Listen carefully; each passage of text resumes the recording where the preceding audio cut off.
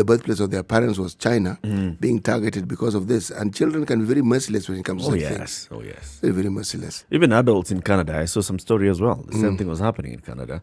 So people are looking at Chinese people, and when a Chinese person enters a bus, everybody else walks out. Steps out of the bus. This kind of thing happening, all over the world, where, you look at Chinese people suspiciously just because they look Chinese, not necessarily because they've traveled to China even the last 5 years. Well, of course, it plays, of course, on your psyche after some time. That's what you start to think. It was this, I think, kind of the same thing that would happen when we saw the whole spate of terrorism that now took its place. And then anybody who was dressed in any kind of long garment and had a long beard and a turban was a terrorist, and that's how you started to think about it. So it plays on your psyche in that way. But what is truly, truly, truly interesting about it, it also brings about either its underlying biases that somebody may originally have, or underlying fears based on that particular bias that someone has never actually addressed. Because how is it that the issue of the virus has been explained, and I'm sure even in the Western media it's been explained quite clearly how it is. How is it that all of a sudden this Chinese person who's been living in your country for the longest possible time, all of a sudden you look at this person. Now, in fact, some of them are not even Chinese. You're looking at somebody, they're probably even Korean. You could be Korean, you could be Japanese, you could be Vietnamese, Chinese. You're Chinese. So, I mean, think about it for a single second. Profiling. Remember, we talked about this for the longest time. Yeah. And we have serious cases of profiling and what it eventually does. But usually there is this underlying fear that there's this underlying matter that is unresolved.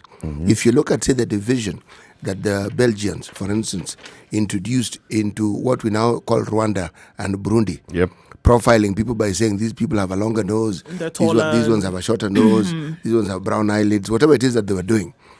When it caught root and then it was associated with ill treatment that bordered on slavery, all right? Now, this is something people have, but and unfortunately it becomes generational. Oh, so, for sure. Yes, so people don't even reason. They don't even pause and say, hey, wait, where does this thing actually come from? Nope. They even forget that the very people that have been profiled are people they relate to on a daily basis. So where all this hype, where does it suddenly just spring up and it takes center stage? It means it existed. It existed, and of course you said, like, for example, it's latent, and then you have somebody just brings up one thing, and that could be then you start to see somebody differently. Unfortunately, I mean that's the way it is.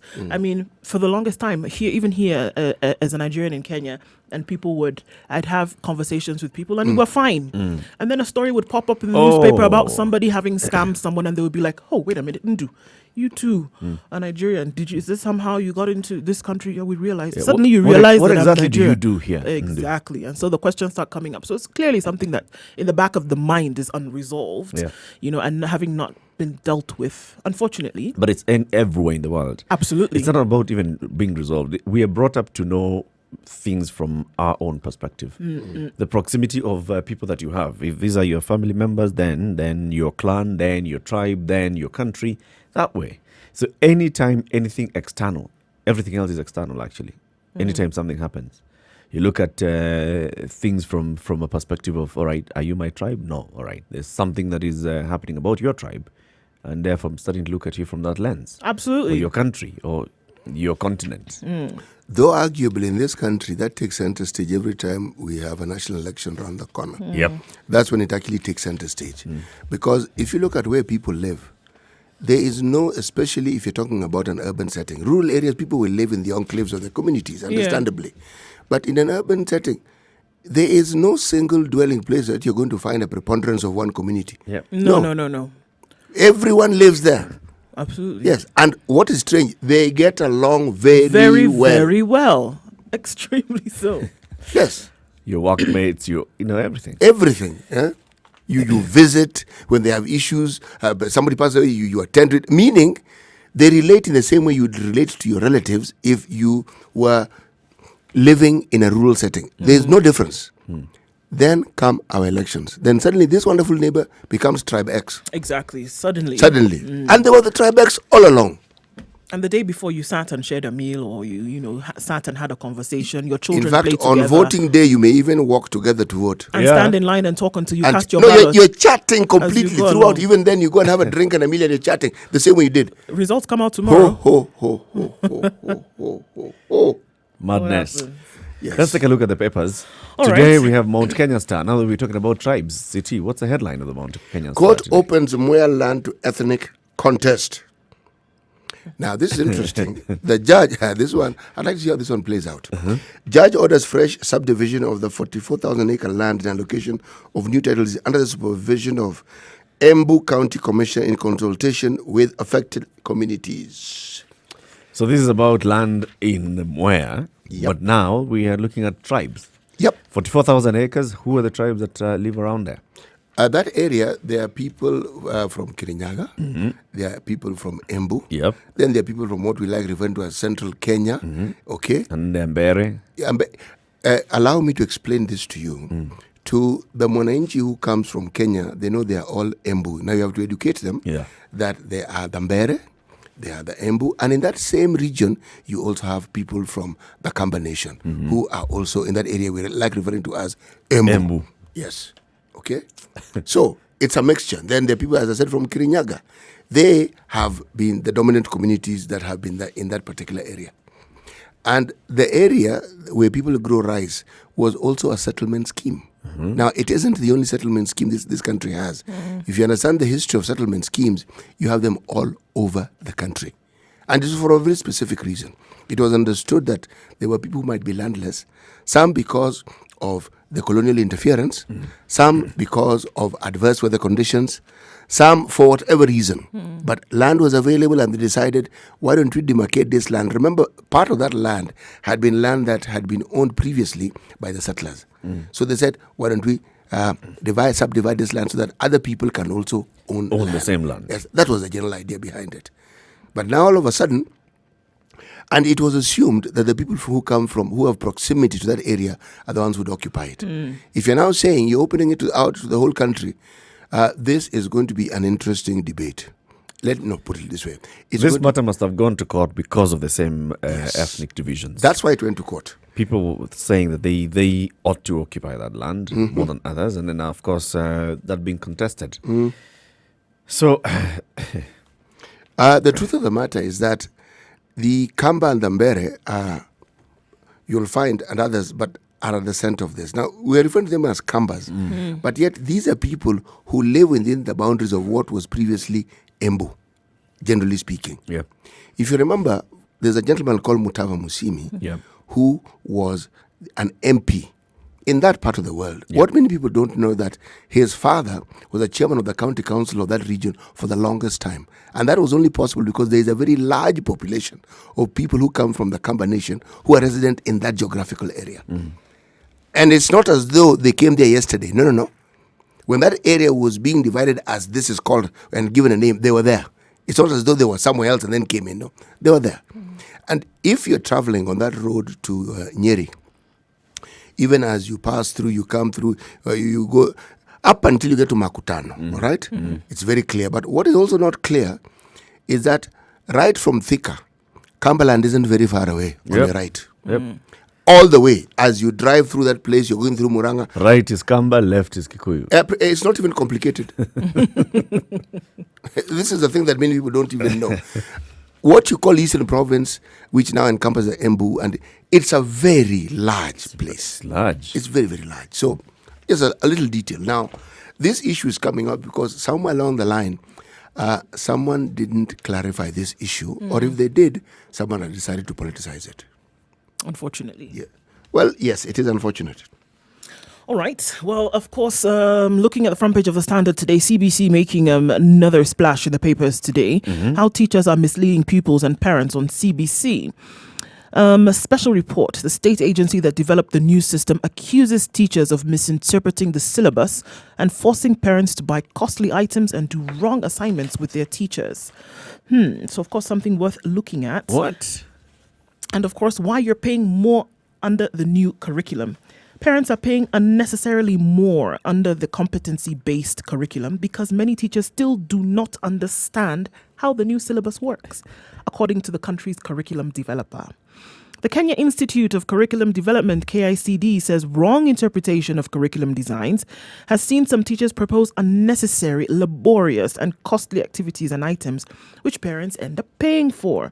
While parents are expected to only facilitate the learning process, teachers are sending children home with questions that parents are helping to write answers, according to KICD. It notes that teachers have failed in interpretation of two objectives for each learning area: specific learning outcome, referring to what children must do at the end of the lesson, and suggested learning experiences, explaining in detail that this is what has pushed some teachers to come up with outrageous learning activities, according to Olive Mbuthia, who is the Deputy Director in charge of primary education. So this is, okay. Yeah. For some reason, just listening to this story, I don't want to blame the teachers. I want to take it back to the ministry and what the teachers' unions were talking about, that this thing is being rushed and hurried and not enough effort is being made to explain it to teachers, to train teachers. In August, just before, of course, there was the national assessment for those in grade 3.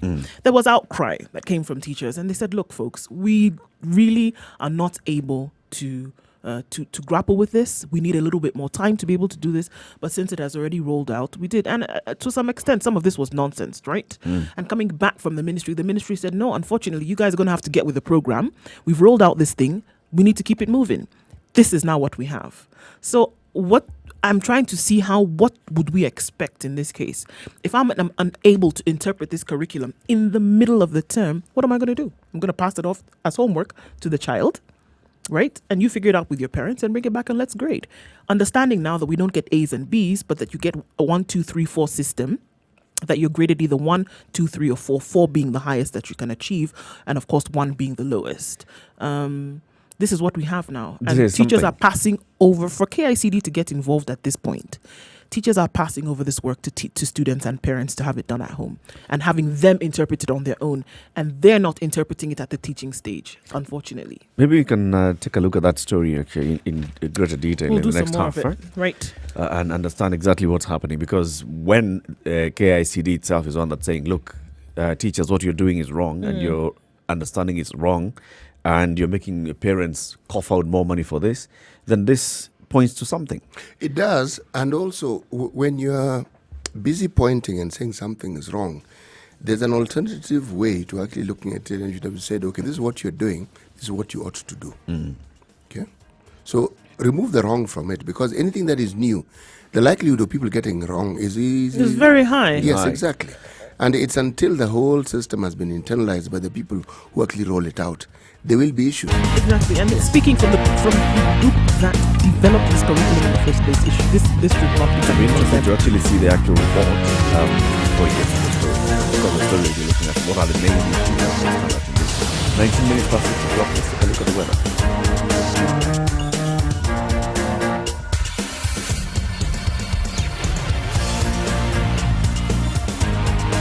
At 17 degrees, it's going to be partly cloudy this Monday morning in Nairobi. We're looking at highs of 26 and lows of 16. Partly cloudy conditions will carry the day today.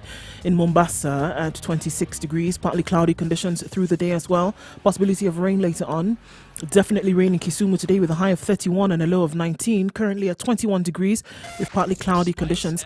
It's 14 degrees in Nyeri. Clear skies today. Of course, a chance of rain later on with highs of 24. In Malindi at 27 degrees. We're looking at clear skies, partly cloudy conditions later on. 14 degrees in Nakuru. Rain expected later with highs of 27 and lows of 14. In Eldoret at 14 degrees, partly cloudy conditions and clear skies later with highs of 26. Looking further into the region in Dar es Salaam at 27 degrees right now, partly cloudy conditions through the day, a warm day with highs of 33. In Kampala at 22 degrees, we'll see mostly cloudy conditions with rain expected later and highs of 28 and lows of 20. Further south in Johannesburg at 16 degrees, we're looking at clear skies through the day with highs of 28 and lows of 16. West of the continent in Lagos, 27 degrees and hazy morning and a hazy afternoon as well, with highs of 35 and lows of 26. Looking up into Europe and London at 7 degrees right now with clear skies and cloudy conditions later on with highs of 10 and lows of 4. In Paris, we see 9 degrees, mostly cloudy conditions. Rain expected late with highs of 12 and lows of 4. And wrapping things up in New York at 5 degrees right now, highs of 6, lows of 2, with clear skies through the day.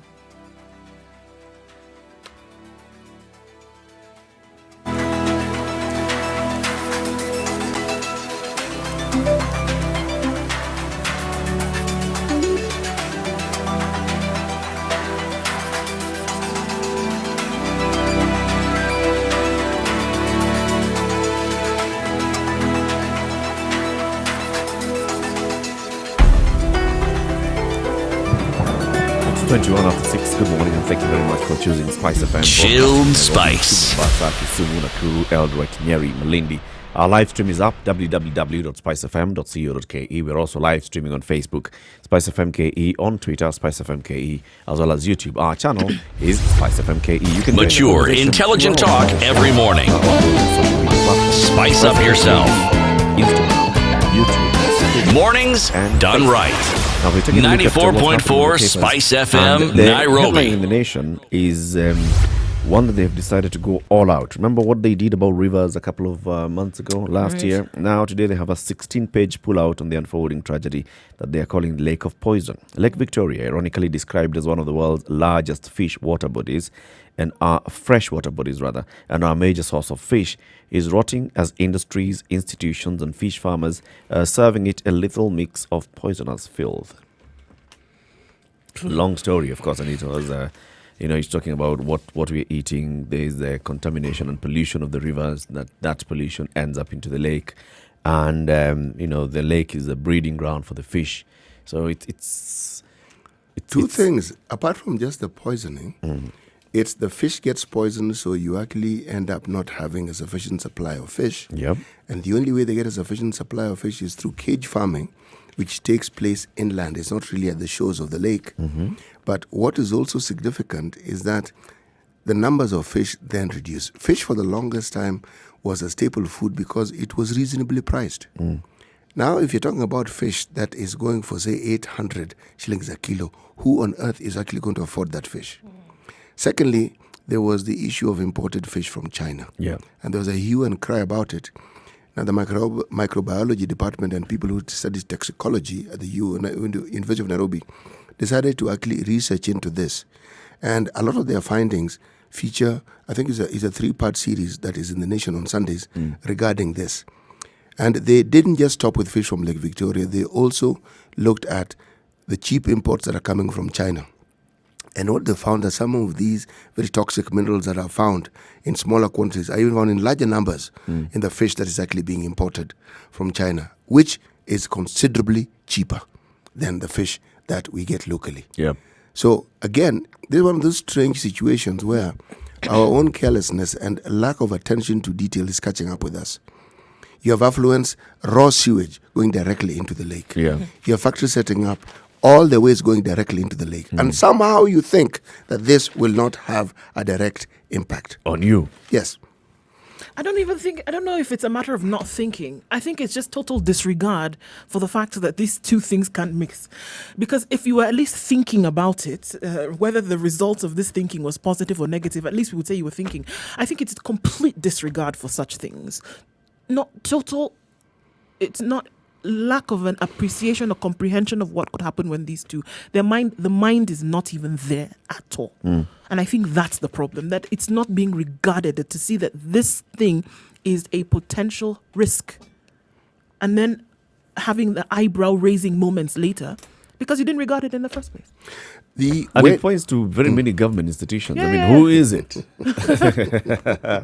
It brings us back to NEMA. It brings us to the water boards and, the companies. It brings us to the Water Resource Authority. All these organizations, the last time there was an issue about rivers, the Water Resource Authority chairman was actually going out saying, you know what, we try so much to tell companies to do the right thing. NEMA does the same thing.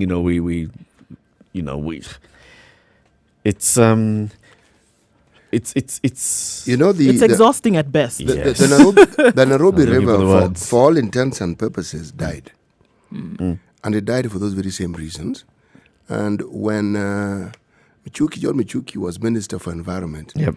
There's a valiant effort on his part to try and revive it. Lake Naivasha at some point was actually left for dead for the same reasons. And the chief culprit at that point in time were the flower farms. Yep. Because it's the major industry that you have around the Naivasha area. Lake Naivasha has since revived. But it cannot, if something is causing its death, you cannot revive the life of a lake without addressing what was killing it in the first place. Yep. The good thing about Lake Naivasha, of course, is because of those flower farms and the market that they are selling the flowers to, there now have been There's checks pressure. and balances. There's There's a lot pressure. of pressure from the market. Yes. And the market comes back and there are actually inspectors who come and see, what are you handling? In what environment are you producing this Where flower? are you getting the water from? How are you dealing with the Waste excess, products. products? Yes, exactly. So that has really helped the environment around Naivasha because of that. You know, for the longest time, if you recall, there was an issue of the hyacinth. There still is an issue. Yep. This machine cost some like 80 million shillings. Yeah? For the last 5 years, it's just been sitting put, not doing anything, not moving. And the argument that they couldn't get spare parts. Now, I know for a fact that machine was not manufactured in Kisumu. I also know for a fact it wasn't manufactured in Kenya. Now, wherever they manufactured it, I am also certain that they didn't manufacture this one machine only and deliver it to Kenya. So how can someone inform us that there are no spare parts? There are no spare parts. For 5 years. What kind of 5. contract did you enter into actually without even thinking of after sales For service? 5 years that you didn't find the spare part, and you've been having vibrant discussions about we need to get these spare parts to Kenya, and they have not found their way here yet. It's not even that. Anytime you buy any equipment, the after-sales service is part of that particular contract. And after-sales service means servicing it, and servicing it sometimes means putting or replacing parts. Parts. Yes, for a certain period of time. That's why when you buy something, it comes with some guarantees. Yes, unless they're telling us that this thing came without any guarantee whatsoever. So 80 million shillings down the drain. Sitting there somewhere. Or and it's sitting- Hyacinth continues to... unimpeded. Maybe Unimpeded. it didn't even cost 80 million. What that thing costs, God alone knows. Because what is for sure is if you have a problem that people have complained about, rightfully so, and you supposedly brought about something that would provide a semblance of a solution, Yep. and that semblance of a solution has not been working with for the last 5 years, it tells you the same mindset that we are speaking of. I was talking to a friend of mine over the weekend, and he pointed out when the statement I made was, Kenyans are all thieves. And he told me, no, it's not true. I'm not a thief. I said, no. It's not you I'm referring to. You are represented by others. We had a very vibrant debate on this subject for something like 40 minutes. Okay?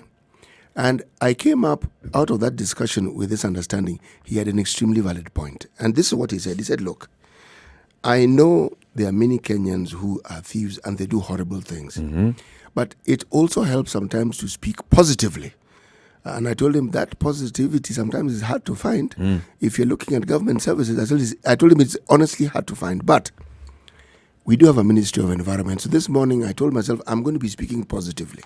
So I'm speaking positively to the people who are in the Ministry of Environment. Let's hear this. That ministry is populated by people who understand these issues that we're addressing here. And they also have the mandate. If they don't, then they need to push for there to be legislation that gives them the power to be able to do what is right by the lake and by the nation that depends on that lake for many, many things. So I'm speaking positively again and saying, please organize yourselves and get your act together. Because the lake is a renewable resource only insofar as we enable it to renew itself. It can actually die, and resuscitating it will be something which will be near impossible. Have I spoken positively now? Oh, yes. You have spoken very positively. That was very positive. Thank you. A very positive outlook of things. At 6:30, Yes. This is the situation. It's Kenya's biggest conversation. We're taking a look at what's been covered in the dailies. So the conversation continues, of course, shortly after this. First, let's take a look at what's happening on the roads. It's a busy morning already. Being Monday, Mondays are always like this. Of course, Ndu will be telling us what roads are already busy, what roads to avoid, and where not to go to. Remember, we are broadcasting on 94.4 in Nairobi. We are in Mombasa, 87.9, 102.5 in Kisumu, 96.0 in Nakuru, 96.7 in Eldoret, and 90.9 in Nyeri, 97.7 in Malindi. Good morning.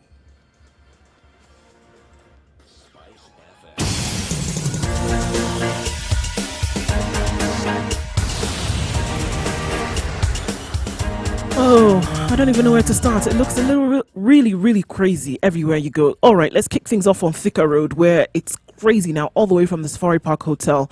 Getting to the Utali Drift is not going to be easy this morning. It's going to require an exercise in patience. Looking at Mombasa Road, of course, it's already a parking lot. Started as early as 5:30. People haven't moved for the last 1 hour, maybe moved about 10 meters is what we're hearing right now.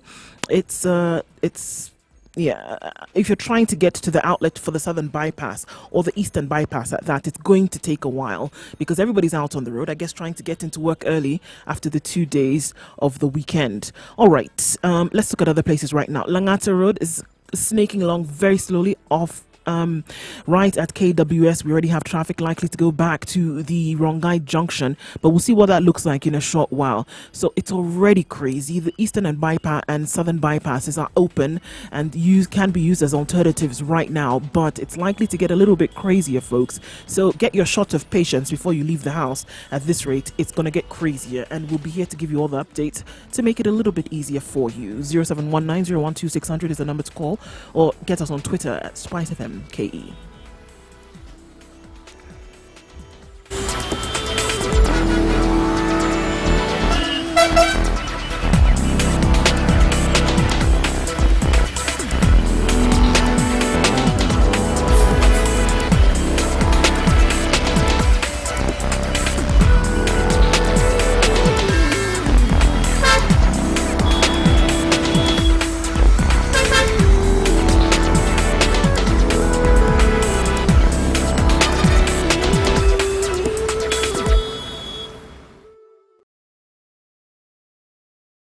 Mature, intelligent talk every morning.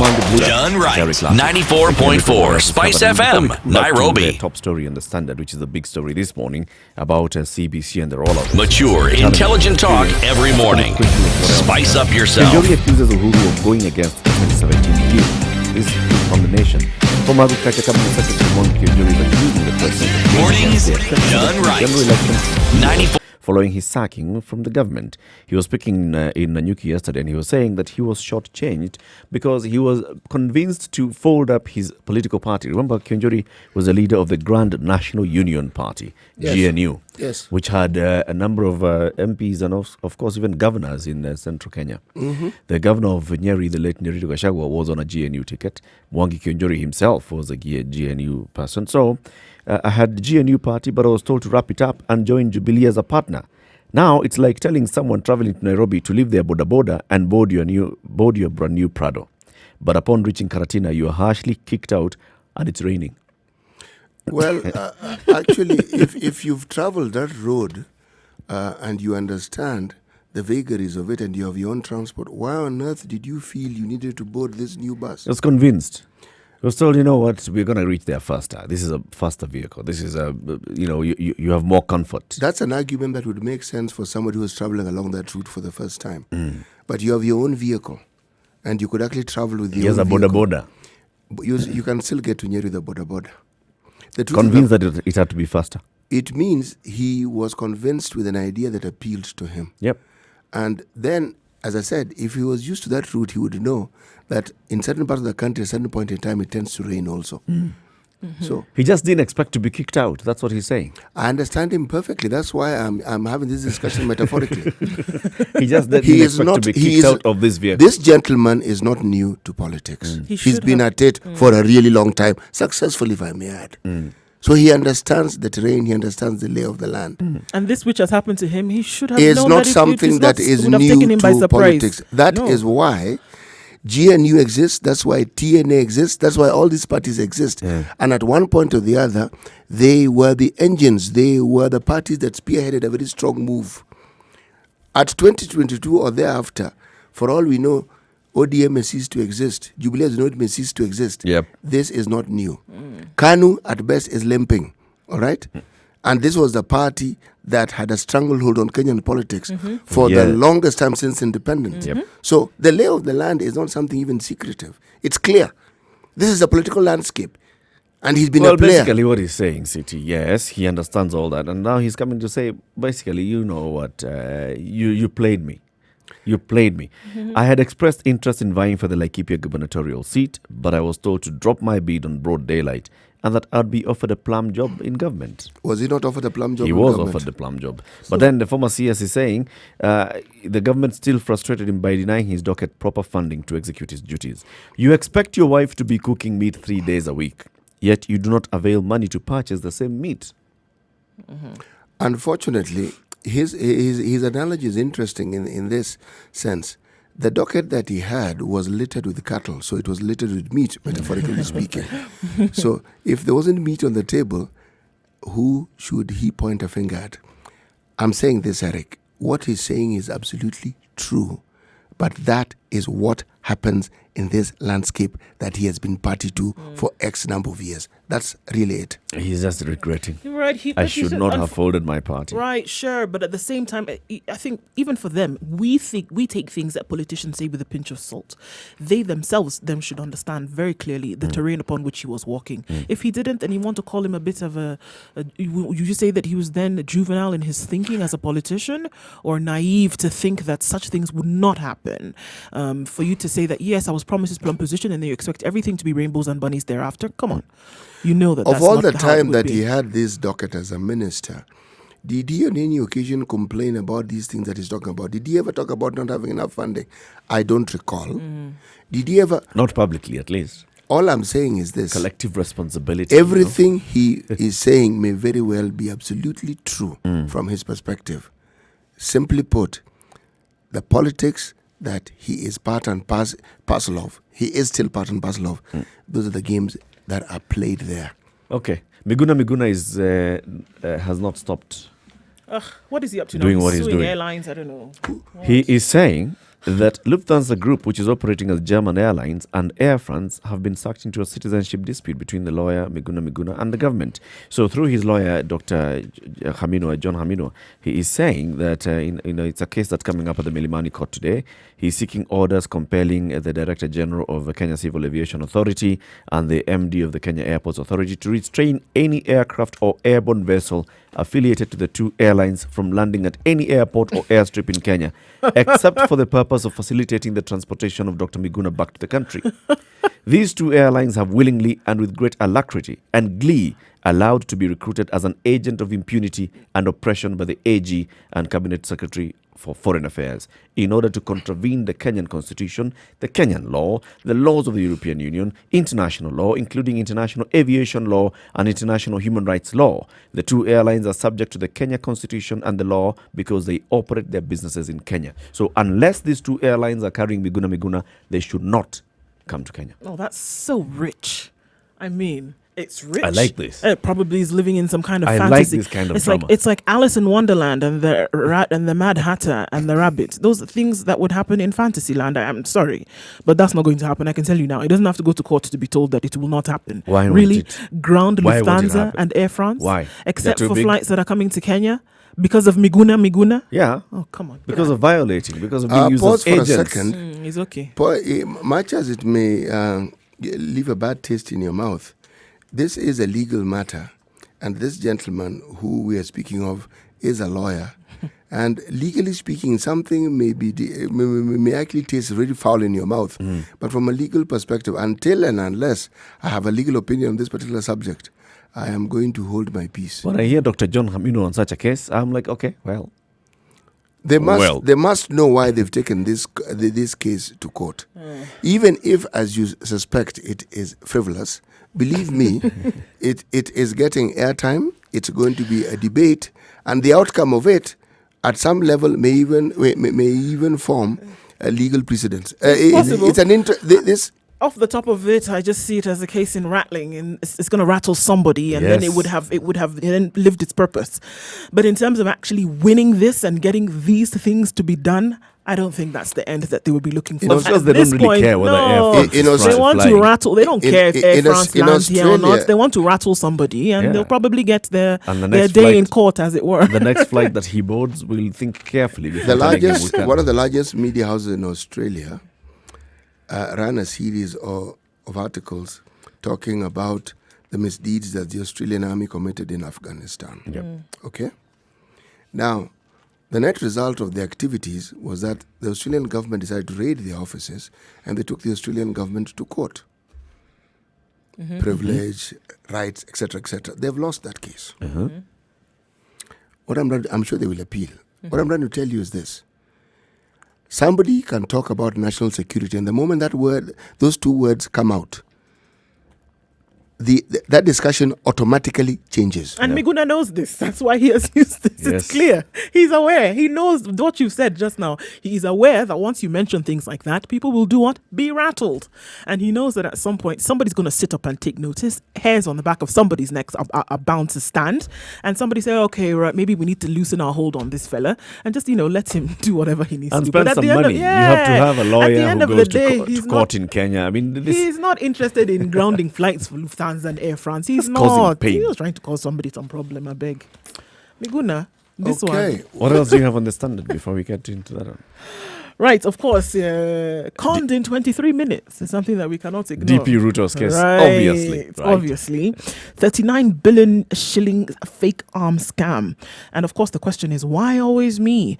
Under fire, Deputy President William Ruto admits fraudsters attempting to con foreign arms dealers met in his office for 23 minutes.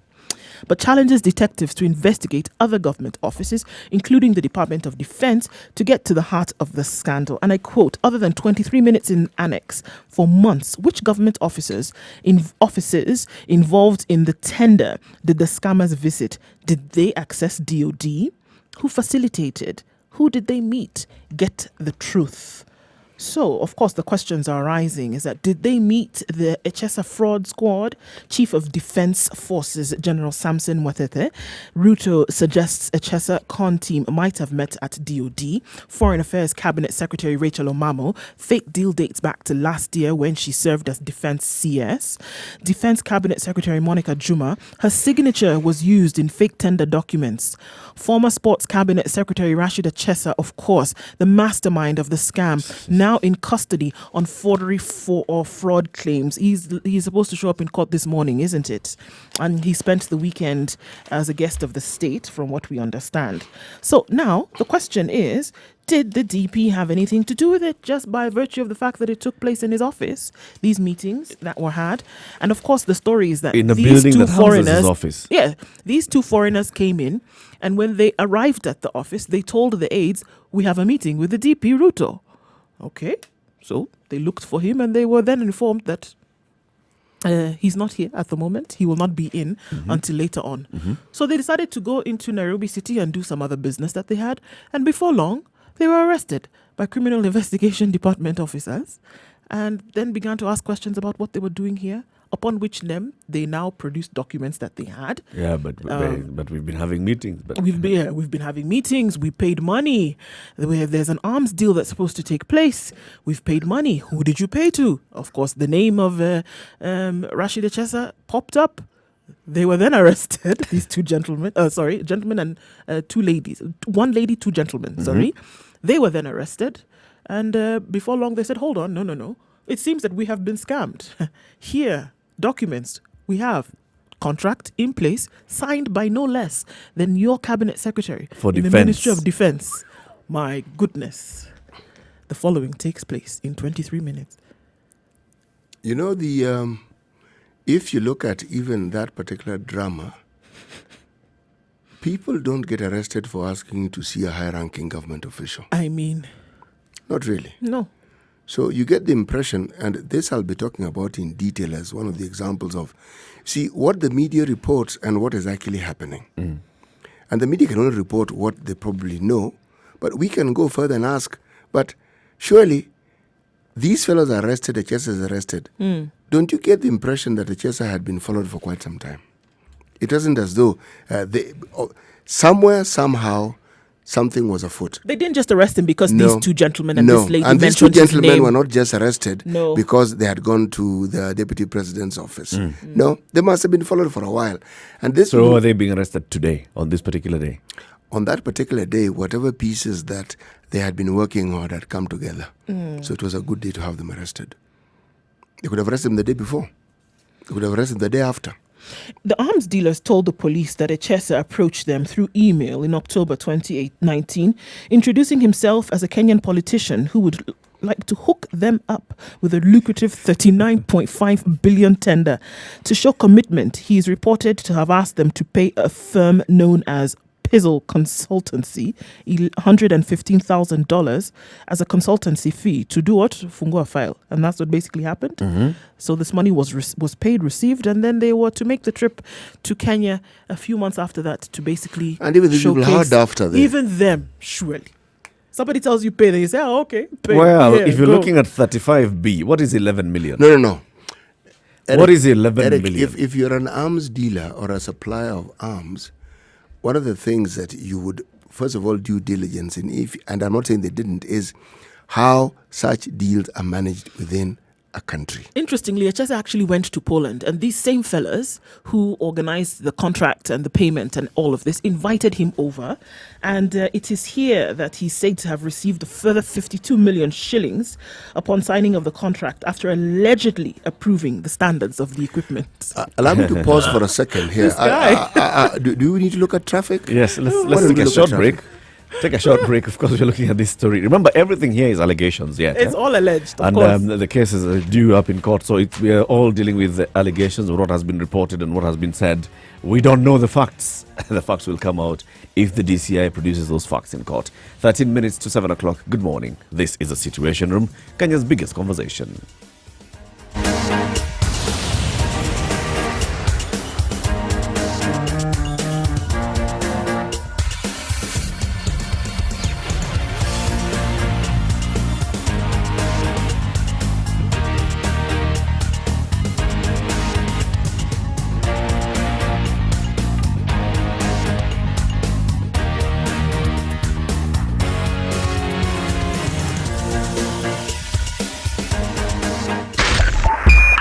.5 Spice FM, Kisumu.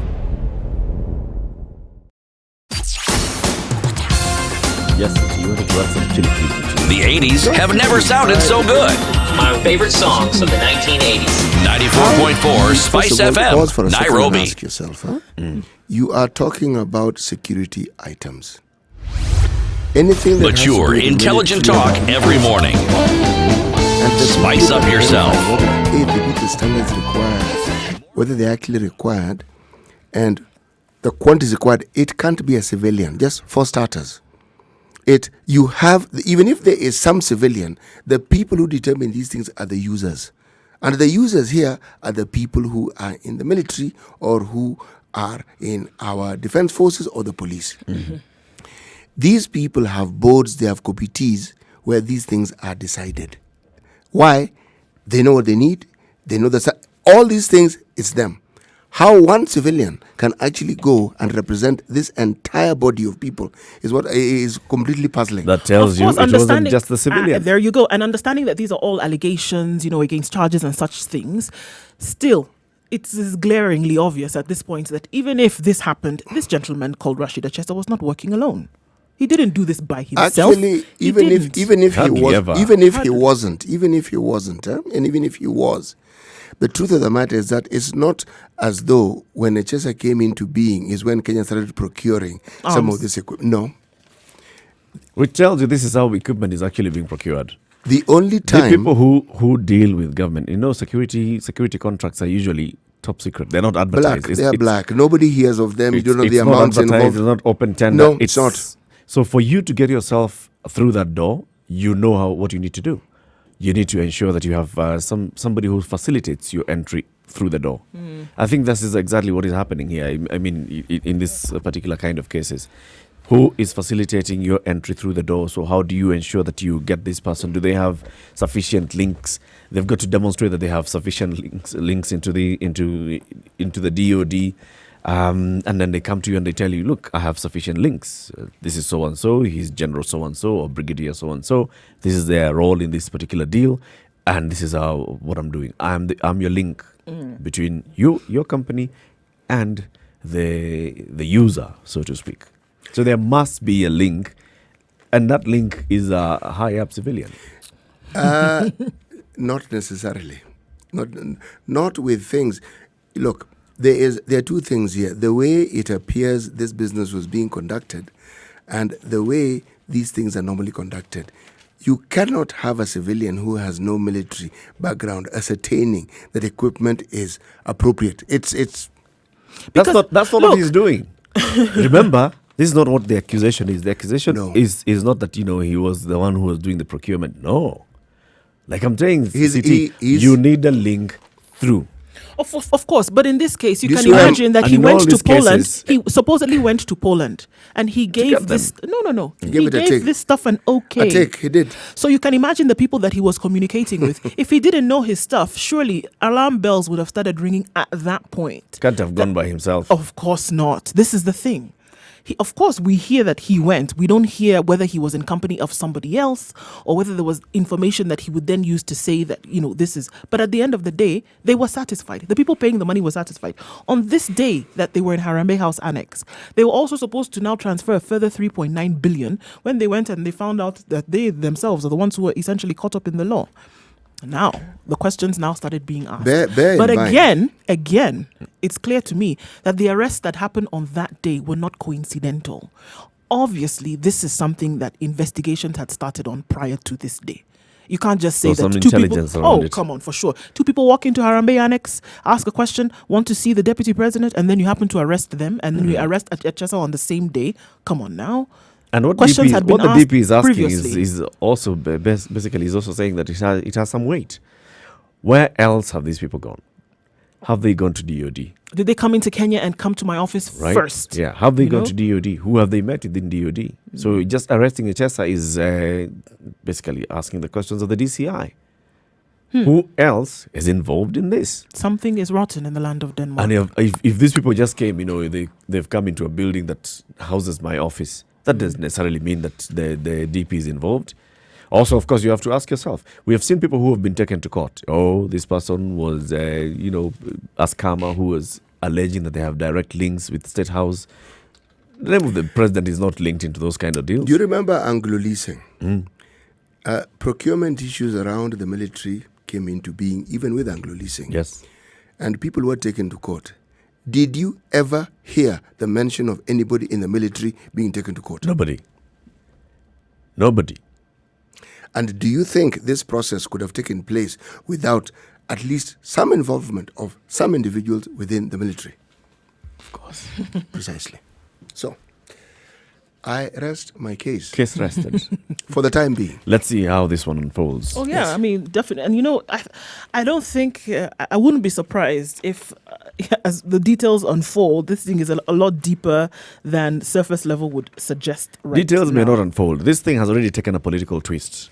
Already we have a governor of Kitui, Charity Ngilu, issuing a statement saying, you know what? This is not the first time your name has been called, man. You should step aside as the deputy president of the republic. He's not the only one. We have seen other MCAs and MPs also saying the same thing. DP Ruto's name it has taken a political twist. So the actual facts of the matter will be lost. And this is exactly what's going to happen. So anyway, back to CBC. So the report by the... what's it called? The Kenya, of course, Institute of Curriculum Development. So basically what they've talked about is that the quality of teacher training conducted by the Teacher Service Commission has been the subject of debate among unions and teachers. And that's, of course, something totally different. But then looking at the new curriculum and talking about how then teachers are interpreting this and teaching it to students is wanting, right? And we're seeing now, of course, what this is going to do. Trust me, from today moving forward is that people are going to begin to panic and they're going to start to say, then why did we roll this out if the teachers were not ready? And you who developed the curriculum, and this is the thing about communication, you can't just say that I sent a message out there. Communication, in order for it to be complete, means that you sent out a message and the recipient also understood it. Because then without that channel having been completed, you can't say that the message has been passed. Because then it has not been interpreted. How much time do teachers require for that training? It depends on the content that you want to train the teachers in. So you're doing a whole new curriculum. Yes. Right, but it's constant training. If you're doing a whole new curriculum, remember curriculum revolves around content. Yep. And that content probably already exists. So what you're doing here, like in this case that we're speaking of, you want to make sure that how this content is taught and what you do to ensure the expected outcomes, that's where the difference comes in. So you are going to remember there's something called teaching methods that people are taught when they're trained as teachers. Essentially, you are training teachers in how to teach differently. Same stuff. Because if you look at, say, for instance, the GC system and what they call the 844 system, they're not teaching you something that's really that different. No. It's the same. Same stuff. It's the manner in which. Yes, and one can actually move from one system to the other and actually survive. But it's the way in which they approach that particular learning. All of them will tell you it's student-centered, but the way it is actually taught will tell you. So how long should it take to train the teacher? These teachers are already trained, by the way, just so that you understand. No, on the new way. So actually, I'm heading there. The reason why I began with that preamble, I'm saying this. When you train as a teacher, you're taught to handle and manage the different methods that are possible. That's number one. So what the teacher needs to wrap their head around, all right, you start with, I would argue, you look at what the outcomes are, what is expected. You look at what the curriculum is, and then you say, okay, in order to achieve these outcomes, the way in which we are going to go about this would be this. So that's the bit that needs to be trained. Now, it can't be something that you sit in training, let's say, for a whole year. It calls for what we used to call in-servicing. What that means is this. When children, say for instance, are on holiday, all right, teachers go for a week for that training. Meaning, why it is useful is you've already begun. So when you go for the training, you have a background from which you can have the discussion and say, look, this is what you introduced us to. When we've applied it, this is what we have seen. So the training then makes more sense. So it's something that is ongoing and can be ongoing for a whole year before this whole thing is mastered. So it's not really alarming, apart from the fact that parents are coughing out a lot more money than they ought to. Well, of course, but it's an ongoing process. It has to be. It has to be an ongoing process. It's an ongoing process, and then to understand that you will never we pay be the price. fully equipped. Of course, parents at this point will pay the price. The price is where now you need to point a finger at the Ministry of Education, because they are the ones who okay the teaching material, the content, as we say. Now, the ministry has in the past been accused of colluding with publishers and authors to introduce books which on the surface claim that they are meeting the required standards, but on further scrutiny, they are not doing things. The cover of a book, a few things changed here, chapters moved around, but the content hasn't really changed. And then where the problem comes, it becomes a must, meaning you must buy this book. Must buy it. And now, that's where the problem comes in. So it means that some commercial interest is being taken care of and not really the interest of the learner. So when the teachers complain, I wouldn't dismiss these complaints and just say, I would pause, listen, and say, okay, is this from one school? Meaning give it a thorough looking into before you even come to any conclusion. But the Ministry of Education has a very big role to play in whatever we're hearing right now. Yes. So let's see what the report actually leads to, whether we see more and more training during the holidays, like you're saying, in-service training, whether we see a review of the kind of material that's required, or even some orders or instructions. The good thing is that at least KICD is on top of things. When they're doing this and they're monitoring and they're seeing this part of the monitoring and evaluation, the good thing is that the KICD is on top of things, is involved in this. So we can say that the curriculum is not just being rolled out and has been left. One thing that many people may not know is that this institute, this Kenyan department that deals with curriculum development, believe me, this is what they do. They really know what they're doing. They do. They know what they're doing, yes. Take a look at traffic shortly. Good morning. It's 7 o'clock.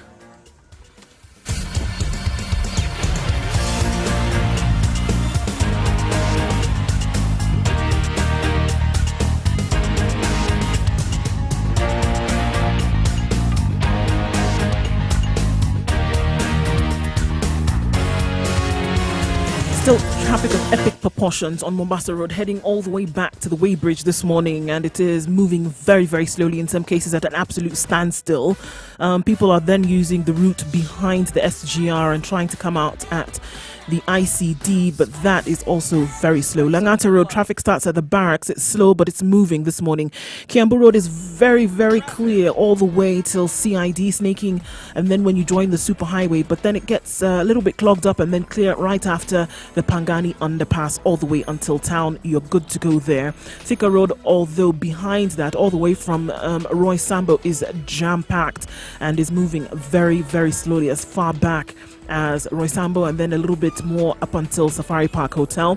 Waiyaki Way, traffic has started at the 87. Kabete is moving slowly, but it's moving all the same. And then we look at Gong Road, where it's getting us slowly to the City Mortuary roundabout. So everywhere you look, it's a typical Monday morning, and there's traffic everywhere. Spice FM KE, let us know if you find an alternate route, and we'll spread the word. Give us a call as well.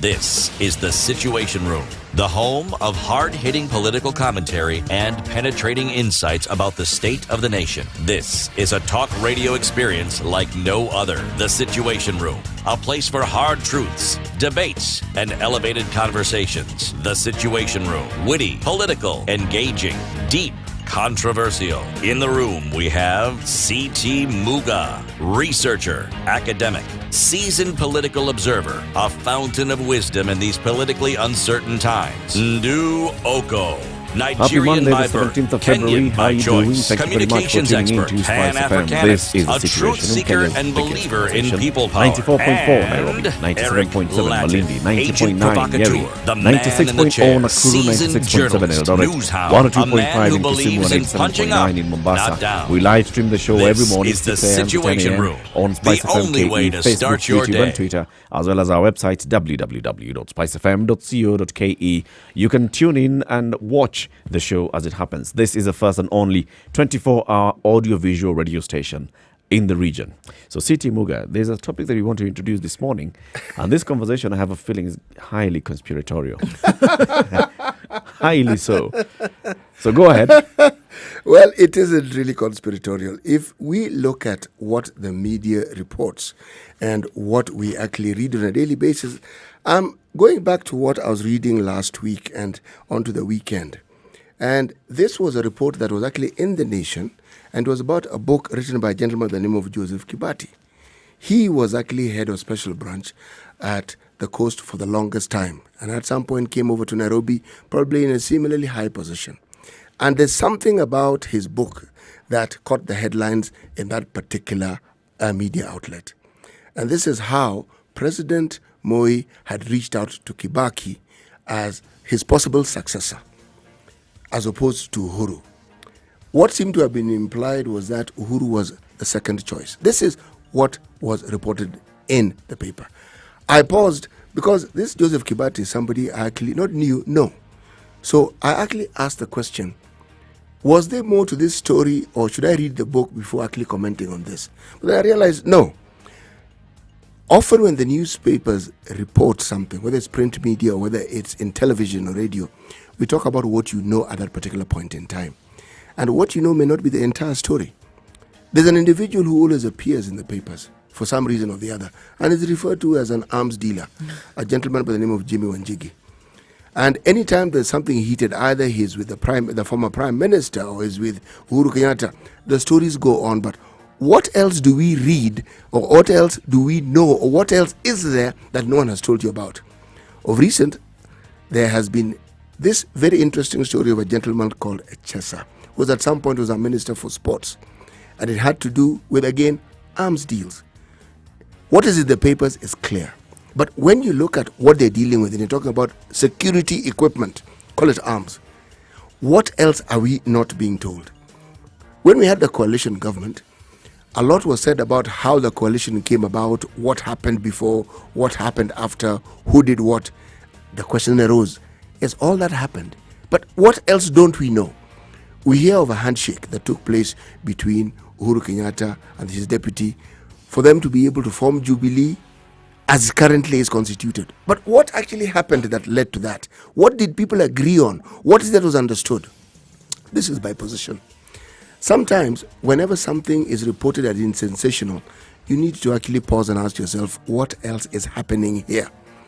whether it's in the field of education, whether it's in the field of environment, what is reported may be what is known at that particular point. But for it to get to the point where it's newsworthy, there must be something else that has happened that you haven't bothered to find out. It behoves you to pause and ask this question every time. What else is happening that I do not know about? The implication here is that the media is not telling you the other side of the story. Right? The implication that So the media... this what else is being deliberately hidden from you? Sometimes yes, sometimes no. Sometimes they may know about it, but how to report it without getting sued will be an issue. Or how to report it when you as a person who's presenting it know full well that it's not the entire story.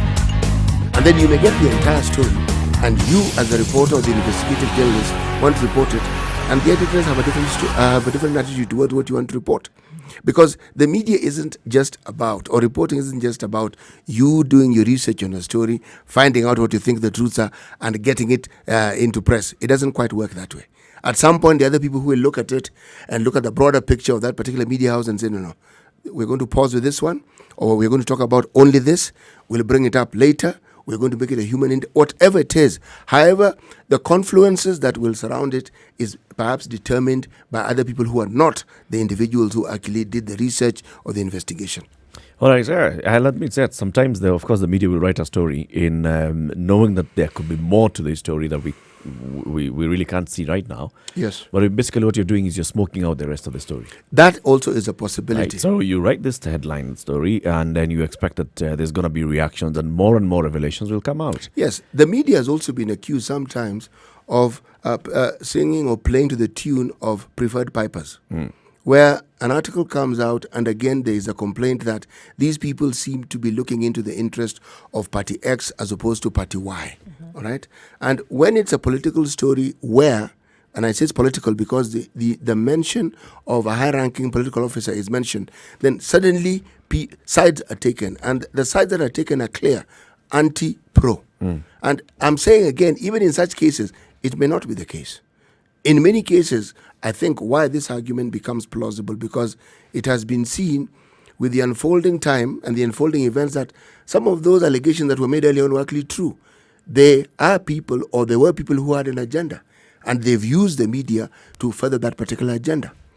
Some media houses have been accused of taking certain sides. Now, in the West, it's a lot clearer.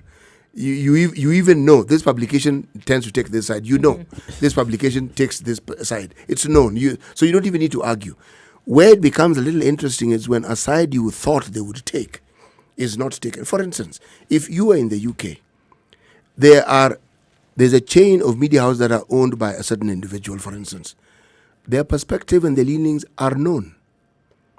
There are others who are also known to take perhaps a liberal perspective. There are those who are known to take maybe a civic perspective. In this country, it's a bit of a mishmash. You're never sure. It just depends on the issue and what political dancing has taken place and the dance steps that have been chosen as appropriate for that particular occasion. That will more or less determine the direction that whatever we're saying will take. But again, there is usually more to any of those stories than meets the eye. For instance, today, one of the things that appeared in the Standard on page, let me see, This is the problem when a newspaper has too many pages. Bum, bum, bum, bum, bum, bum, bum, bum, bum. We like the song though. Yes. In the making. And you must ask yourself, what else is there beyond the song? Right. Page 18 of National News. Mao eviction case hearing to resume. 599 evictees of the Mao forest took their case to court. Okay? Now, anytime you hear Mao, you hear evictees, you will realize the stories didn't begin with the recent eviction. These stories began a lot, even beyond 2018. Right. Okay? For the longest time. Now, you have to ask the question. This issue involves people being moved from their homes, not somewhere they occupied for a week. They've been living there, some for over 10 years, some even more. So essentially, you've uprooted them.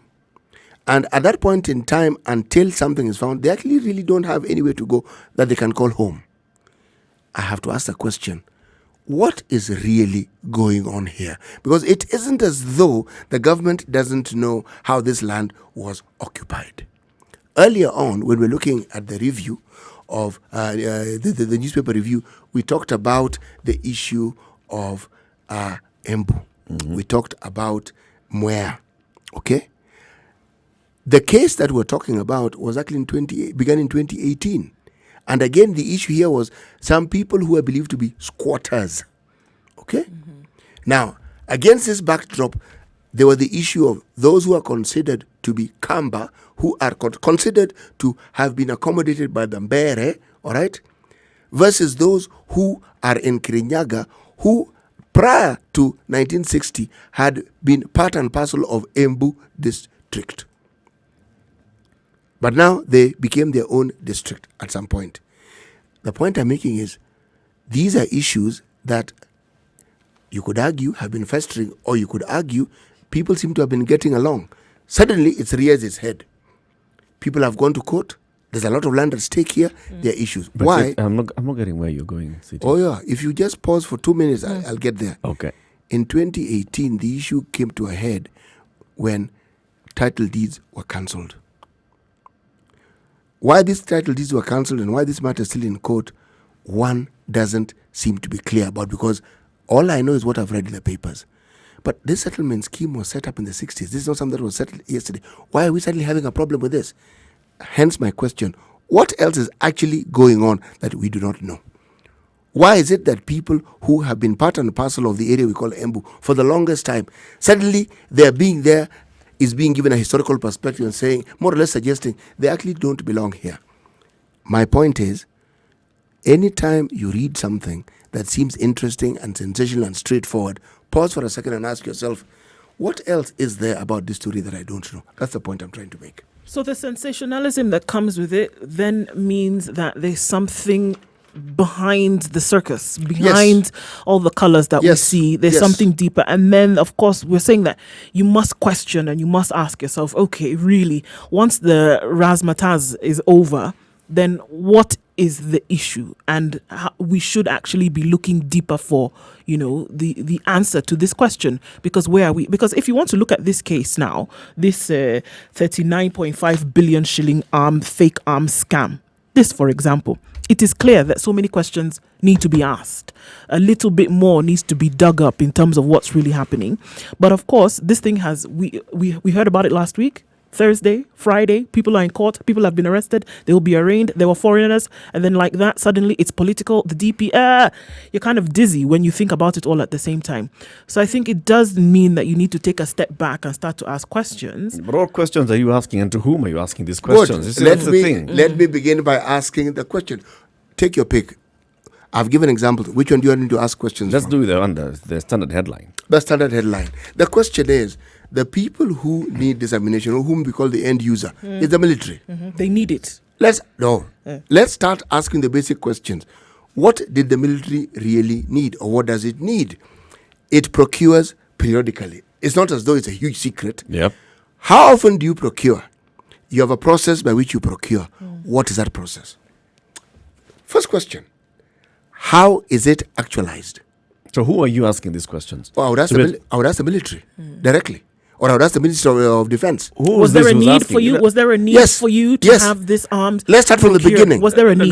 Yes. Are you saying the media should ask these questions, or are you saying the reader? Because they're saying when you read something in the media, you should question. Yes. So now let's assume just the audience here has taken a story. They're seeing a story on the TV. They're hearing it on radio. They're reading it on the papers, on social media, and they have these questions. So who? I am addressing both the reader and the media. I'm not just addressing the one person, because the issue here is this. You have a ministry, civilian, that deals with the armed forces. We call it the Ministry of Defense, okay? Like the civilian oversight. They must know how these things are done. Pose the questions there. Because in answering these questions, you will be able to answer some of the unanswered questions as they do. So how does this guy feature? How does he come into it? Because he's at the center of it. The DP's name is being mentioned, but it doesn't mean the DP was involved. His name is just being mentioned.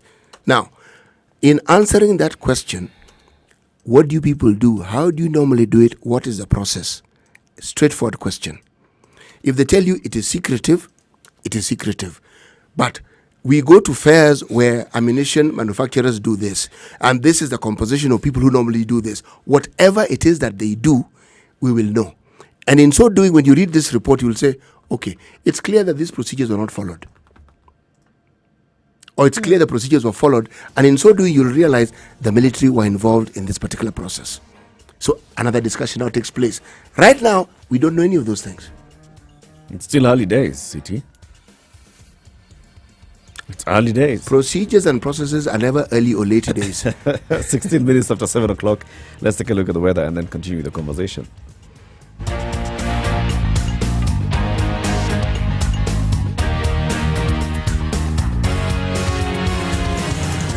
Clear skies in Nairobi today, 16 degrees currently. We're looking at a high of 26. In Mombasa at 27 degrees. Mostly sunny conditions today with a high of 32 and a low of 26. 21 degrees in Kisumu, partly cloudy conditions. Expect rain later on with a high of 31. In Nyeri at 15 degrees. Rain expected later, highs of 25 and lows of 14.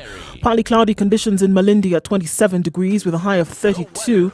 In Nakuru at 15 degrees. It's going to be mostly sunny this morning with a chance of rain later. The highs of 27 and lows of 14.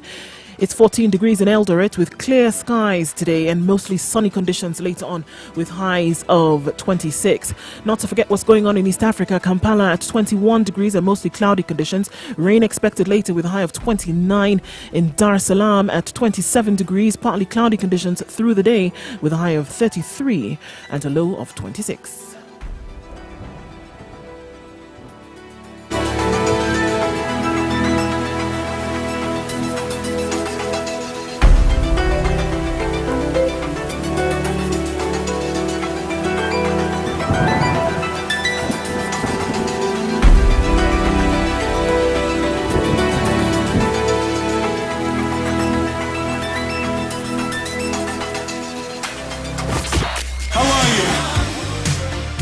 Breathing life into the 80s.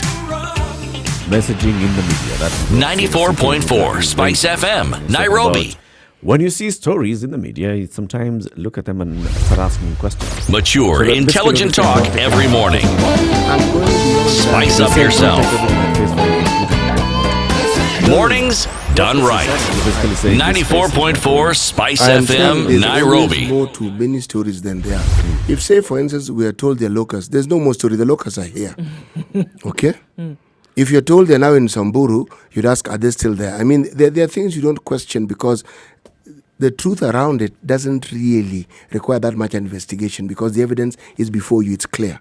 But where people are involved and it's on matters that perhaps there's more to than is normally discussed, you actually have to ask, can I move out of the country a little bit and talk about this? It was in the papers recently that a certain Burundi specifically, all right?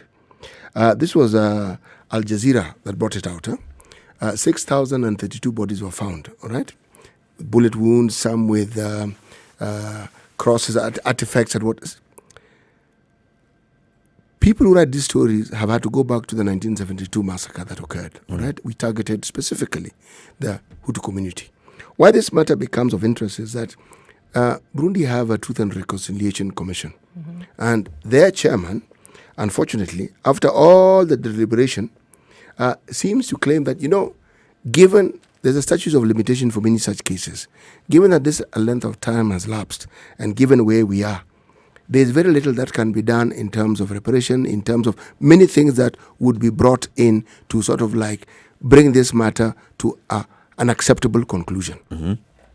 Now, if you look at the massacre, you would need to go back also to Rwanda and look at what happened there. The history behind it is known. It's not something that is not known. But why Rwanda seems to have relative peace and relative calm and Burundi doesn't is the question you'd ask, because the two communities that are in both countries are the same. They both have the two similar communities. The question you then would ask is, okay, we know the issues that have been reported about those we believe to be true. But what are the underlying issues that make these things so difficult to resolve? Because we know what the problem is. But why do they remain unresolved after all these years? in my opinion, that would be a valid question to ask. What about the issue of then jumping the gun? Because I mean, that would be that somebody would say so many times. In this case, we've just heard about this case, CT.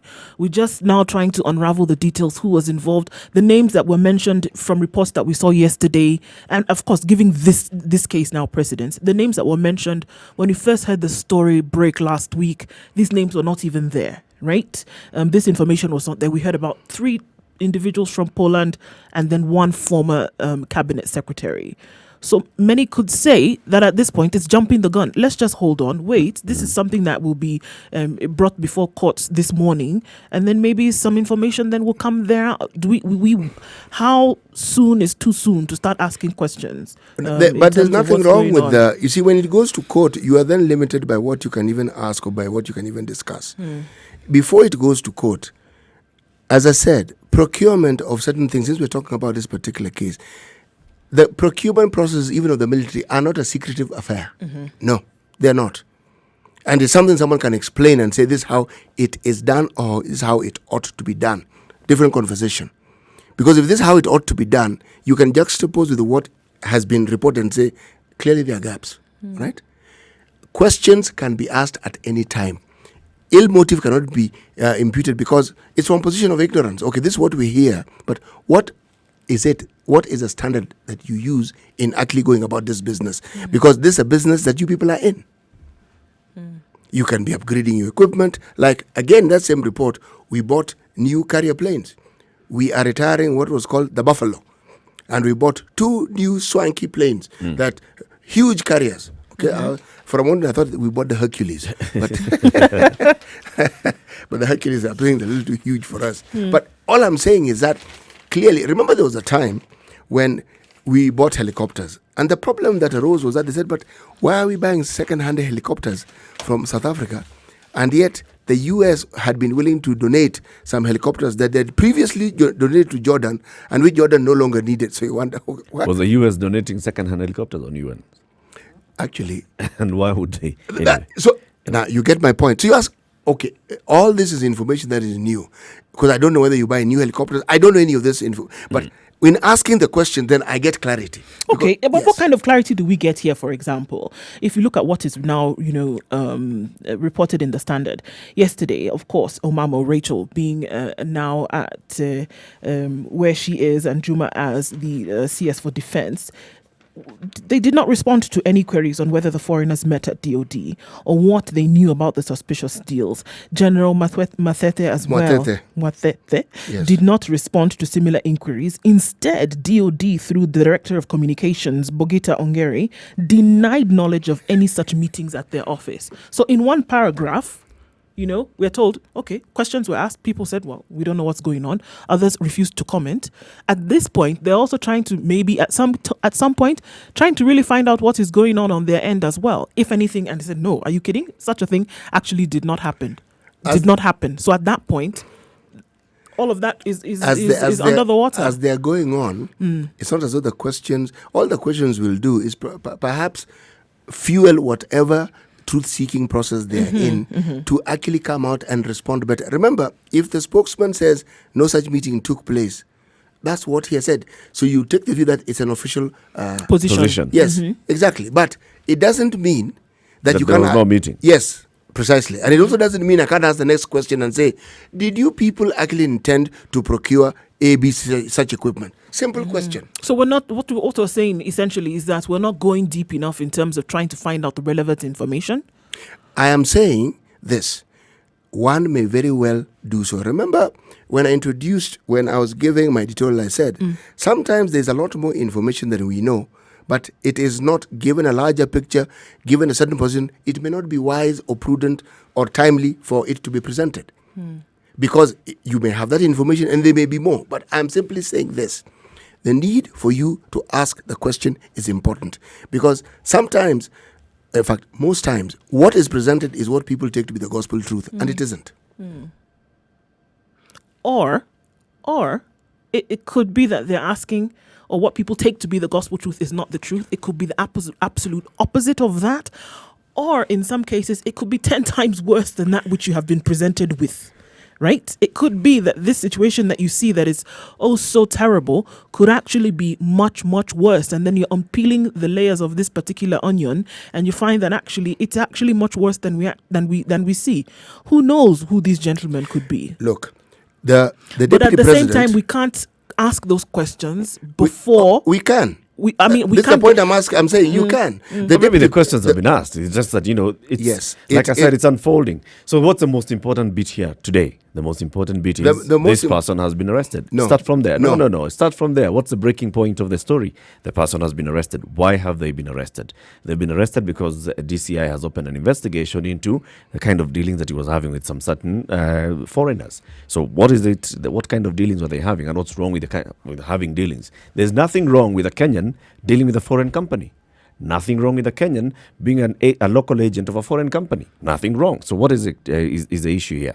So the issue is this person received some money, is alleged to have received some money from this particular company because of certain deals. So the story continues unfolding.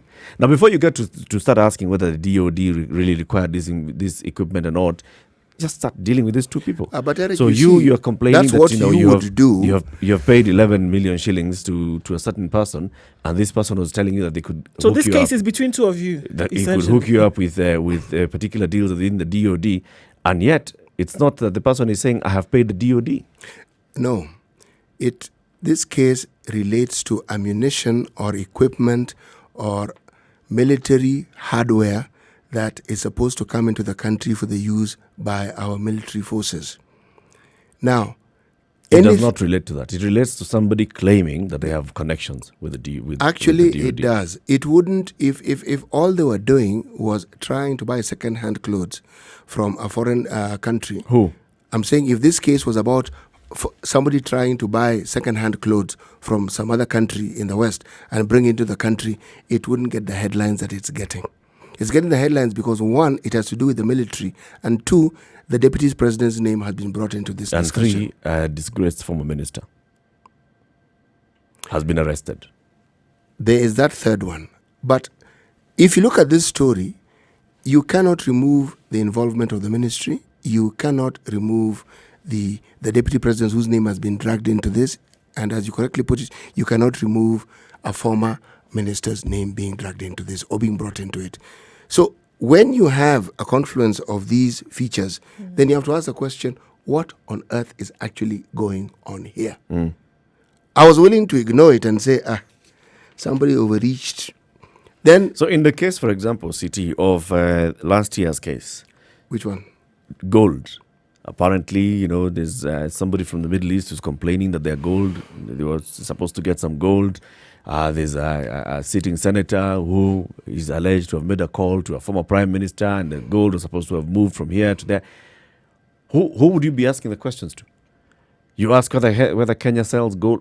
Yes. What kind of question Actually, would you be asking? yes. And it's pretty obvious. It's a good thing that you It's ask. pretty obvious. It does not involve the government just because two people are complaining about gold and they've been conned. Eric, but that's a totally different story. It's the same thing here. No, it isn't. Gold has nothing to do with us directly because it is something we don't even produce in large quantities to be able to even export. It isn't a major contributor to our GDP. It isn't. So people trading in gold is the same as telling me that people are trading in silver in the country. Let them trade in silver. It becomes an issue when somebody mentions a high-ranking official who they believe was part of what they then claimed was a con. Yes. Up to that point, it's people trading accusations and saying things. This is where you ask the question, what on earth is going on here? So now when there's the introduction of somebody at that level whereby such things, as it were, Yes. should not be happening, right? Yes, yes. That's the crux of the matter. It- That somebody's name has been mentioned, and these things for which they're being accused or not accused of actually should not be swimming in the same waters. The It is names at are- that point Yes. that more in-depth questions should be asked in terms of, all right, hold on. Initially, it was two people, Just one some party business to the deal, other, yes. some business deal gone awry. Yes.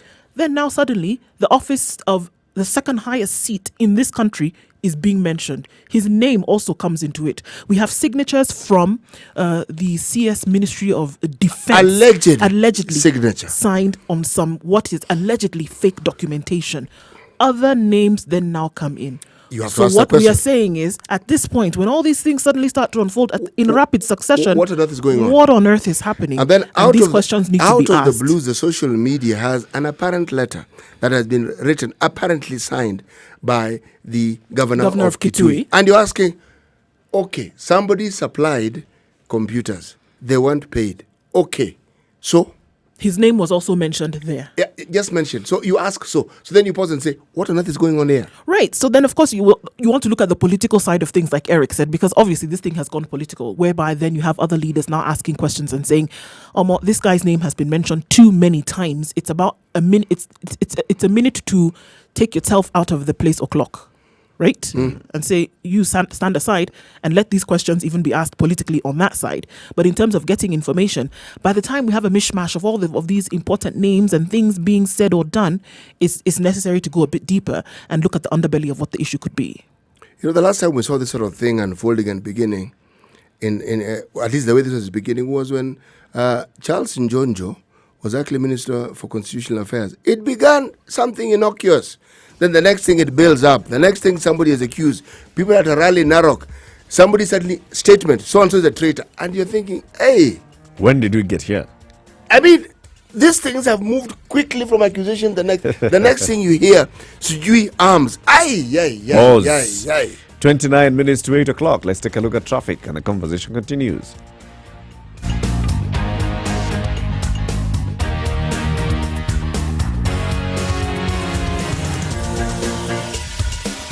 All right. Unfortunately, on Thika Road this morning, an accident involving 5 vehicles. And of course, the emergency services are being waited for at this point to find their way there. Because as traffic was already terrible, with this accident, we see that it's going to be even worse. So it was at a standstill. I don't know what we're going to describe this at this point. It's a terrible accident. We're not quite sure what has happened.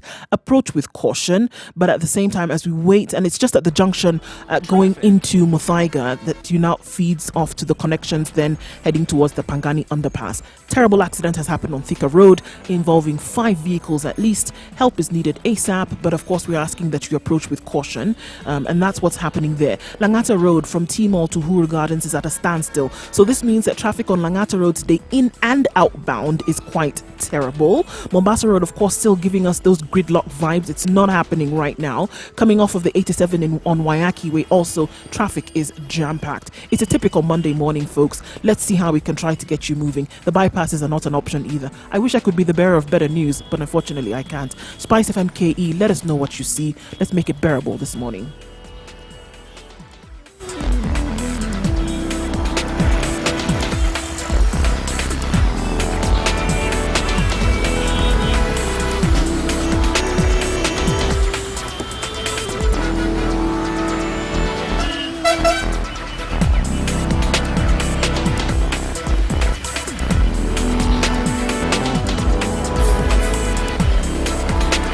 So here we go. This is unbelievable. Good nostalgic golden sound. All right, are you ready? And the very best of talk radio. Only on 94.4 Spice FM, Nairobi. 600. If you have any clue what's going on, please let us know. So actually, I get now the point you're Mature, intelligent talk every morning. Yes, Spice up yourself. Yes. Mornings done right. 94.4 Spice FM, Nairobi. Yes. And then immediately we see politicians saying, look, this happened in the DP's office. And also, soon after that arrest, there's video footage that emerges, the CCTV footage proving that the meeting actually took place. Yes. But no more questions being asked. Yes. What on earth is going on here? What on earth is actually going on? Remember, the question that we also raised regarding what it is the media knows, what it doesn't know, and why it's doing what it's doing. You then have to think, are they complicit in this thing? Are certain interests being served? These are questions. You know, it's not just to the people involved. These are questions you must ask the media itself. Again, the what on earth question, you have to ask it again. Because if indeed you do know what is going on, and you're an individual that forms that body of people we refer to as the media, or the structure that we call the media, then why then, if you know more, are you presenting this story in the way you're presenting it? Because the way in which a story is presented also gives it a certain hue. Yeah. It's about Ruto now. Yes, precisely. It's all about Ruto. The photos about, Echesa does not feature as much as the DP does. Interestingly, no. Suddenly, it's not Echesa has been put in the back burner. Literally put in the cells. It's Back burner completely. Now, the person who's on the docks is the deputy. And you're wondering, at what point did this guy come into this story? a meeting happened in his office. Yes. Not in his office. Even if it happened in his office, so what? Why don't they then tell us about the many meetings that actually take place in the DP's office that involve foreigners? He is the deputy president after all. What delegations go to his office, what they go to discuss, because I am certain that there are very many foreign nationals who go to that office. These aren't the only ones. But do you think the DP is actually even making it worse then? He's taking the story as well and running with the story himself. Why does he need to comment on it? Why does the DP need to tell us, this only took 23 minutes? And asking the questions, where else? And saying, forget the stories the fake stories that you're being fed through the media. Why is the DP then jumping onto this story if he sees that this story does not involve him? I would question it if it was out of character. When the Aurora issue came up, the DP again jumped in and said it was only 7 billion. Yep. Or let me say, it was reported that he said it was only 7 billion. And at that time I asked myself, why did he need to comment? Why? If there are people who are accusing him, don't make their work easier. Let them prove that you're guilty. Let them do the spade work.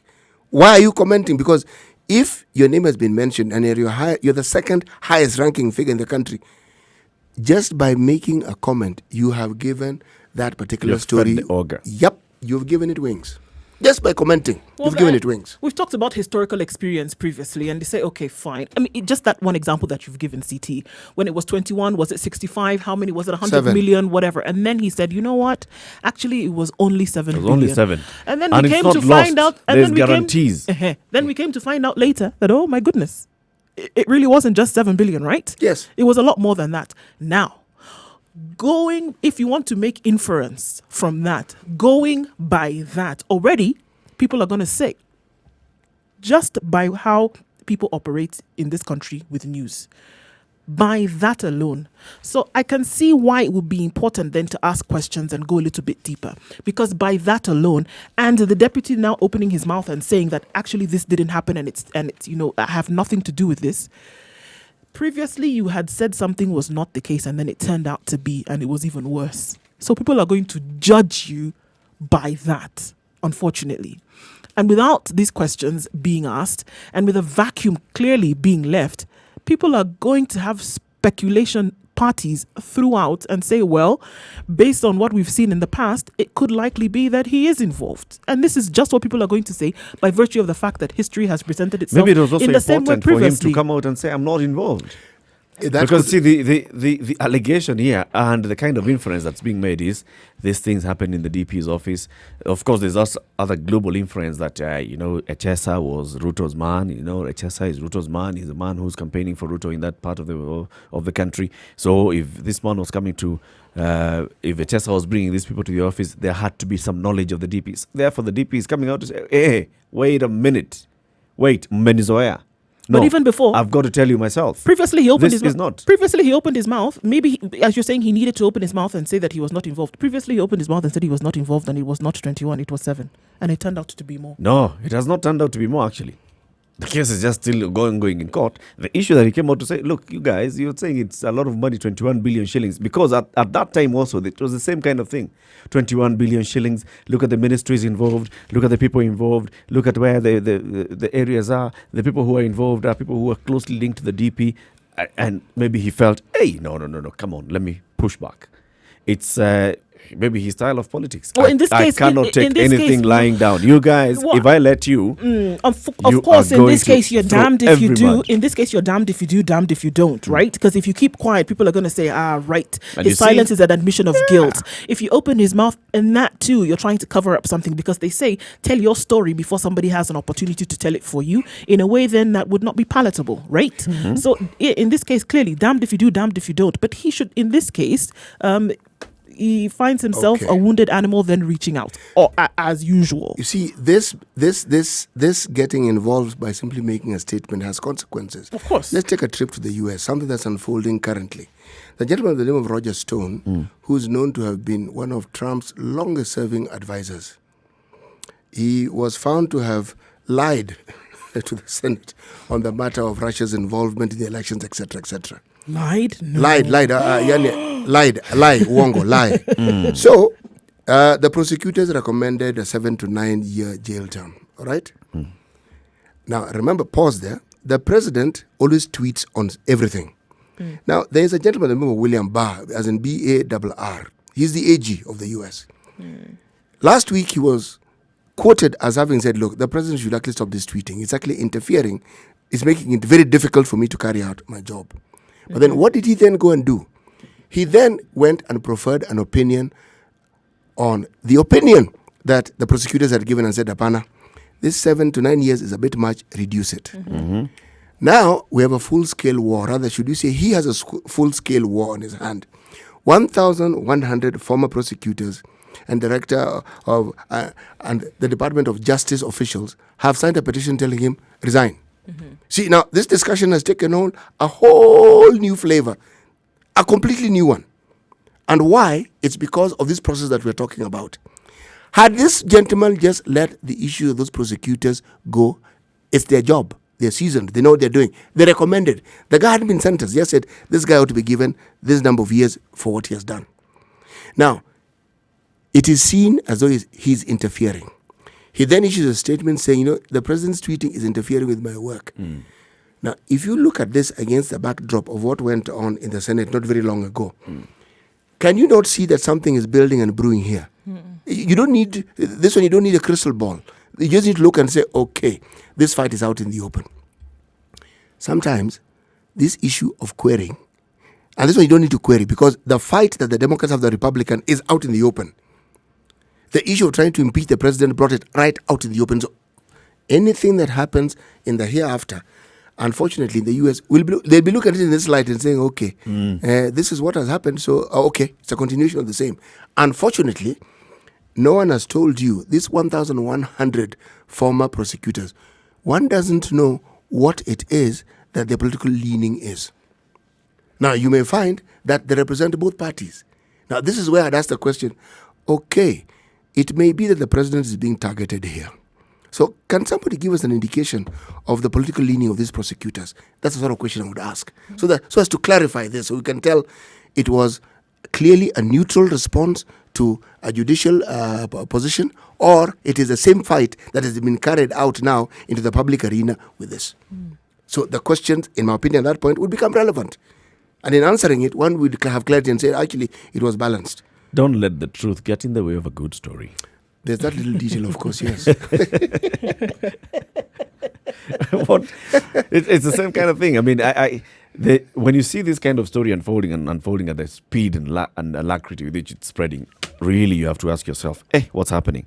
The DP tweeted yesterday, and this is what he was saying, the office of the deputy president does not procure for any ministry or department.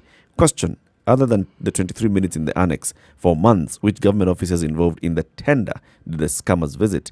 Did they access DOD? Who facilitated? Who did they meet? Get the truth. Forget the sponsored nonsense in the media. And he puts nonsense in caps. So basically what here the DP is saying is this is a planted story.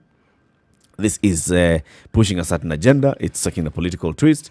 It's basically just trying to show that, well, this stuff happens a lot in my office and you should not be taking it at face value.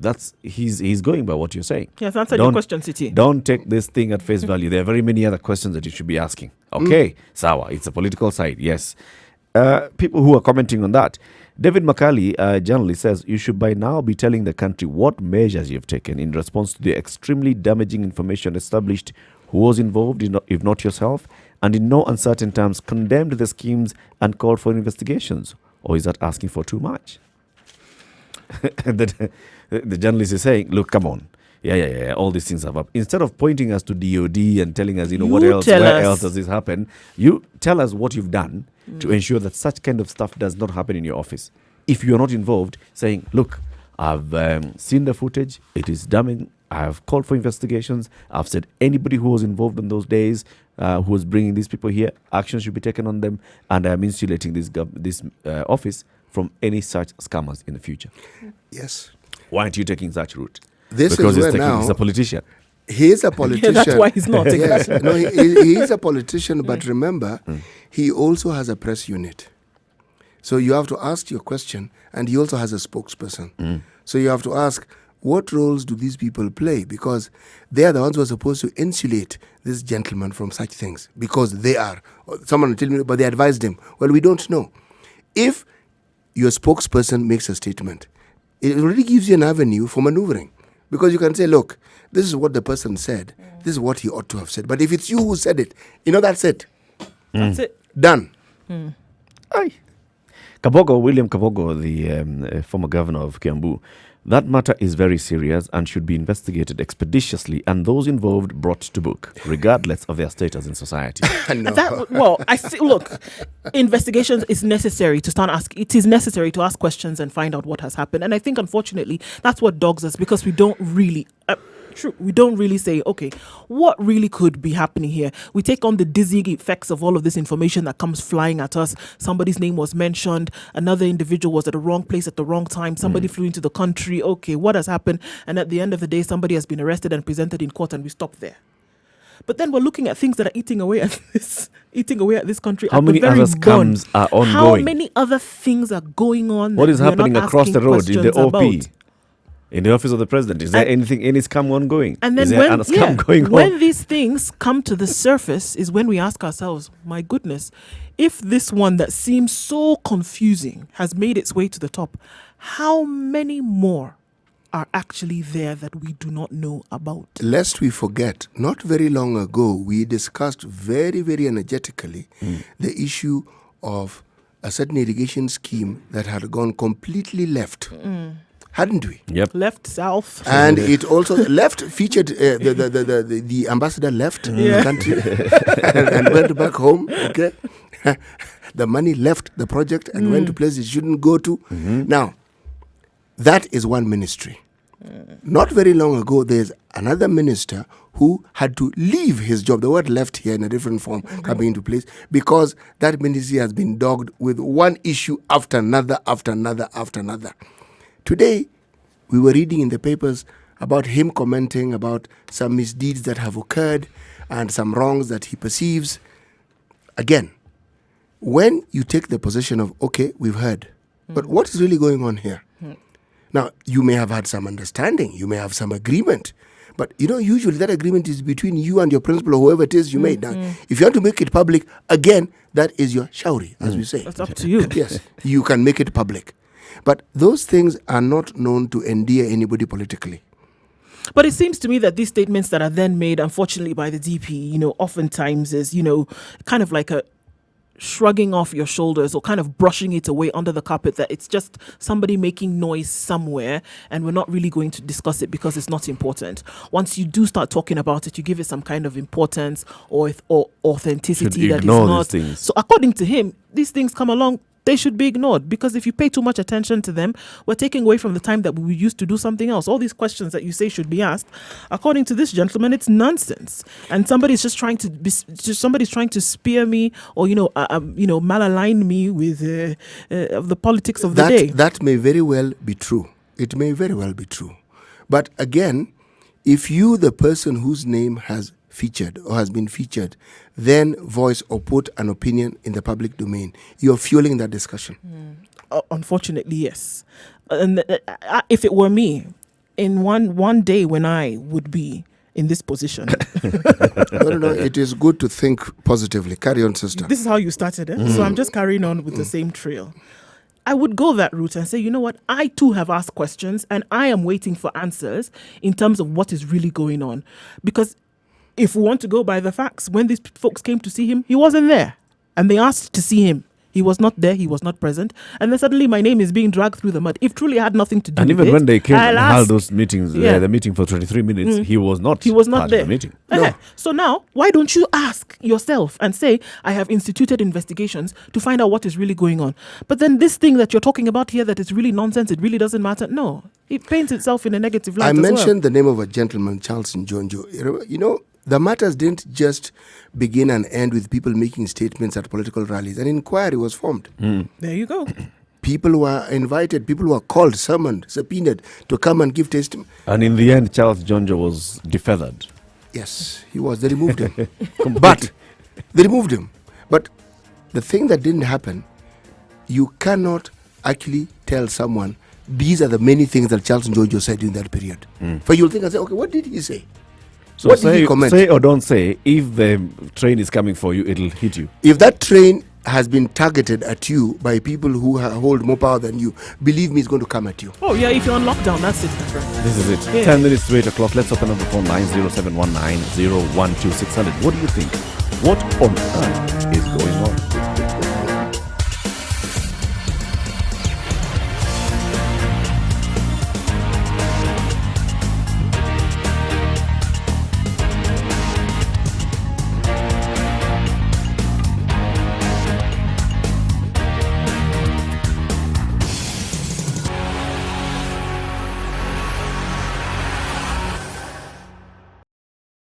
Is everybody all right? Fantastic. Spice FM. Spice FM. Nyeri. 96.1 Spice FM. Kisi. Is arrested by the DCI, and investigations are opened into some what is alleged to be some unscrupulous deals. Mature, intelligent talk every morning. Spice up yourself. And then Poland. Poland, Poland. yes. And One then, is this side, and then then Finland, one. Yes, right. Mornings done right. Poland. 94.4 Yeah. Spice Yeah. FM. Yeah. Nairobi. So investigations have started. The man is taken to court. The man is denied bail. The man has spent a weekend in custody. The matter, of course, has taken some political twist. The name of the deputy president is brought in because Again. some alleged meeting took place. A meeting took place. There's actually CCTV footage showing this. A meeting took place 23 minutes in the DP's office. And then the DP is also questioning, hey, what is it? Why always me? Why are you targeting me? Why aren't you also asking questions about the DOD? What other meetings took place? Where else did the meetings take place? But come. Sorry. But also, and then we see the governor of Kitui issues a statement, says, you know what, this is not the first time. In fact, we have other cases. People on social media saying, you know, this is not the first time the name of the DP has come up. Wait, let me. This It's choir is important. following on. Yeah, very fast. But you know, this question for me then, is it normal that you just walk in and have a meeting in the DP's office? As in, oh wait, we just happen to be here. Is there How an empty many space? floors Wait, is that Is it office? not No, exactly? when you say DP's office, It's an The annex. it's a building. Okay, It's the a annex. building. Is it normal that meetings just happen? That, okay, we need a place to meet. There's a space over there. No, Let's of just course open not. this door and have a meeting here. It's not normal. Isn't there some kind of protocol that's supposed to be followed? A booking done. I know for a fact that you can't just walk in and have a meeting somewhere and say, and then you, first of all, you are no longer, if you want to talk about the CS, for example, you're no longer a CS, former as it were, you were sacked by the president. You don't hold any public office anymore.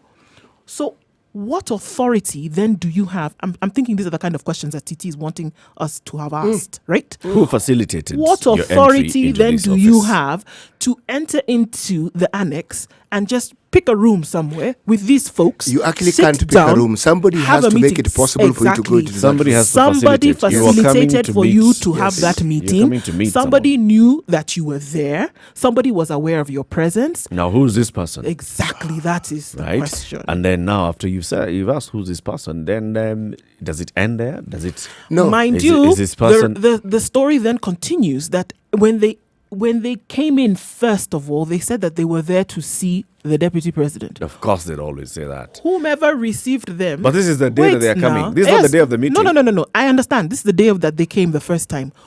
Whoever received them now said, "Oh, you're here to see the DP? Okay. Wait." They went to consult, came back and said, actually, as if they did not know, he's not around.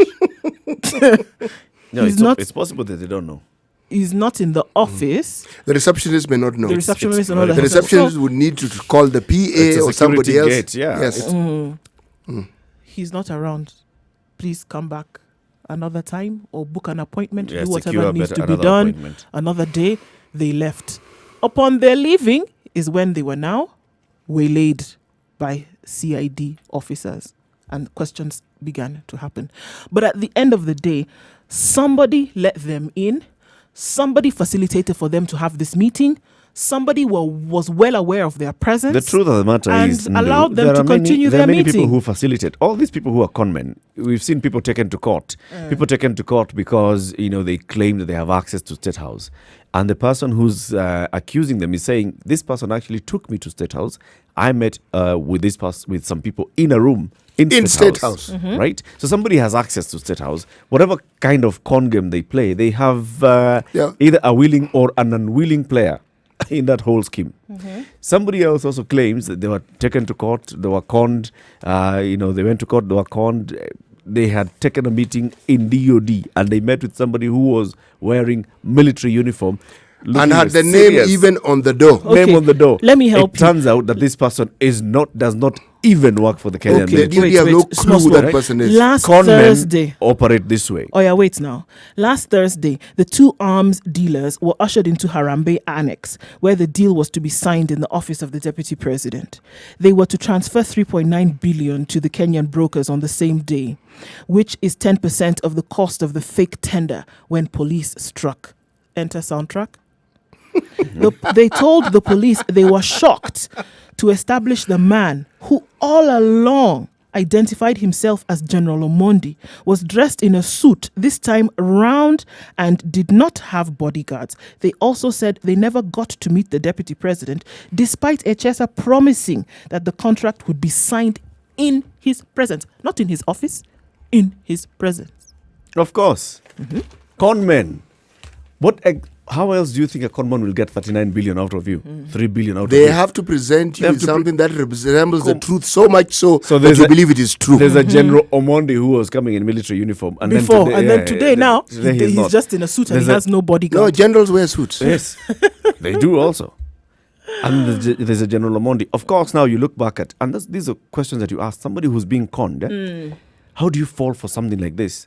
But Hook, line, and sinker. always remember, the conman is so good that you'll fall for it. So we could be asking questions, You but will at the fall end of the for day, it. we could be asking many questions and want to look at the underbelly of the issues, etc., etc. But at the end of the day, maybe this is just a con. It's a con. It's just a con Look. between Rashida Chesa and these folks from Poland. Allegations. Allegations. And also, if you ask the question, Between you may these two find parties. Rashid Echesa is only the face of the con. Oh, he's definitely not working alone. For him to have Because gone to this point, By the time you have the capacity to supply goods worth that amount of money, surely you will do due diligence. And they did. They did And their at due some diligence. level, you will find that they did due diligence and found this is true. This is true. I mean, if you have Or a at least it represents. With hindsight, it say, was it really true? But at that point in time, it seemed like It looks like it is It's true. okay. Oh, but of course, if a You minister, don't know in how your- to what extent those conmen may have gone. if the They mini- may if even a have created representative, a profile if the online. Go on representative- Google, you'll find this guy. Yes. all that one is You many. go on Google and If you a find there's a represent- General Omondi. Mondi, That in is charge okay. of procurement But at this case- at DOD. Going further, if you have get out of here. If you have a representative from the Ministry of Defense and you have a signature from the Ministry of Defense, no less. You will not No, ask of course any you're going to questions. believe. Yes, you will. You will believe They it. are for all sure. fake. You Google search Monica Juma. You'll find, and then you Uh-huh. see her name on the paper Signature. that you have. Signature, you will see her signature. And if you do further due diligence, you'll find, by the way, her signature is not difficult Yeah. to It looks like to this. find. And then you find not. out this gentleman actually then did come to a little town outside of Warsaw, and he found that this stuff was up to scratch. I mean, he traveled all the way to Poland. We don't know whether he traveled in the company of anybody else, but he was there. And whatever it is that he said at that point, you were satisfied that this gentleman knew what he was receiving. And So why previously- would you think it but- was a con? But you know where the other question comes in? Previously, the gentleman was a minister in the Ministry of Sports. He wasn't examining sports equipment. No, not that. Then the examinations didn't take place in the work that they but sent. you also that know, they sent him to you do. Who also sent him know to go and do arms work? Politically, you joined the cabinet through your political lineage and kind of connections that you have. So you're just given this position, but then you're the person who has access to. Yes. You have access to your cabinet colleagues. You have Yes, access you to, do. if you say that you have access to the deputy president, you guys work very closely and the deputy president is there, he's known. And then you've gone into annex, written very well, office of the deputy vice president. And it's clear from What more the questions will you gate. ask? What else do you need to What know? else do you need to And know? as you enter, you're ushered in onto this special it's lift 8 that o'clock. will take you to that office. This is It's a 8 o'clock. con Good with morning. power form.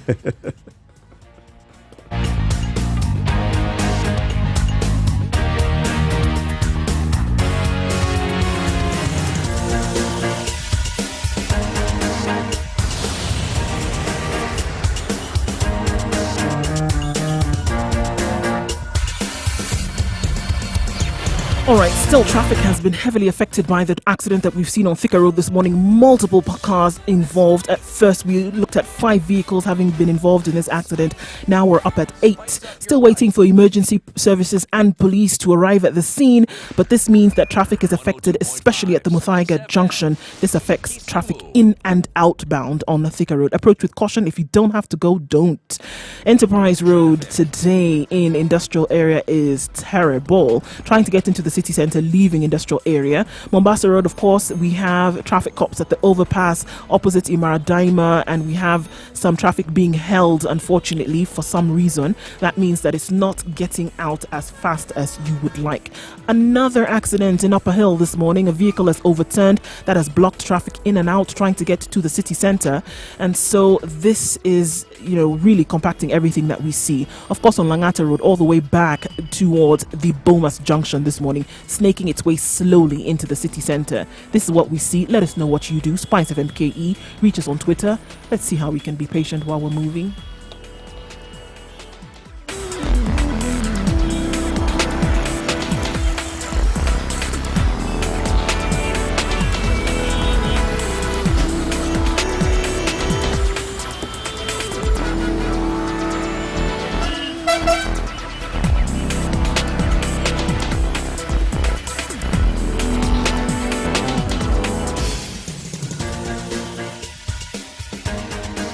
This is The Situation Room, the home of hard-hitting political commentary and penetrating insights about the state of the nation. This is a talk radio experience like no other. The Situation Room, a place for hard truths, debates, and elevated conversations. The Situation Room, witty, political, engaging, deep, controversial. In the room, we have C.T. Muga, researcher, academic, seasoned political observer, a fountain of wisdom in these politically uncertain times. Ndu Oko, Nigerian by birth, Kenyan by choice, communications expert, Pan-Africanist, a truth seeker and believer in people power, and Eric Latin, agent provocateur, the man in the chair, seasoned journalist, newshound, a man who believes in punching up, not down. On YouTube. This is Also, the remember, Situation Room, the only way to start your day. Social media handles.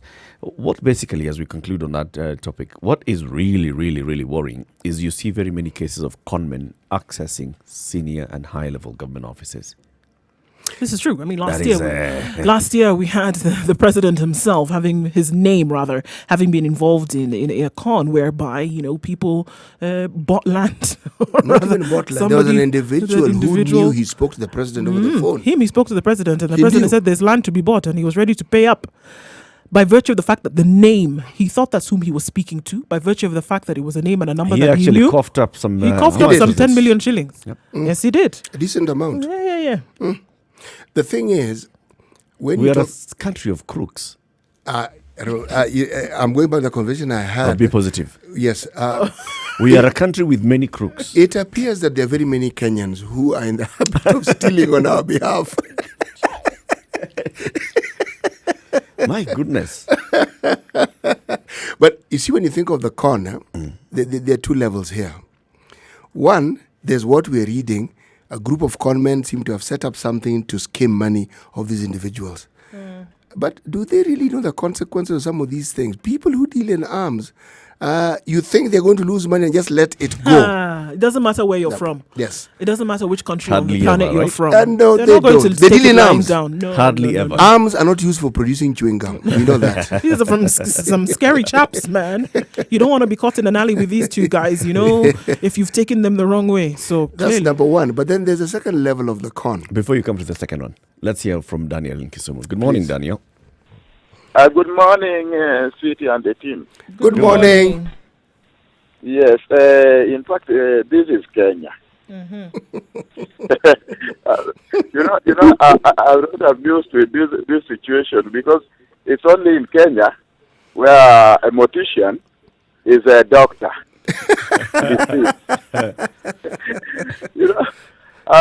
I'm surprised with this cabinet secretary, Echesa. Echesa, was a Former.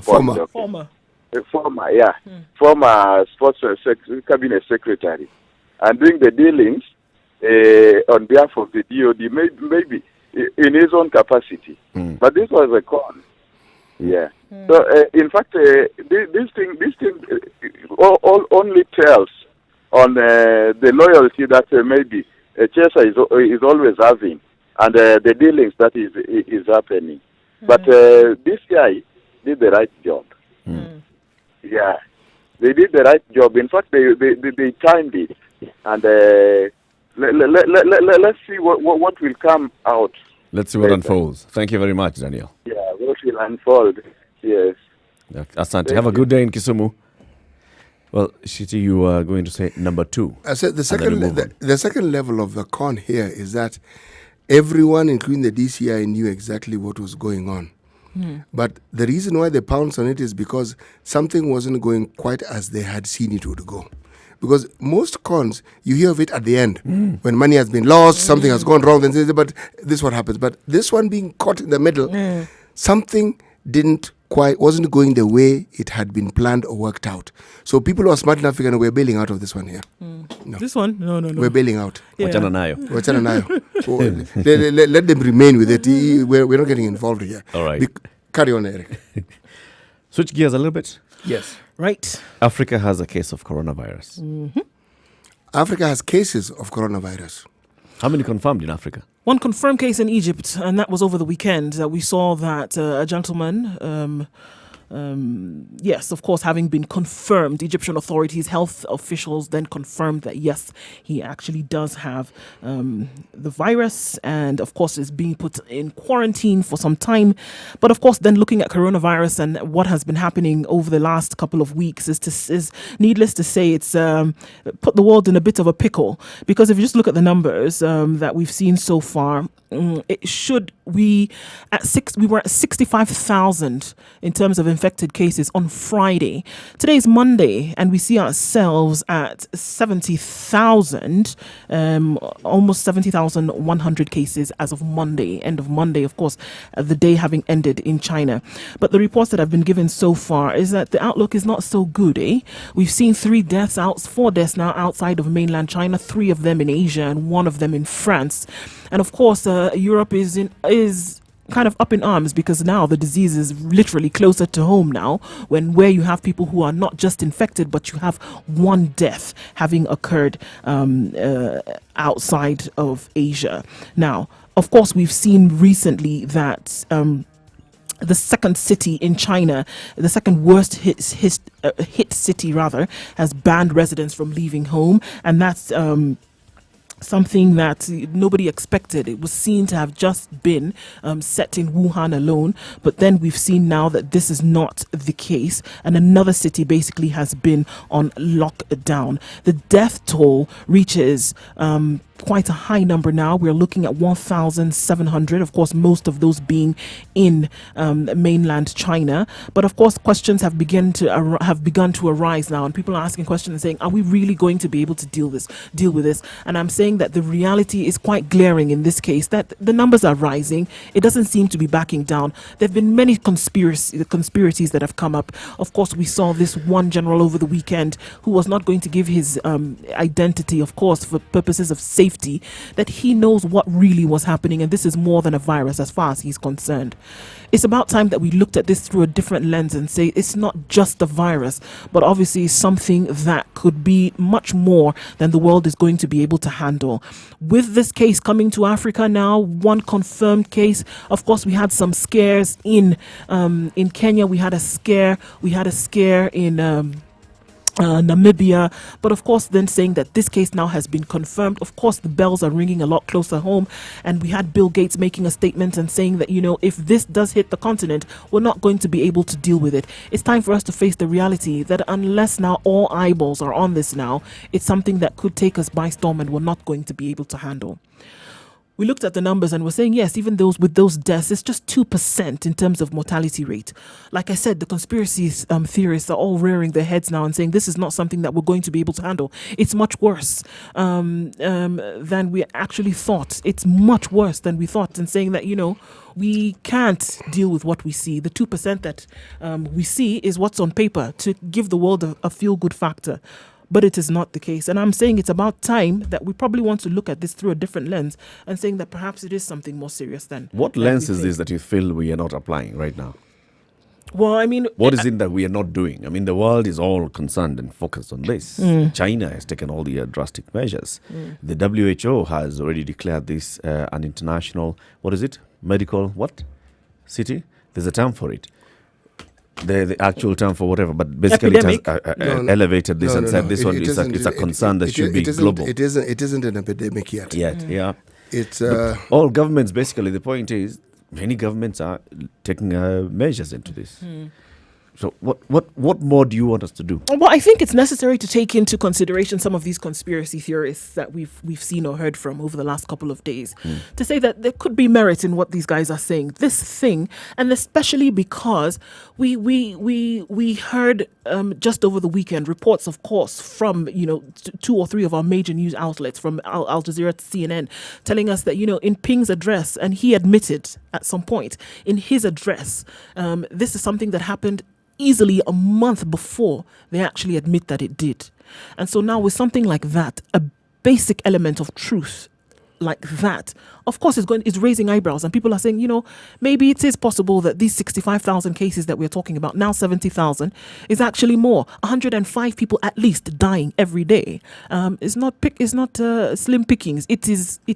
It's something that we need to look at and say it's possible that there could be more. Of course, not wanting to scare people for no reason, but accepting that the possibility of reality is there. China has accepted. Xi Jinping has actually, last week he reshuffled that entire region's leadership and sent in new people. So people from the party, of course, the Communist Party that rules China, the mayor of Shanghai has been transferred from Shanghai, has been taken to Wuhan. These are measures that the government has realized, wait. So how we are dealing with this, and that's why we saw a drastic spike in the number of confirmed cases because of the new leadership coming in and saying this is how we're going to treat this operation. But looking back and seeing, so it's affecting very many people in China. The death toll, those who are confirmed versus those who are dying, is about 2%, and then those who are confirmed that they were tested positive and now they are negative is also high, is rising. Is over 500 people. If you look at all that and seeing, and then the number of people who are dying outside the Chinese mainland China is how many so far? Is it 5? 4. 4, right?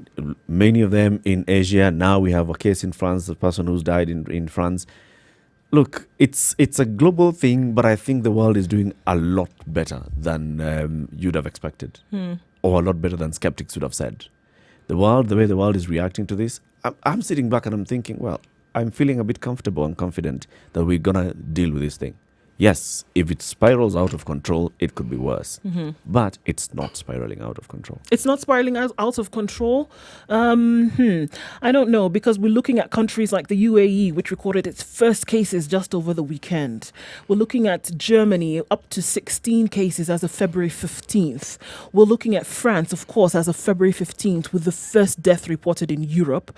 We're looking at Finland, of course, again, with the first case Egypt with the first case on February 14th. In the last 1 week, we've seen more cases in more countries than we have over the last 1 month. That means that people who may have, this is what it means, that people who may have traveled previously were not exhibiting any kind of symptoms, and then they were, which means that they could have been exposed to other individuals of whom we are not aware of. And at this point, we can't tell because we only receive the news at this point. So that's more where and more the fear people could lies. actually now start exhibiting This in is these the other thing. countries. In these other countries, more people could begin to exhibit. More people in Germany, more people in the UAE. Yes, more people in Germany, more people in the UAE, more people in France, 12 now, whereas 3 weeks ago, the number in France was 3. And now we're looking at 12. In Finland, where previously there was nothing before. Of course, China was still at the 68,567. In Canada, confirmed 8 as of February 16th. You know, Belgium as of February 4th. Australia confirmed as of February 16th. This is yesterday. We're not talking about 3 weeks ago. Yesterday. And again, we must understand that somebody that doesn't walk up to you and say, "Oh, I think I have the virus." No, it may have been in an incubation period for the 14 days that they talked about.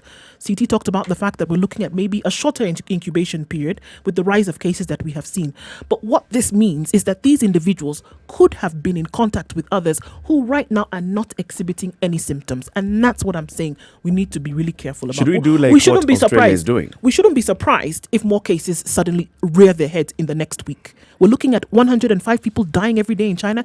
It may look like not a big deal because they those are a have lot of so people many. dying. Those are a people. lot of people. 105 people every day. Every single Yesterday, day. it was not. Today, understand that China has ended their day as we speak, right? And the numbers that they have been able to count, 105. And I'm talking about current information today, now, in the moment. Every single day. Should we be doing what Australia is doing? Take people off to an island, quarantine them there before you allow them to get into mainland. At this point, To I have think access with more people. What- Because this is the kind of thing that's also happening in China. They have restricted, there is no travel across cities. So if you're in this particular city, stay in that city. If you're traveling into another city, maybe you're going to travel, maybe you're going to visit somebody and you're coming back to your city, you're first of all quarantined before you're allowed to enter that city. Should we be doing that kind of thing? Maybe saying that any flight that arrives at JKIA from China that has somebody who's originated from China should first of all go somewhere. In our case, Konza, there. you know that horse, that particular horse has bolted because we suspended flights to China. Remember? But there are still flights that are coming in. So yes, we don't have direct flights to China, but there are people who are leaving China, they are going to other countries, and then they end up coming here. For example, people going to Bangkok, Thailand. From Bangkok, there's a flight from KQ that lands here. Guangzhou, yes. I So you agree. see, we still have people who may have originated from China. I think there would be arriving. no harm in considering that for the simple reason. For instance, if you look at people who've been quarantined in those cruise ships, I'm talking about the Americans specifically. What the Americans are doing is they're airlifting them, but to an army base, where they'll be quarantined for another 2 weeks. And part of the reason why they're doing that is there has been talk of the quarantine within the ships was not working out because people were supposedly quarantined, but the numbers of those exhibits, those was increasing. So this quarantine was clearly not working as it should. So yes, it would be wise to take that precautionary measure. You asked the question, I'm saying yes, it would be wise to take that precautionary measure. The question that then would be asked is, do we have facilities for that sort of quarantine? What do we need to quarantine like that? That is the question that one would need Set to up ask. emergency tents, or what is it? No, no. a quarantine facility, I think, is a little bit more complicated than that. You have a facility, say like a hospital, that cares, but it's isolated. The thing about quarantine is you isolate them. Yeah. Yes. We have vast pieces of land. So in terms of isolating, we can do that. Just set up those tents. It's not just tents. People have to live there. Yes, the tents where people live, and then you have ways of catering for them. Give them food, give them on a regular basis. I think Because we can't say we bring them to Nairobi, evacuate one No. hotel and No, say, no, no. I so think they are these are sitting, the- for I example, think on these a are the hotel f- on Mombasa Road. I think these are the issues of facilities and then being able to rally ourselves around this certain cause that somebody like Bill Gates was talking about over the weekend, where he said, you know what, if this thing should hit Africa, the way in which it has hit other countries, you must understand. He means figuring 10 million. Oh, right. You must understand that this is somebody who is vested in health practices on the continent. He has seen Bill and Melinda Gates, the foundation, and they've been very involved in health on this continent. They have seen the capacity. They have understood it very well. This is why they have, or a lack of it, and they have thrown their money in trying to do a lot of capacity building on the continent. When we talk about things like supply of things, basic things like water, and then we are saying now, let's have it should have had a kind of reverberating effect if Ebola on this continent. Did Ebola hit 10 million people? No. When it was spread across West Africa? No. So why would this one do that? Why would Bill Gates look at this and say this one would be worse than Ebola? Because the rate at which it is spreading is a lot faster than Ebola itself. Remember, Ebola... Much. Yes, it is. It is. It is. It is. It is. It has... Spreading across the world or spreading among people? Even in those two, around the world and then amongst locality, people. yes. Because in this case, you understand that with Ebola, it was the symptoms of Ebola were not just, a bit of a heady cough and a cold. Every orifice, you then had fluid, and we're talking about blood. By the time the incubation period had passed, and now when you're in the full throes of this disease, my friend, it was evident that you had this thing. Here, you could walk around with a cough and a cold and nobody knows what's going on. I could shake your hand and then I go tomorrow and I start feeling bad. That's the thing. It's spreading at a much faster rate. Don't even shake your hand. You can be the same room. And I sneeze in this general direction, and then CT is Yep. having a problem tomorrow. Like you, who's been coughing the whole morning. We actually are looking at you with one eye. So this is the thing, spreading faster. And you don't, and with Ebola, you had to have come into contact with either bodily fluids or have to have touched this individual who had been infected. With corona, you don't. You could be in the same room, and that's enough. Or you could be in a room that person was in. Yeah. What is also so 10,000 makes sense. Yes, yeah. But what's 10 million. 10 million makes sense. What's also scary about it? A tenth of Africa's population. Yes, meaning no. It's not a tenth of our population. Our population is far more than that. What's our population? Aren't we around 1 billion people? Nigeria alone has 200 million. Yes. So it's less than a tenth. It's less. It's less than a tenth. It's 1. It's 1% of our population. Yes. You see, right now, one of the reasons why the numbers of those infected in China has risen is because they have decided to broaden the scope of identifying this possible infection, isn't it? Yes. So now, what we are not told about is how this particular virus also interacts and reacts with perhaps other resident illnesses that somebody may have. There's a whole story behind this that isn't out in the public domain yet. One, the speed with which it's spreading, okay? The rate at which people are dying.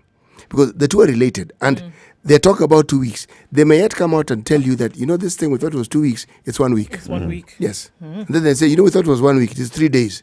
Now, at that point now, you need to go into full-blown panic. Things will be thick. Yes, exactly.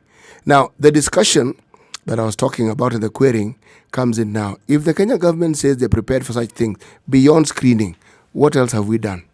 And what else are we doing? Should we have a situation where we actually find that there are people who have coronavirus, not exhibiting signs, have it? That bridge is in Isiolo. We are in Loitoktok. When we get to Isiolo, this is we'll the problem. Cross that bridge. This is the problem. 22 minutes you want past to 8 wait o'clock. to cross a bridge for something that's chasing you like this. This is the problem. You see Africa. You see our problem. That's the problem. That's the weather.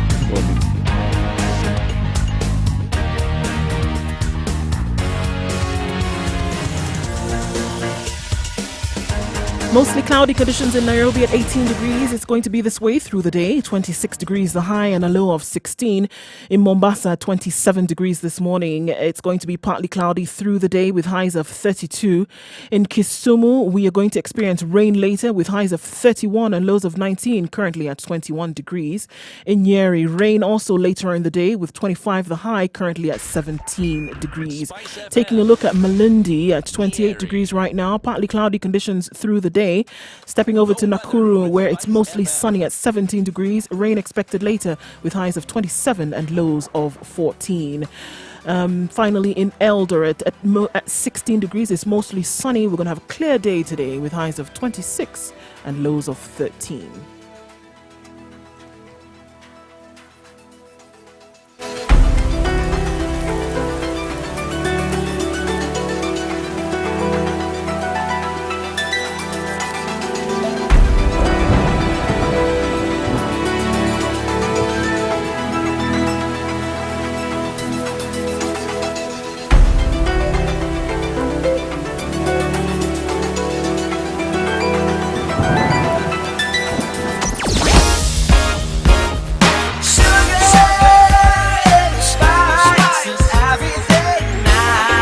We are discussing the global issue that is the coronavirus.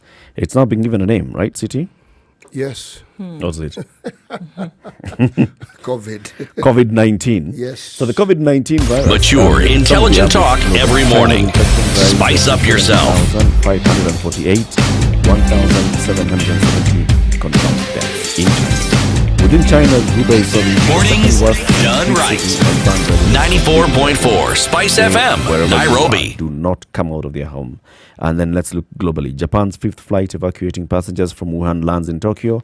Singapore has cut down growth and export forecast, flags possible recession because of what's happening. Japan's GDP shrinks as country reportedly asks Chinese runners not to take part in the marathon. New Zealand has warned that the virus impact may curtail GDP 0.3%. Australia has announced plans to evacuate its citizens on Diamond Princess cruise ship, and they're saying that those ones will come in, they have to go in through a quarantine facility. That's what is actually happening now. The Prime Minister and the Health Minister of Australia are making those announcements. They're saying anybody who comes out of this ship, they're going to be evacuated. They're going to be taken to a certain island. That island is a quarantine facility for Australia. And now that brings in the question, because this is what Nduoko is raising this morning. She's saying, look, globally, we must look at this thing more seriously and take more measures and efforts to ensure that we can deal with it if it comes. One case in Africa already, in Egypt. Other suspected cases, Kenya has had negative cases of suspected persons have turned out negative. Namibia has one now, a suspected case, not yet confirmed. But if this thing were to come to Africa, as Bill Gates is saying, 10 million people could easily just get affected. Be wiped out, or rather be infected or die at this case. And I'm saying we do need to take it, I think, more seriously and say that, all right, we seem to be saying we're okay screening at the airport and such things. But the facilities, and I think this is the thing, because of the fact that we're rarely prepared for the what if is what finds us in the situation. Why spend money? Why be prepared for something that may never happen, right? We'll cross that bridge when we get to it. This is the problem. Whether you want to look at issues of governance, whether you want to look at issues of health, education, whatever it is, we don't have a problem right now, but when we do, we'll deal with it. Are we really ready? No, unfortunately, that's the fact of the matter is Kenya, Nairobi, JKIA is a hub for regional transport, right? So there are very many people who are landing at JKIA and crossing, either going into their other countries or entering Kenya. And when you see other countries doing this kind of isolation and quarantining people who are arriving, what exactly is screening and testing, just checking temperature and fever, is that enough? It's a beginning. Are we saying that, well, it's a beginning, but it's not enough? What more should we do? Should we say, if you arrive at JKIA, check your temperature, you don't have a fever, it's okay, come? Is that? But oddly enough, that is really it. Because how on earth, if someone is on transit, that's a different matter. If they're landing and staying here, then I would argue that the fact that you have come via that particular place, you should be quarantined. This is the thing, and I think a lot of questions are being asked globally in terms of, give us your travel, how was it and where have you come from, where was your original departure and things like that. Now you'll find that anybody who was coming out of China, we're not even talking about Wuhan, China, anybody who was coming out of China, even if you did a hop, skip and a jump around the world, if your original departure was China, those people go into quarantine. Apart from Australia, which other country is doing this? Well, this is an example of what Australia is doing. Maybe it's necessary for people to have that, because I talk again about the incubation period, and that is vital in understanding exactly what is happening. The incubation period is long enough at this point, unless they give us other information. The incubation period is long enough for us to take into consideration that anything could have happened between day 1 and day 14. They could have come in contact with anybody. They could have been anywhere in the world. Not just them, but they could have come in contact with somebody who had been anywhere in the world. And like we understand, this thing is airborne. We're not talking about something that you necessarily have to touch someone with. So I think those factors need to be taken into consideration and say, actually, we're probably dealing with something that we don't, fully grasp the gravity of it. And that now saying, because we don't have the full understanding, we should be fully prepared for anything. Are you saying the world is not panicked enough? Not quite. Not quite. Really, no, we're not. Should we be panicking more than we are? Yes, we should. Come on. I don't think the issue here is panic. If panic is an indication of the concern we have, and the seriousness with which we're taking the matter, then by all means, let's panic some more. Some more. We seem to say it's over there. Yes, so but if all we're doing is becoming hysterical and not thinking of how best to resolve the issue, then of course don't panic. Then at don't all. panic, please, then because you you're not won't be thinking helping clearly. anybody. Yes. Yeah. If you already know that clearly people are dying from this, you can see. And you know very well that it is a lot easier to get this particular... The virus travels much easier and it gets into contact with human beings much easier than other diseases that have scared us. So should we wait for it to enter our shows and start killing people for us to take notice of it? This is the thing. We can't have that attitude at all times. I mean, look at other countries. We don't know the details of what other countries have done, but we definitely understand that people are taking measures that they're not joking around with. Because something that will come and essentially wipe out your population, you don't want to deal with something like that. And I think for long, people have called it so many things. There have been all kinds of, on social media. See, social media is rife with the jokes that have been taking place. And I'm saying, you know what, folks, this is something that has potential harm when it comes to unpreparedness. We talked about disaster management and preparedness time and time again, but in this case, what are we looking at? We're looking at something that we have seen is killing people in the hundreds every day. Not that killed 100 people last week, is killing people in the hundreds every day. That is something that we need to deal with. Let's see. Do you feel like you're panicked enough or not? You can call in and tell us 0719-012-600. So Ndu Oko is saying, look, the world needs to do a bit more than what we are doing. We are seeing these cases of coronavirus, COVID-19 now spreading outside China. We are seeing more and more cases that are being reported and confirmed outside China. We have only seen 5 deaths outside China. 1 case confirmed now in Africa. The entire African continent has 1 confirmed case in Egypt, confirmed last week, towards the end of last week. Does it call for more action to be taken by governments? For example, what would governments like the government of Kenya be doing more than what it's doing now? What currently is happening is that any flight that arrives at JKIA that has some passengers that have originated from anywhere around China are getting screened. And if their temperatures are normal, they are allowed to enter. If they have some exhibition of some kind of fever, then they are taken into quarantine. But we haven't had any confirmed case in Kenya yet. So exactly what's happening? 0719-012-600, 8:30. Let's take a look at traffic.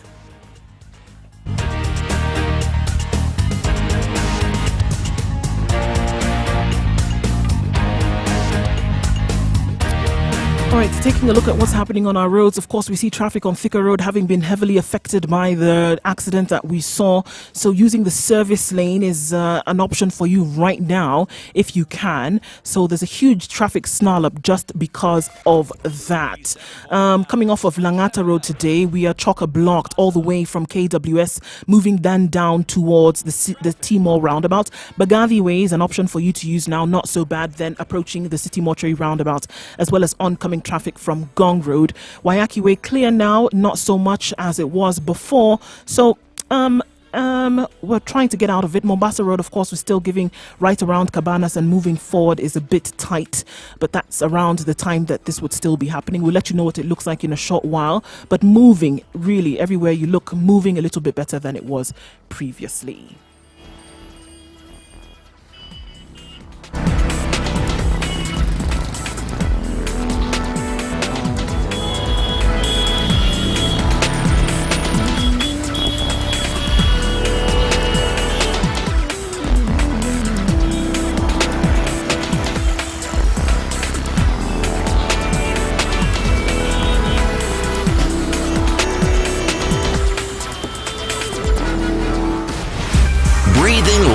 Into the 90s. This is the only station in the region with mature intelligent conversations. 4 hours of 94.4 Spice FM, morning. Nairobi. This is what we give you. This is the Situation Room, Kenya's biggest conversation. In the room, Eric Latif, CT Muga, and Mature, intelligent talk every morning. 87.9 Spice up yourself. 96.4 Nakuru, 96.7 Mornings Eldoret, done Nyeri, right. 94.9, 94.4 Malindi. Spice And we FM, live stream the show Nairobi. as well on www.spicefm.co.ke. You can catch our live stream, which is video, on Facebook as well. Spice FMKE, and Twitter at Spice FMKE. Tag us at CT Muga, at Eric Latif, at Nduoko, talking about the coronavirus, now called COVID-19.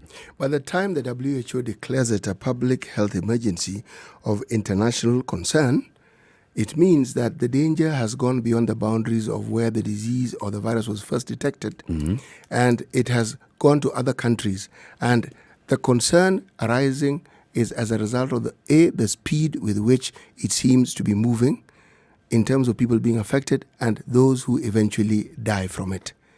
Now, this is just a hop away from being an epidemic.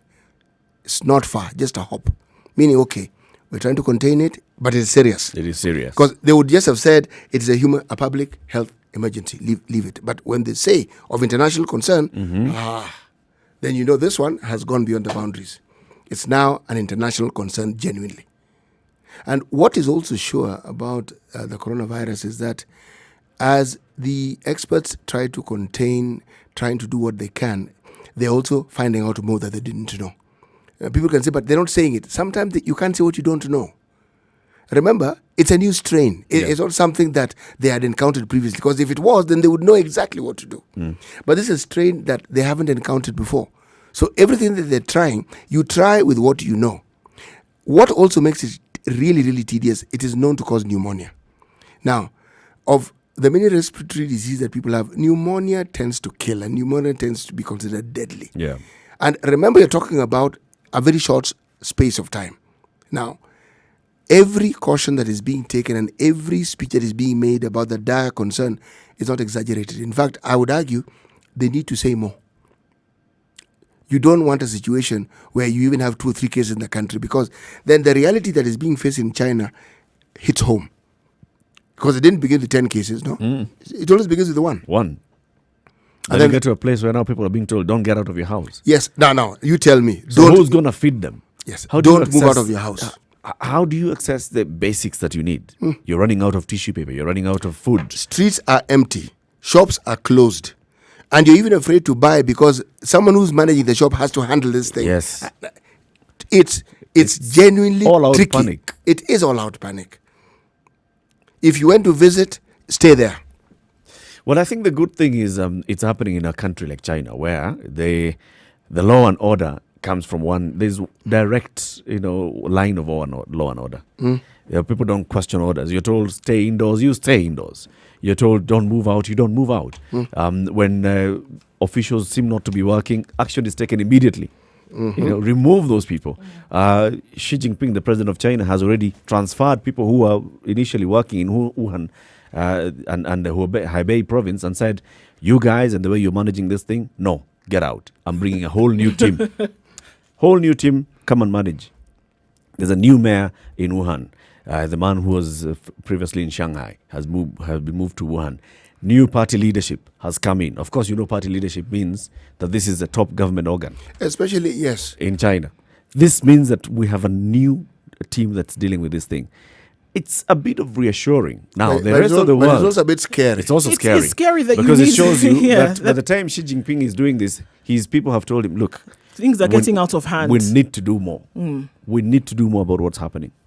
But then the rest of the world, we're just making noise and pointing fingers at China and playing politics and games with this and saying, oh, anybody who's coming from China, look what's happening to China. They're not telling us the truth. What are you doing about this in your own country? But what is of interest is that if you look at the seriousness with which, let's forget the politics and the stories that go with it. If you look at the effort that China is making, it's worth emulating. Because it's the actions I'm looking at. The questions I would have asked are answered by the action. If they're taking it that seriously, it means it is serious. Yes. This isn't the first time they've had these viral issues in China. They've had them before. But nothing in the history of China has shown this level of seriousness. This one. They're shutting down their own economy. Right, and accepting that no, you know what, schools, we had taken a break because of the New Year festivities. Continue the break. Offices, continue the break. Work from home. Stay at home and get that done.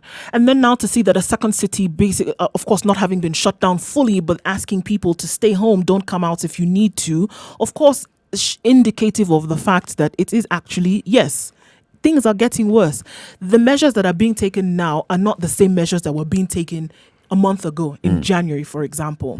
And they may have known about this earlier on, they may not have, we don't know, but at the same time, seeing it being taken as seriously as it has been over the 1 month, I think it also begs where it started and seeing what they have been able to do and what they continue to do, and then seeing it then go to other countries around the world is necessary for then us to say, look, we can't wait until this thing comes then for us to now start running after ourselves and do something about it. It's got to be now. And that's, I keep saying, and I'm sticking on this one today.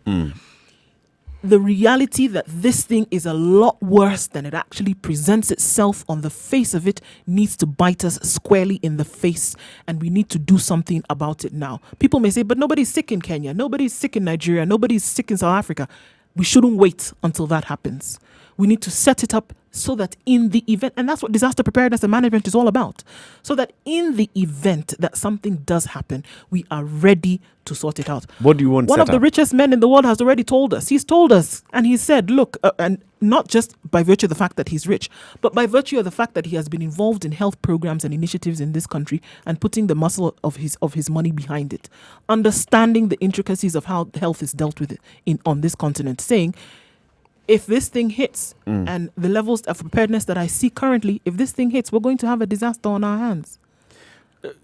Projecting positivity as well is important, like CT has told us. Not in the face of death. Yeah, but projecting positivity. Look at what our Ministry of Health has also done so far, right? Looking at the fact that the CS herself, Cecily Kariuki, comes out to address the issue and says, this is what we've done. We have received a case. We have, testing facilities at the JKIA. People have the information. We have ways of dealing with it. If somebody is brought, they know where they're being brought. KNH, there's an isolation ward. This is where they are staying. This is how we're conducting our tests. We need to take some samples to South Africa. Now the WHO has helped us. We don't need to take all the samples to South Africa. We can actually test them locally. This is something that the government is already doing. I mean, what more would we do? We really can't dedicate more resources. We can. Like saying, and we should set up a quarantine center of we should. That can accommodate 100 people, and then let it stay That's empty. the thing. We should, because somebody's going to come and reached present. That point. No, we don't shouldn't need wait to reach until there. we reach that point. We this do is need the to reach there, guys. This is the problem. Waiting until the last minute to do something about Even it. in China, they don't have those quarantine facilities across all the cities in China. But what have they done? Look at what they have done. They have done that. They know this is where the thing is concentrated. They are doing that there. They also know that if anybody presents themselves with any kind of symptoms across the country, this is how we shall deal with it. You shall be taken into a quarantine facility within a hospital. That's how they're doing. And they have a plan which is They clear. haven't set up stadiums across the country. Eric, There are stadiums in Hebei province. They have a there plan. are stadiums across the country. They have a plan which is clear. And nobody has to ask questions about what clear. are we. No, nobody has to ask questions about what do we do. Given should we find another the case? magnitude of what we've seen that this disease can actually do, or the havoc it can actually present, our preparedness is inadequate. Look, How do you know this? I'm telling you this from what you've said. If what you're saying is what we've done, it's inadequate, because in China, even movement is being curtailed. People in Singapore, people in Taiwan, movement from this place to the other. There's a whole hours, where it's business as usual. Proximity as well. If we had a case here, right? If we had a case, We a confirmed don't case. need to wait for the case, Eric. This is the problem. point. How do we This start? is the point. So, City, you want to tell me What's that wrong tomorrow with you want being to be prepared? told by the government tomorrow don't come to work because don't go to work, don't leave No. your house. No, Eric. No. You You understand this Restrict thing. movement. No. You need to tell us that in the event of us identifying these cases, This is where they will be go. taken. Simple. This is a facility Basic. that we have prepared. So It's that already if- there. It's KNH. Where? No. Oh, come on. You want to KNH put is KNH It's- empty? No, KNH there is not not- empty. are It's there not a not ward patients- inside are KNH. there It's not- an isolated facility within Inside KNH. KNH. This is the Within thing. KNH. No, you cannot do that, unfortunately. Why? Because one, you're dealing with a case for which treatment has not even been fully established as to what it is going to entail. When you talk about KNH, this is not you're being taken to Ward 7A, where we have 17 other patients. No, you're actually being taken into an isolated section of KNH. Okay, explain where to us only- when you say it's isolated, what do you mean? It's isolated. It's within the compound of KNH. It's within the compound, of course. And the people who work there will only work there, nowhere else. Where? In this isolated place. When they get into this place, of course, they're dressed to enter into the No, place. no. That's not my question. I'm saying that when The people who work there go home at the end of the day. No. They interact with people. When people who go there, they report to offices. Yes, they have access to the other places. if you are a medically trained person, I'm asking, will you only be working in this isolated center, or will you be attending to other duties outside this isolated center? You may not have a response to that, but these are questions I'm asking. I'm not sure, yes. Yes, and these are the things that must be told. If it is within Kenyatta, what either actions have you taken to ensure that the isolation meets the standard that WHO would prescribe? For this? Now, those are things that when you put out there, people say, okay, then we're fine. Okay. Now, So you're if basing they're this doing on this, because if you've not they're been doing told it, all those details. Yes. Now, if asking the they're question is doing okay, it, if but they're asking the doing it, question- no. If they're doing it and they have not told us, there's a fault. As far as they I'm haven't done concerned, it. yes, as far as I'm That's not concerned, all. it's inadequate. What do you mean? I don't know. So it's not there. Justice is calling in from Mombasa. Good morning, Justice. Hi, good morning Eric. Salama kabisa. Mombasa kwa ambaje? Kuna joto kidogo. Lakini leo CD and Udo are being very ironic in their conversations. They're asking people not to panic, but they're sounding panicked. Oh, I'm asking. No. You're very panicked. Let me make my Let's be point. clear from Allow the me to very make my point. no. Let's be clear from allow the me to very make my point. beginning. Let's see. Let him I make his said point. people Allow me should to make my panic. point. I want to be clear before you go on to your argument. I've Allow been me to very make my clear. point first. People should panic. Let's be clear. Okay, I've said point it from made. the No, very they beginning. should not. Yeah. They should. They should not. They should not. No, that's because my it creates point. a pandemic. That creates a pandemic, and we are not yet there yet. Look, the statistics can say it. The killing rate, the death rate from this virus is 2%. Ebola was 40%. And somehow African countries manage to manage it. We are not crying on it every day. So my suggestion is this. Before CD and CT. CT and Yes. Forget my village. Don't Forget worry. my village. No, it's not a Language. village. Look, It's just a small correction, and thank you for calling me a compact disc. Yes. Look, so the CD. Look, what I'm saying is that Yes. instead of creating this panic using hyperbole and suppositions, why not call a specialist so that you get the right facts about this virus? Because it's not yet classified a pandemic yet. So instead of creating panic, accidents are killing more Kenyans than this disease. Yet you're making it sound like it's killing every Kenyan. And at the moment, we don't need whatever. What are these places where you lock everybody Isolation up? was. The isolation wards, because we don't have anybody to isolate yet. So it's trying to, you cannot blame the ministry before you even know what they have done. You confess you don't know what they have done, but you go ahead and create panic. It's not fair. Good point, Justice. Asante sana. 0719-012-600. What do you think? What are you confident with what comfortable and confident with what the government is doing? Well, the thing is, if you don't know beyond screening at the airport, then you can just basically make an inference Just that nothing because, else is Ndu, happening. you We've don't- talked about this before, and Ndu, Eric, you've been a proponent of this Ndu, argument and previously, I told you. and said very clearly, if information is not shared, what you do is that you create a vacuum for speculation, and that is what would happen in And this in case. this particular Should case, something in this happen, we particular don't case, know. In this particular case, I don't know how you want this information served. The CS for Health has actually addressed media conferences, has issued statements, has said, this is what we are doing. There is a testing facility within the JKIA, and this is what we are testing. If somebody is found to have exhibited some fever, they are brought in to a quarantine facility at Kenyatta National Hospital, and then we are testing, and we are taking our test samples to South Africa. Now, recently, last week, they told us the WHO has helped the government to acquire some kits that we can test locally. Now we are able to test locally. When we get a case and it's confirmed, we announce. When we get a case and it's not confirmed, it's a suspected case, we announce. The government is not hiding information. It's not holding back information. It basically has told us, and this is it. Now, you want to be taken on a tour of the facility. Maybe you can ask for a tour of the facility if you'd like. Yes. You can request. This is the same thing that CT was saying earlier. If you feel like you want, this is more of the information that you want, take a tour to KNH. It's open to the public. Ask, wapi la quarantine facility Ebola virus? Yeah, not Ebola, ya Ikitu. And you'll be told. But, let's hear from Bernard in Nairobi. Bernard, good morning. Good morning, Eric. How are you? I'm fine, thank you. Morning, CJ, and morning, Madam. Good morning. Morning. CT Muga. Yes, thank you for the correction. Now, a quick comment. I think as a country, we just need to be aware that we have to be prepared for whatever might come. Yep. We cannot be oblivious of the fact that this virus is spreading all over the world. Right. And having not registered a case does not mean that we will not get one. There is no guarantee to that. Secondly, so there's nothing wrong with being ready, right? There is absolutely nothing wrong with being ready. It's just like why do we have the military and we are not in war, we are not at war? Thank you. You have a military just in case there's something that might happen. Yeah. Yeah. So for me, that is very critical. The other thing I wanted to comment is, again, there are a lot of conspiracy theories.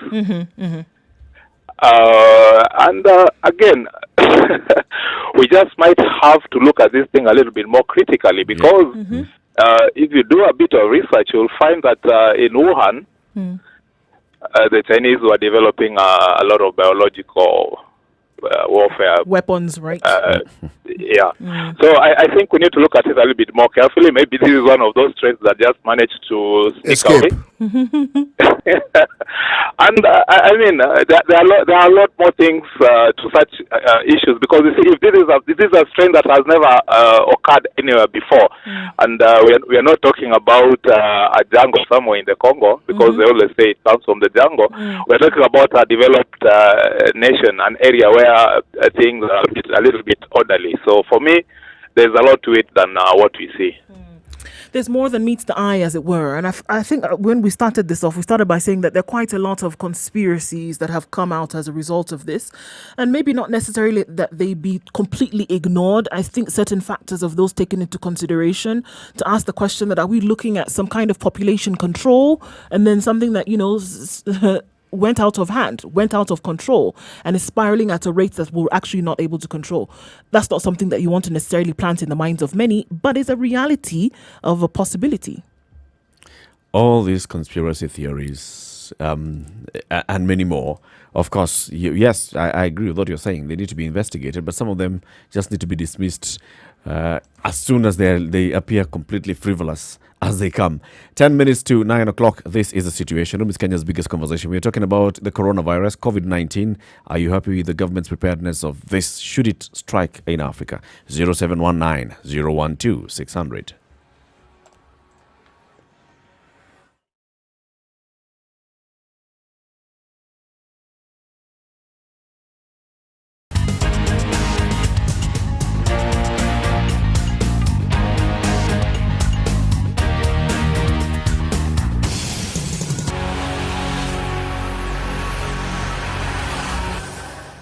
Spice FM. Spice up your life.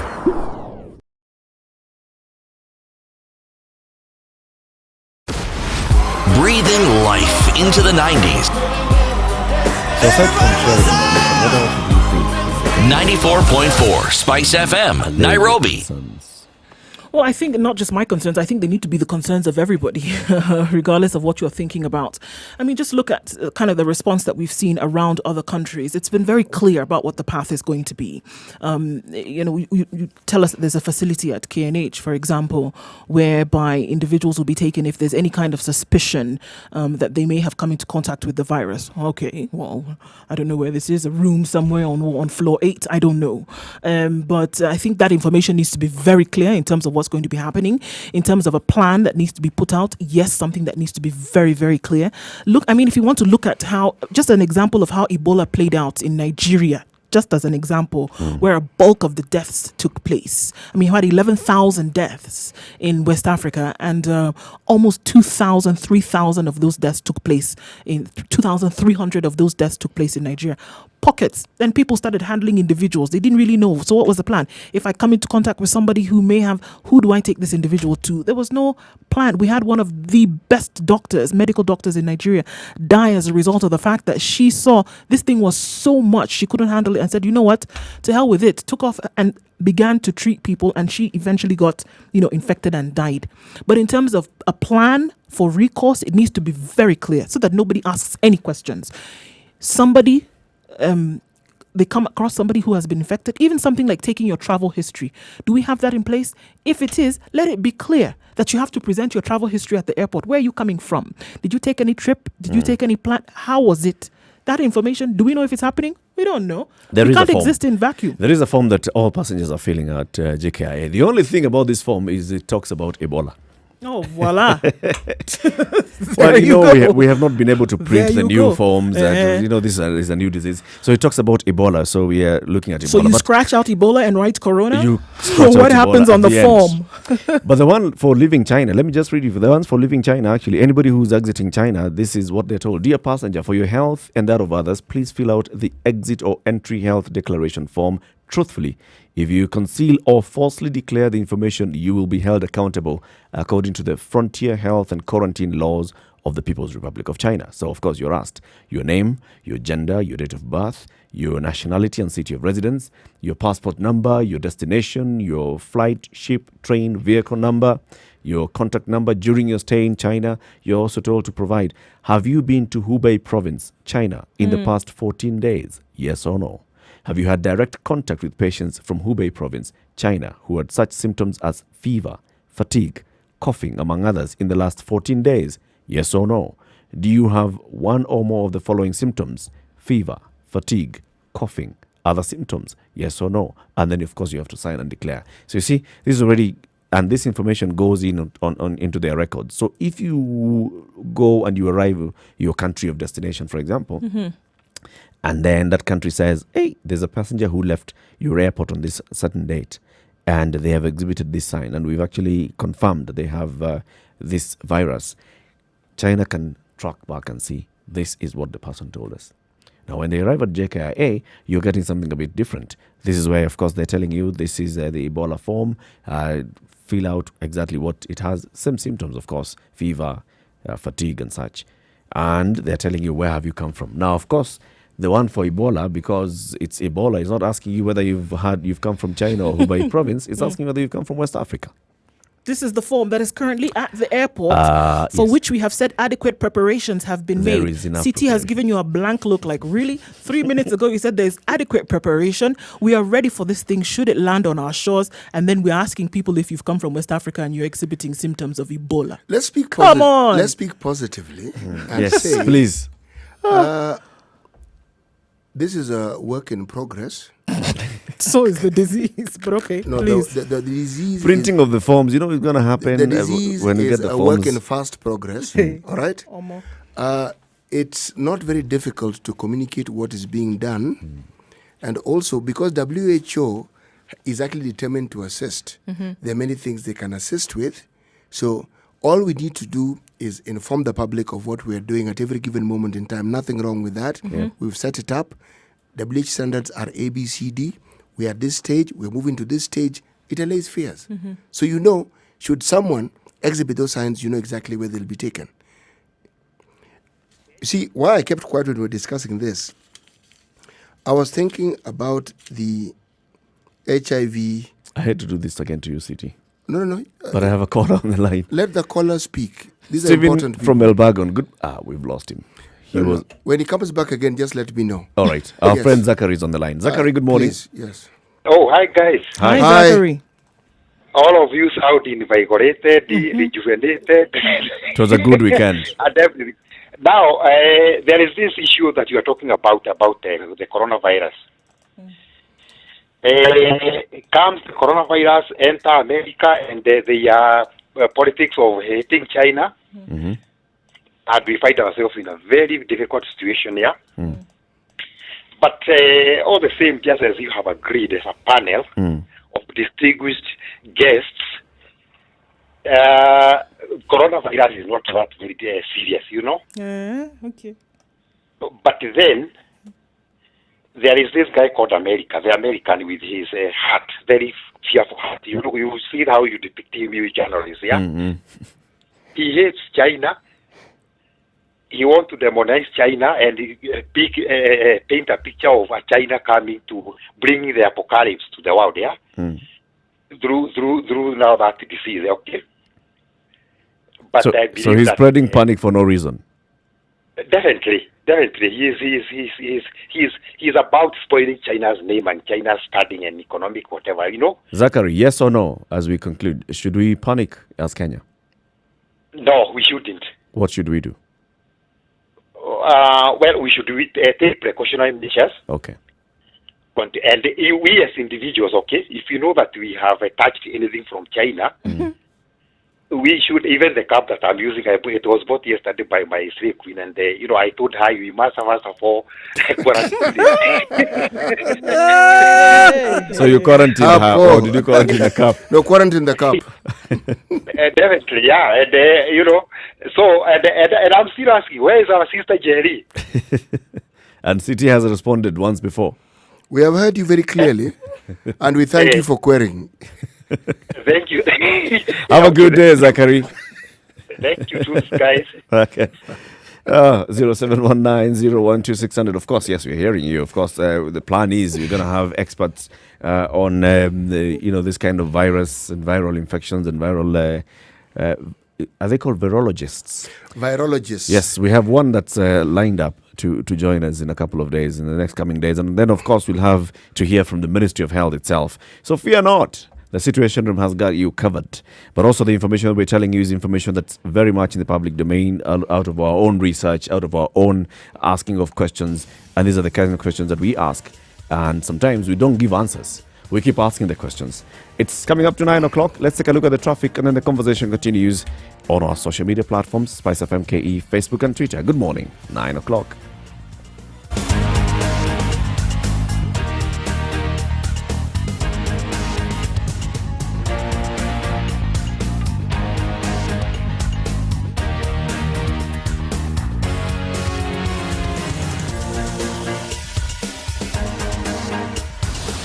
Still quite heavy traffic on Mombasa Road all the way from Abati Rolling Mills, and now this is if you can avoid it. But of course, if you're coming from Kitangala and Athi River, you really can't at this point. If you're trying to get to the Eastern Bypass, you're going to have to sit through this traffic for some time. Police are, of course, there trying to get traffic to move as quickly as possible, but we'll still have epic traffic on Mombasa Road.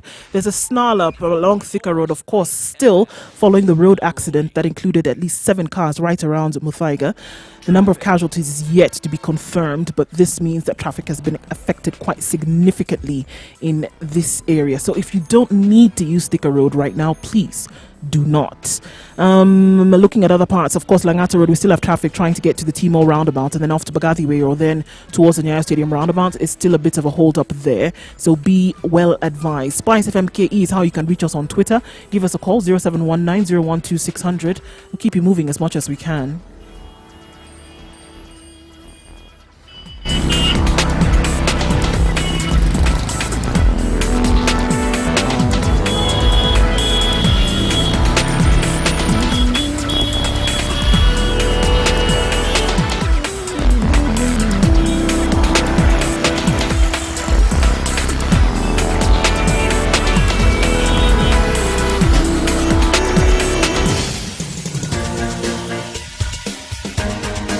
This is The Situation Room, the home of hard-hitting political commentary and penetrating insights about the state of the nation. This is a talk radio experience like no other. The Situation Room, a place for hard truths, debates, and elevated conversations. The Situation Room, witty, political, engaging, deep, controversial. In the room, we have C.T. Muga, researcher, academic, seasoned political observer, a fountain of wisdom in these politically uncertain times. Ndu Oko, Nigerian by birth, Kenyan by choice, communications expert, Pan-Africanist, a truth seeker and believer in people power, and Eric Latin, agent provocateur, the man in the chair, seasoned journalist, news hound, a man who believes in punching up, not down. And also streaming. This is The Situation Room, the only way to start your day. Kisumu, Nakuru, Eldoret, Nyeri, and Malindi. In The Situation Room, Eric Latif, C.T. Muga, Nduoko. Let's go into politics, all right? So let's look at the politics of the land. Now that we are back to the BBI Manenos and the campaigns will be back for PBI rallies and the politics is taking center stage once again, Something that is caught my attention. The last time we had a BBI rally, it was held in Kitui, and then there was one that was going to be held in Wote, and of course, it brought in our attention to the politics of Ukambani. Before the Kitui rally took place, the governor of Machakos County, Alfred Mutua, had issued a statement where he was calling on his colleagues, the governors of Kitui and Makueni, to not isolate and seclude their supremo, so to speak, Kalonzo Musyoka, from arranging and organizing these meetings, saying, look, in the spirit of the handshake, where we want to bring everybody together and ensure inclusivity, let's also bring in this leader. He is not a leader of my party, Maendeleo Chapchap. He's not a leader of your party, Charity Ngilu, because you're the leader of, NARC. He's also not the leader of your party, Kivutha Kibwana, because you have on a different party.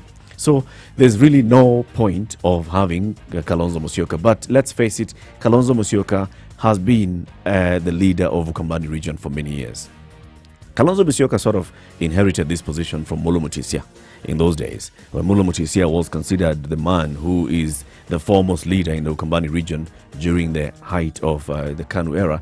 And then Kalonzo Musyoka took over, and Kalonzo has been the one who's been galvanizing support, Wiper Democratic Movement, Kenya, having a lot of members coming from the region. And then we've also seen some onslaught into his staff, starting with Charity Ngilu, who has an open and direct conflict with Kalonzo politically. Then coming into Alfred Mutua, Dr. Alfred Mutua, who was emerging and positioning himself as a person who wants to take over the mantle of leadership from Kalonzo Musyoka. Then the other one who is more silent, this is Professor Kivutha Kibwana of Makueni, who's been behaving like, you know what, yeah, I have a different party, but I support the leadership of Kalonzo Musyoka. I campaign for Kalonzo Musyoka in the joint ticket with Raila Odinga for 2013 and 2017 presidential elections. But of late, those three governors have been coming together and operating like, they want to isolate the leader. But now Kalonzo is rising and emerging again. And I want to say this morning that just going by our culture as people, looking at the Kamba people's culture, where they still look and consider Kalonzo Musyoka as a leader in the region, and they don't want to let him go. Looking at how even Dr. Alfred Mutua has come to that realization, and he's saying, now let's work with Kalonzo. Let's work with Kalonzo to move forward for the development of the region. I'm saying that Kalonzo Musyoka is a force to reckon with, still in Ukambani politics.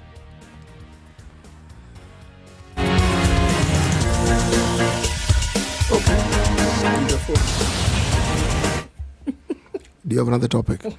He is the force to reckon with. He is the force to reckon with? Oh my goodness. Kalonzo Musyoka is going to be the kingmaker going forward. Now, of course, he's looking at a point Eric, and if saying, you're saying he's going to be the kingmaker, that Kalonzo, first of all, has to accept. He may have been kingmaker at some point, but if we go by the last election, what is it that we have seen in Cumberland politics that would point to him having been a kingmaker?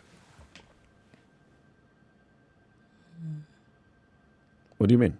What I mean is kingmakers are people. So first of all, let's look at him and his influence in the last general election. Yes. All right, in the last general election, it was clear even to what was it? What's this coalition called? This one is called NASA, right? They keep changing names. So in the NASA coalition, it was very clear that there's something that Kalonzo Musyoka will bring, and of course, it's the numbers, and these numbers will come from his community in Ukambani. It was very clear to the leadership of NASA. Also, it was very clear to the two Remember, governors. he was also part of the leadership of NASA. Yes, with his party. That's why they brought him and said, be the running mate, not Wycliffe Musalia Mudavadi, right, who had joined into NASA this time. The first time, he was running mate because of the kind of block that he was going to bring. The second time, they also looked and saw the kind of vote that he's going to bring. Of course, understanding that Musalia and Moses Wetangula, having come from Western region, would not look good optically if you also had, Raila as the first person and then another person from Western as a running mate, but also understanding clearly that Kalonzo has something that he's bringing on the table. Look at how Kivutha Kibwana campaigned in those two elections for governor. He had his own party. He did not want to join Wiper, but he said, look, I understand that this is the man and I campaign for him. Let's vote for this ticket, the joint presidential ticket of Raila and Kalonzo, but vote for me as governor. The number of MPs, MCAs also that we've seen around in that region who come from Wiper, many. So he still has a lot of say in the area. So saying that, Kalonzo is a man to watch, yes, he has been a man to watch. And now when they're trying to wrestle control out of Kalonzo, they come to that realization that, we can't just kick this man out. So in terms of being a leader for the country, maybe that's a no-no. But in terms of then bringing the numbers out of a particular regional area, they could be looking at him as the one who is going to actually rile up the numbers. But in case of in terms of leading Kenya forward, I don't see that he would be that leader. Leading Kenya forward, why? Why not? As the president of the country? Why not? Well, I don't see that in terms of clout and strength that he has on a national outlook is really enough to propel him to that position. Remember, this man was a running mate in a joint ticket that got how many million votes? Again, so 40% of the country. But were they looking at him or were they looking at the principal at that point? Why not? They're looking at both. You can say there are those that were looking at him, there are those that were looking at Kalonzo, there are those that were looking at Raila, there are those that are looking at the other principals within the NASA coalition. Well, in terms this of is Moses Wetangula, Wycliffe Musalia Mudavadi, and the others. Well, but he was strong enough to actually go in as running mate twice. So let me ask the question. So are you saying, therefore, that it is him who's pulling the combination, or are the combination pulling him? The combination now have come to a realization that we've already have him up there, so we respect him. We might as well leave him there. No, we respect him. So it's respect. What you're imputing is that there were signs of disrespect. Yes, from these are the leaders. Oh, these are the leaders towards him. Just because people want to form their own parties and want to also become presidential candidates, does it mean that they disrespect him? They're going against him. They're not going for his position. No. Going against wanting to be president, how am I taking your position when the position is available to anybody who wants to take it? It's not the position of president. I don't think, and you understand this fully well. I know where you're heading with this. Look, okay, Eric, tell me where am I heading with this? When Dr. Alfred Mutua, for example, was saying that we cannot only have one leader. We have to have other leaders who are emerging, and it's about time we have other leaders who are emerging. And he's not seeing eye to eye with Kalonzo. He's not meeting with Kalonzo. He's not speaking directly with Kalonzo. He's accusing people who are close to Kalonzo of, undermining his leadership in Machakos and his ascendancy into the throne of Ukambani. He's going against the man. When Charity Ngilu is doing the same thing, going against the man. But now here we see that they have come together and they have sort of accepted that, he's an elder. He's our elder. Let's work with him. I would beg to ask this particular question. At some point, everybody was in Wiper, which is Kalonzo's party. So at what point did they consider it necessary to move out of Wiper? Who's everybody? I'm talking about the people in Ukambani who then formed their own parties. Charity has never been in Wiper. No, the vast majority of Cumberland was in Wiper. The vast majority. At what point did they actually decide that, one, they would form their own parties, join other parties? Why? I am saying that political competition tends to evolve that way. It doesn't mean that somebody is against someone. It just means they also want leadership and they feel they can do it by getting their own vehicle to take them there. It doesn't mean they dislike the person. They are in politics, they want the highest prize, and they feel that is the path that they need to take to get the highest prize. If it is being seen as being against someone, I don't think that is it really. It's just competition. It's political competition. Yes. That's how it is. But there's something that you also know. Even in the animal kingdom, the lion does not compete for the leadership. When there's a leader, you don't show they do openly. Actually. You don't show openly. Lions, all animals do. In fact, no, I'm just saying. Yes. You don't come and openly show that you want to remove this leader. In politics, you do. That's not how we do. That's not how we do it. In politics, you do actually. Show me examples. In Nyanza, who has come out to try and oppose Raila recently? In the recent past, Tuju formed a party. In an earlier time, that party involved people like Achieng Oneko. Didn't go very far. Yes. But it doesn't mean that he's trying to dislodge Raila. He just wants... That is exactly what it means. His own political... But that's what I'm trying to say. It's exactly what it means. He's trying to dislodge Raila. No, I'm saying no. It doesn't mean that. Someone may be saying this pie is big enough. I don't see why one person should hog it all. My own political aspirations or ambitions doesn't necessarily mean that I have to follow this person I have to to get go them. with this person to get them. But that's I not could what we see in Nyanza. I could Come actually on. I could actually create my own, not necessarily because I want to dislodge this person, but because I'm hoping that people actually see that I am also a person who could be in contention for this particular seat. It doesn't mean I have any kind of. So you're challenging him for that leadership position. Not him. No.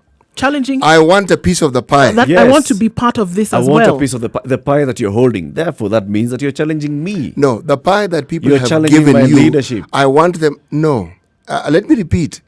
It's always presented as though you're challenging that person's leadership, and I'm saying, whereas that may be the case, it doesn't have to be. It simply means I want to chart my own path, and this is the vehicle I have used. I want what you have. It doesn't mean I want yours. No, there's a I difference. just want what you have. There's a difference. For example, when Mwangi Kionjori was forming GNU, right? And he didn't form it. When he was pushing GNU and becoming the leader of GNU and joining GNU, right? And bringing in leaders around GNU. And even at that point, they were not, showing Uhuru that, we are coming for the leadership of Mount Kenya. At that point, they were not. You could clearly see. See, GNU had existed before Uhuru even ascended to that particular position. Yes, but it didn't have leaders. It didn't have MPs in the area. Maybe not, but remember when GNU was first formed and when it was disbanded, what else was formed? All right? What was that? Ask yourself, who formed GNU? When was it formed? It was during the Kibaki era, is it not so? By who? All right? The individuals forming it, the person who headed it, it was Kibaki who headed it.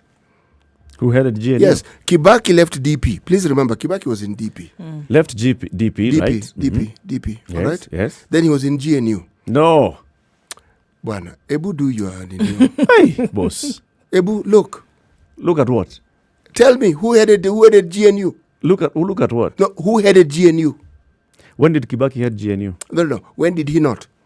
So Kibaki left DP. Yes. Right? Yes. They came together with Charity Ngilu. They came together with Wamalwa, right? And then it became NARC. It became NARC. There was GNU before NARC. No, yeah, but Kibaki from DP to NARC. At what point is Kibaki getting into GNU in this cycle? No. I'm saying maybe I'm missing it. I want you to remind me. At what point is Kibaki coming out of DP into GNU before getting into NARC? No, I am going to look at that particular thing and I'm going to tell you. After the 2005 referendum, remember, is when the issue of the government of national unity... It was founded in 2012 to begin with. 2012 is at the end of Mwai Kibaki's presidency. Yes. So he was not in GNU. Yes. There you go. And I am wrong and you're right. And at this point now, Mwangi Kionjori and the others come and form GNU.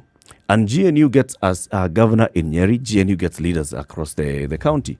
They are not challenging Uhuru Kenyatta. They were campaigning for Uhuru Kenyatta's presidency. At that point, they were saying, yes, elect me on a GNU ticket, but elect Uhuru Kenyatta as president. So it was clear. They were not going against or going for... you are right. It was even formed by Mwangi Kionjori. Yes. They were not going for Uhuru's throne or mantle. It was not a direct challenge. When you can see a direct challenge is, for example, the way you were talking about when we had the former Lagdera MP here the other day, and he was telling us about Fort Kenya and the kind of politics we saw in Fort Kenya. The challenge that Raila Odinga mounted on Kijana Wamalwa in Fort Kenya, that is a direct challenge. And you can see he was going for the leadership. The challenge that has been mounted on, Kalonzo's turf, for example, saying Kalonzo is the supremo of Ukambani, the three governors were trying to now go and say, okay, so sorry. Kalonzo, step aside. I was mixing with PNU. Sorry, I got my P's and G's mixed up. Sorry, okay, we get it. Okay. Yes. Now that you have exchanged vows. Yes. Sorry. So PNU was the one that, Kibaki, is the Kibaki of 2007 elections. Yes. Kazi iendelee. Kazi iendelee. You see, when you personalize your politics, you then assume that when somebody wants to aspire to a higher office, it's your job he wants. And I'm saying it's not necessarily your job he wants. It's all about the individual at that point. Really, It's not that he wants to come and do your job or take over from you or meet any kind of opposition towards you. But this is somebody who is aspiring to get to a particular position. Look, if it happens to be that you fall in the process, it doesn't mean that was his or her intention. And also, something like the presidency... It just means that they were trying to get a piece of this pie. And that's clear. There's only one president. So anybody who wants to vie for the presidency can only vie for that one presidency. It's a competition. But when someone holds the office and it is assumed that it is the office you're trying to take, then the presumption is that that office belongs to him. It doesn't. It belongs to the people, and it's the people you go to say, can you give me this office you give that person? I know. Yes. But then we're not talking about the presidency. We're talking about leadership of a community. The presidency is the not vote, any different. The vote influence. It's not any different. If we different. say that Raila Odinga holds the vote influence in Nyanza, right? Yes. And then you tell us that, Raphael Tuju had tried to do something. It was very clear that Raphael Tuju was trying to go in the previous election, we had people who got elected on a PDP ticket. The governor of Migori himself, before this other one, got elected on a PDP. The person who's the MP for my constituency got elected on a PDP ticket. Now, for many people, they think this is an anomaly because you assume that everyone who gets elected in Luo Nyanza will get elected on an ODM ticket. That was not the case. That's not the case. No. Now, so are you then saying that these people were challenging Raila directly? I'm saying no. Those ones were not.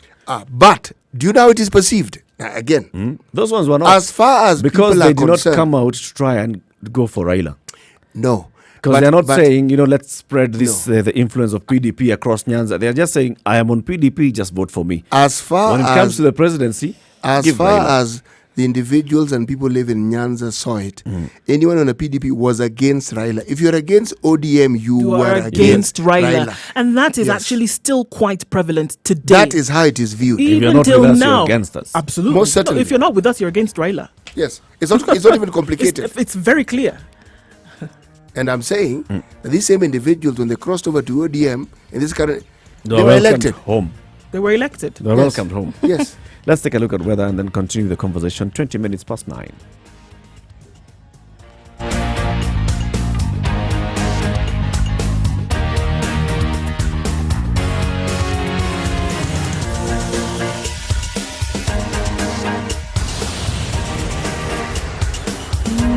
Mostly cloudy conditions in Nairobi at 19 degrees. We're going to see this through the day. In Mombasa, 29 degrees currently. It's going to be a sunny day all through with highs of 32 and lows of 26. In Kisumu, sunny day as well, 24 degrees. Expect rain later on with a high of 31. In Nyeri at 19 degrees. Rain expected later on at 24 degrees, the high, and the low of 14. In Malindi at 28 degrees. Going to be a warm day with highs of 32. In Nakuru at 18 degrees currently. Expect rain showers later on with highs of 27. In Eldoret at 18 degrees, it's a sunny day today with highs of 26 and lows of 13. Take a quick look at Kampala at 23 degrees currently, mostly cloudy conditions. Rain expected later on with highs of 28 and lows of 21. And finally in Dar es Salaam at 29 degrees, highs of 32 and lows of 26.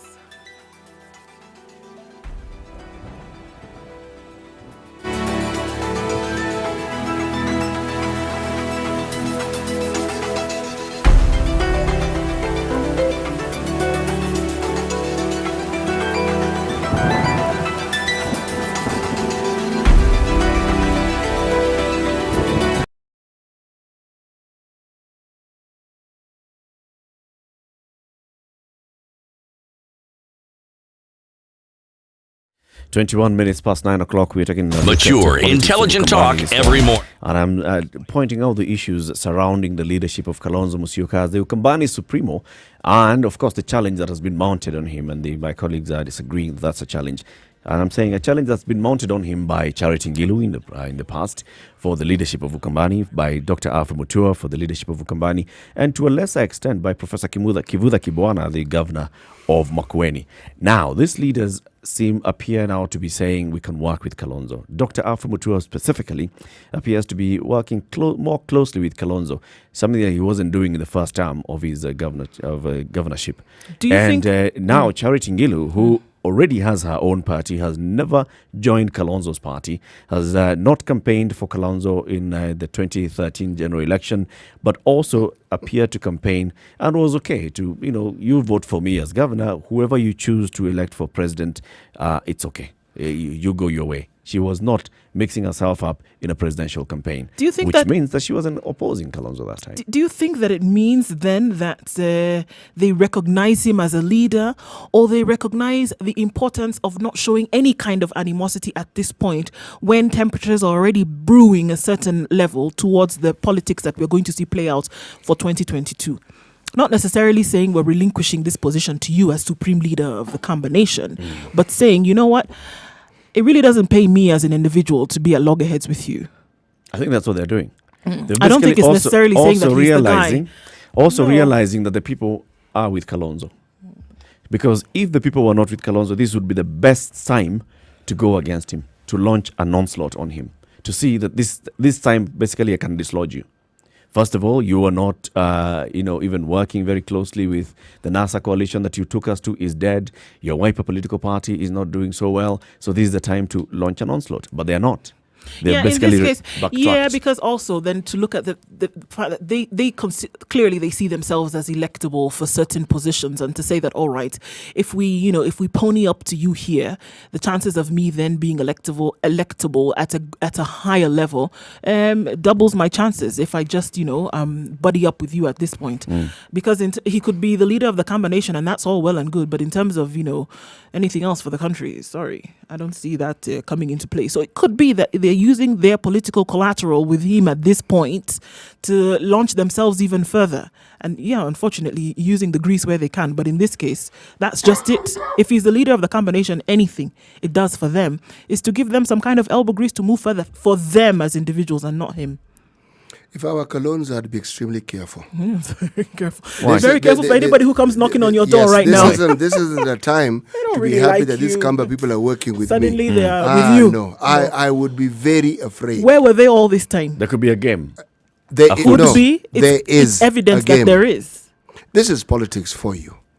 They are the optics. Ask yourself, what image do you present to this voting bloc called the Kamba Nation when you seem to agree with this gentleman who is referred to as the leader? It shows you are a person who acknowledges, etc., etc., etc. But in politics, is it really so? The answer is no. People tend to quieten down when they can see a benefit afoot. They can see this position will benefit me. This isn't a position to benefit Kalonzo. No. It isn't for Kalonzo. It's not for Kalonzo. Yes. So if I need to be friends with the guy that you guys are all respecting in order for me to launch further ahead, by all means, I'm going to kiss the guy. Where do you want me to kiss? Arrange the place. The point I'm making is it's emerging clearly, even to those who are trying to oppose Kalonzo, that Kalonzo still has a lot of sway in the region. So it will not work well for me if I oppose the guy openly and directly at this point. It may actually work against me. So that's why I'm saying Kalonzo is still the man to reckon in Ukambani. I'm taking it further. I am actually saying that when you're closer to someone, you get to know more about the things he does and things that you could actually use to turn things in your favor. That's really what I'm trying to say here. I am saying that this is the oldest trick in the book with politicians. I get close to you. When I begin to unravel you, you won't even see it. You become the Kikulacho. Yes, you will likely not even see it. And it is in my interest. I don't have to look behind my back all the time because everybody assumes I'm working with you. But I'm the one who actually knows what I'm thinking, what I'm doing. It is the way any smart politician would move. And secondly, you have all these political games being played in the country. You have BBI. It is in our interest to actually look like a solid block. Okay? That way, even if we're going to negotiate and we are going to make political maneuvers, it is easier for us to maneuver within that particular block. Because how many governors does Kitui have? 3. Kitui, Ukambani. No, I meant Ukambani have, not Kitui. 3, precisely. So if there's this national cake being divided and we seem to be a unit, we throw in Kalonzo as the fourth person. Everybody has an opportunity to get something. All right? But with what view in mind? There are very few politicians who are just content to be governor. They want something else. They always want. If they're content, it's because they figured it is in my interest to be content because whatever I'm pursuing, I will not get. So, with only that in mind. But before that, they're always scheming and maneuvering for something higher and better. It's how the game is played. People enter it so that they can actually move to a higher position. An MC wants to be an MP. An MP wants to be governor or senator. Some MPs are brave enough, they want to be presidents. It's just that they haven't figured out how to go about it. How they're going to make that leap. Yes, exactly.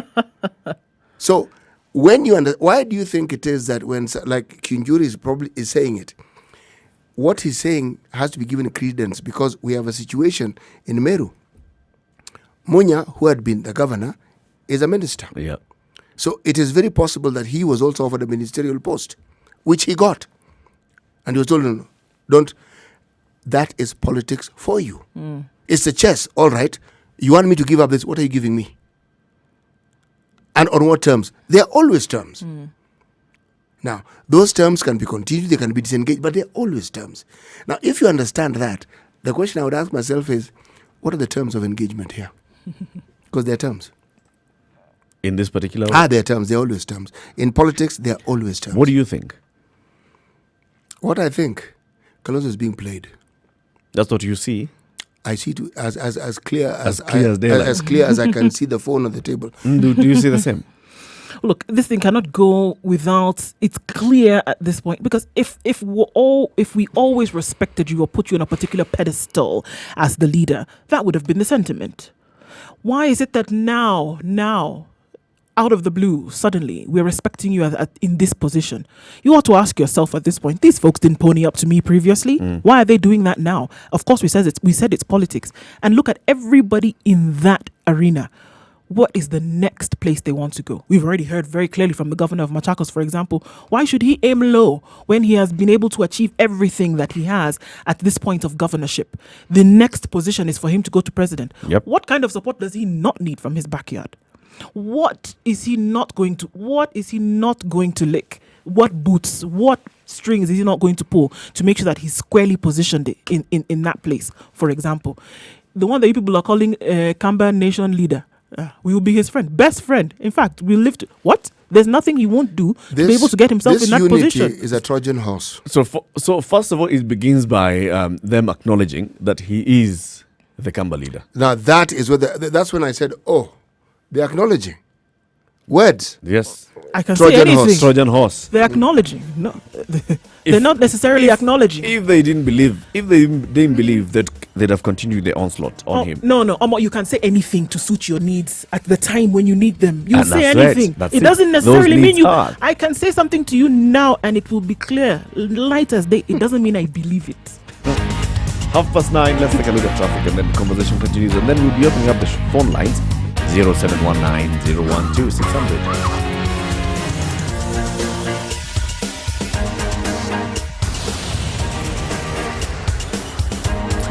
All right, we still have that terrible situation on Thika Road, not necessarily because the vehicles have not been moved, but quite a number of people have been injured this morning, unfortunately, and we're still seeing the remnants from that. Is affecting traffic in and outbound on Thika Road today.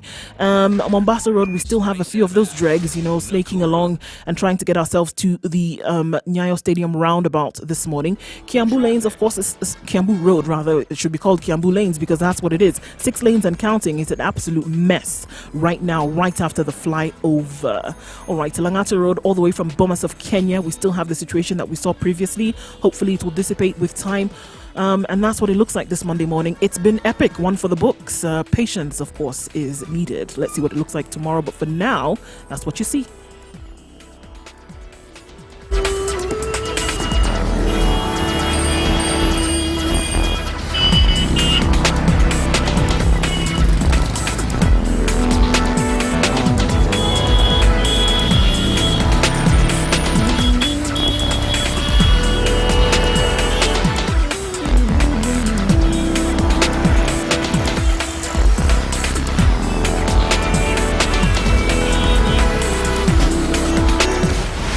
Breathing life into the 90s. 94.4 Spice FM, Nairobi. Kalonzo Musyoka, despite the earlier attempts and direct push at trying to dislodge him from being the mature, intelligent talk every morning. Spice up yourself. There are very many other games being played here. But just looking at that is an acknowledgement that the people have Kalonzo Musyoka on their side. Or rather, Kalonzo Musyoka has the people on his side. And therefore, there's the best way to work to get ourselves elevated is to use Kalonzo Musyoka. because he is still the doyen of Ukambani politics. Do you think Kalonzo Musyoka's influence in Ukambani has waned? Do you agree with me or do you not? 0719-012-600. Call in and let's have the conversation. You're saying that you see that, but you don't see him politically, nationally having any influence. No. He's a diplomat. I think the country can use him for very many areas apart from top leadership, and I think it's very important. You know, unfortunately, for a lot of politicians, you enter into politics for the sake of it, because I can be a politician, right, and I can be fantastic without looking at whatever skills or expertise you'd be able to use in other areas. I mean, he said it himself last week. I mean, look at his accolades and his CV in terms of what he was able to do regionally in terms of peace talks from Somalia to South Sudan, and what he's probably looking at doing in the future. Of course, having been appointed by the president for certain, and I think there he needs to, in this case, there are lanes that have been drawn, and he needs to stick to those lanes. And then, of course, looking further in terms of him being, the Kamba leader, and of course people in this case seemingly wanting to come and then kiss the ring in order for them to be given any kind of legitimacy politically. I don't necessarily think that that's the case. I think that at this point it needs to be perceived to be the case, because he still has some sway. Whether he's the leader and has been squarely put in that position, I'd have to raise a couple of question marks there. It's clear that he has some influence, but at the same time I can come and tell you that I need you to move on, and I'm just telling you that for the period, right? So that you can endorse me. And once I'm flying, I'm flying. I drop you. I mean, clear. We've seen it happen over and over again. There is a recipe book that has been written for politics, and if anything that follow, this one they follow to the letter. Use who you can in the time that you need them, and then later on, dump them. 0719-012-600. Let's go to the phone lines. Daniel in Kisumu, good morning. Good morning. How are you doing? Good morning. Yes, this very interesting topic. And I just wish that, you see, there were some leaders, Kombani, like Tony Ndilinge, yes, Agnes Tetei, and Kalonzo Musyoka. Yeah, these guys were vibrant, but I think Tony was outsmarting them. And for a kingpin does not need people to be galvanized around him. And a kingpin, people just do follow him. What I can realize is that the union that they want to make now will not work. You see, the reason why this union, this galvanizing support around Kalonzo won't work is that Gilu has a contrasting principles. And you see somebody like Kevuta Kibwana and this guy Mutua. They have political road, their own political roads. Yep. So that association will not work. And what I can say is that you see, with the recent politics, with the recent elections that have been held, you've seen Ukambani yielding some leaders from different parties. You see, for somebody to be called the kingpin, we agree, yes, that Kalonzo has been in politics for quite a long time. But he has not been able to maybe put these people on a solid basket that he can claim the command over Ukambani politics. So what I can say is that whatever union or association that they want to make so that they can galvanize support around Kalonzo, they won't just work because of the principle of contrast. I see. Thank you very much, Daniel. Yes. 0719-012-600. Do you agree with Daniel? Do you agree with what we are saying this morning? Daniel is saying this thing will not work. It's very short-lived. Consider which party does Charity Ngilu belong to? NARC. Which party does Kivuta Kibwani belong to? I'll tell you the party just now. Yes. But a different party. Which party does Mutua belong to? Maendeleo Chap Chap. Does Wiper have? Does it have any governor? It does not. Okay, how many senators does it have? I don't know either. I think, but you see where I'm going with my discussion. Mutula Kilonzo Jr. at least, yes. And the Kitui senator as well. The point I'm trying to make Our here journalist is this, friend, yes. It is actually very, very possible indeed that when it comes to choosing their own leaders, the people will prefer an individual irrespective of the party they belong to. Yep. Yeah, Kibwana belongs to the Muungano party. Yes, Muungano, yes. But yet, when it comes to choosing a leadership, an overall leader, they may choose an individual. Yet again, this shows that the party isn't really of concern. but the individual. To the people. So in that respect, you could say that there are many, many people in Cumberland who still view Kalonzo as the senior-most leader that they have. It could be because he's been around the longest, not necessarily because they believe that he's going to propel them anywhere. Yep. It could be just because of the timing that he's been there. That is a significant point, you know, and that's how, because remember, I started by saying, looking at us as our African cultures, when somebody has become an elder, there are things you don't do. You don't try and dislodge an elder from the elder's stool. There are things you do not do. He himself is the one who is the elder understood. in Ukambani. But he and himself... these are the guys who are trying to come and remove him because they are thinking he's weak, he's all. They have realized that, well, this onslaught cannot work unless we go with the people. And the people are with Kalonzo. I don't know if he's left an indelible footprint in the Kamba nation. He himself remembers himself for the work that he has done regionally in this area. He himself remembers himself. Oh yeah, he doesn't talk about the struggle for development in this country politically, etc. When he was speaking at Zemoi's funeral. Apart from Zemoi's funeral, the times where we have heard him speak about development and progress has been centered around these issues. When you think, go anywhere in the world, go anywhere. Okay, let's talk about countries that have had close ties with Kenya, for example. Mm-hmm. If you want to talk about Nigeria, you want to talk about South Sudan, you want to talk about Somalia, ask them what they remember this gentleman for. He's walked hand in hand with Olusegun Obasanjo. He's walked hand in hand with the previous governor, the previous president of Nigeria before Buhari came into place. He's worked Salva Kiir. They know this individual. The late leader of Sudan, unfortunately, who passed. Leaders in Somalia, what do they know him for? When he stands out, if you ask about Raila Odinga, for example, they know that he leads a large, in terms of the population of Kenya, they know that he's well-liked and a popular leader within the country. This gentleman, unfortunately, is just not known for this. And I think it's time to come to the acceptance of such, that look, there are things that you can do and there are things that you cannot. Perhaps he's a leader because of the time that he has spent there. But time, as we know, is ticking, my friend. Waits for no man. It doesn't. Globally, he is not known, in the tribal issues. He's not a tribal leader. That's what I'm saying. But nationally, he is. And that's why nationally, he has been on the Eric, presidential ticket because he's twice. been there. Eric, I urge you to pause for a moment. He's been on the presidential ticket and won. I urge you to urge you to pause for a moment. He's not the only one who's been on the presidential ticket and not won. Raila Odinga is not known internationally as a tribal leader. No, he's known as a Kenyan leader. Not tribal. Yes. Kenyan. A popular one at that. Yes, a very popular one at that. Now, Same as Kalonzo. No, sorry.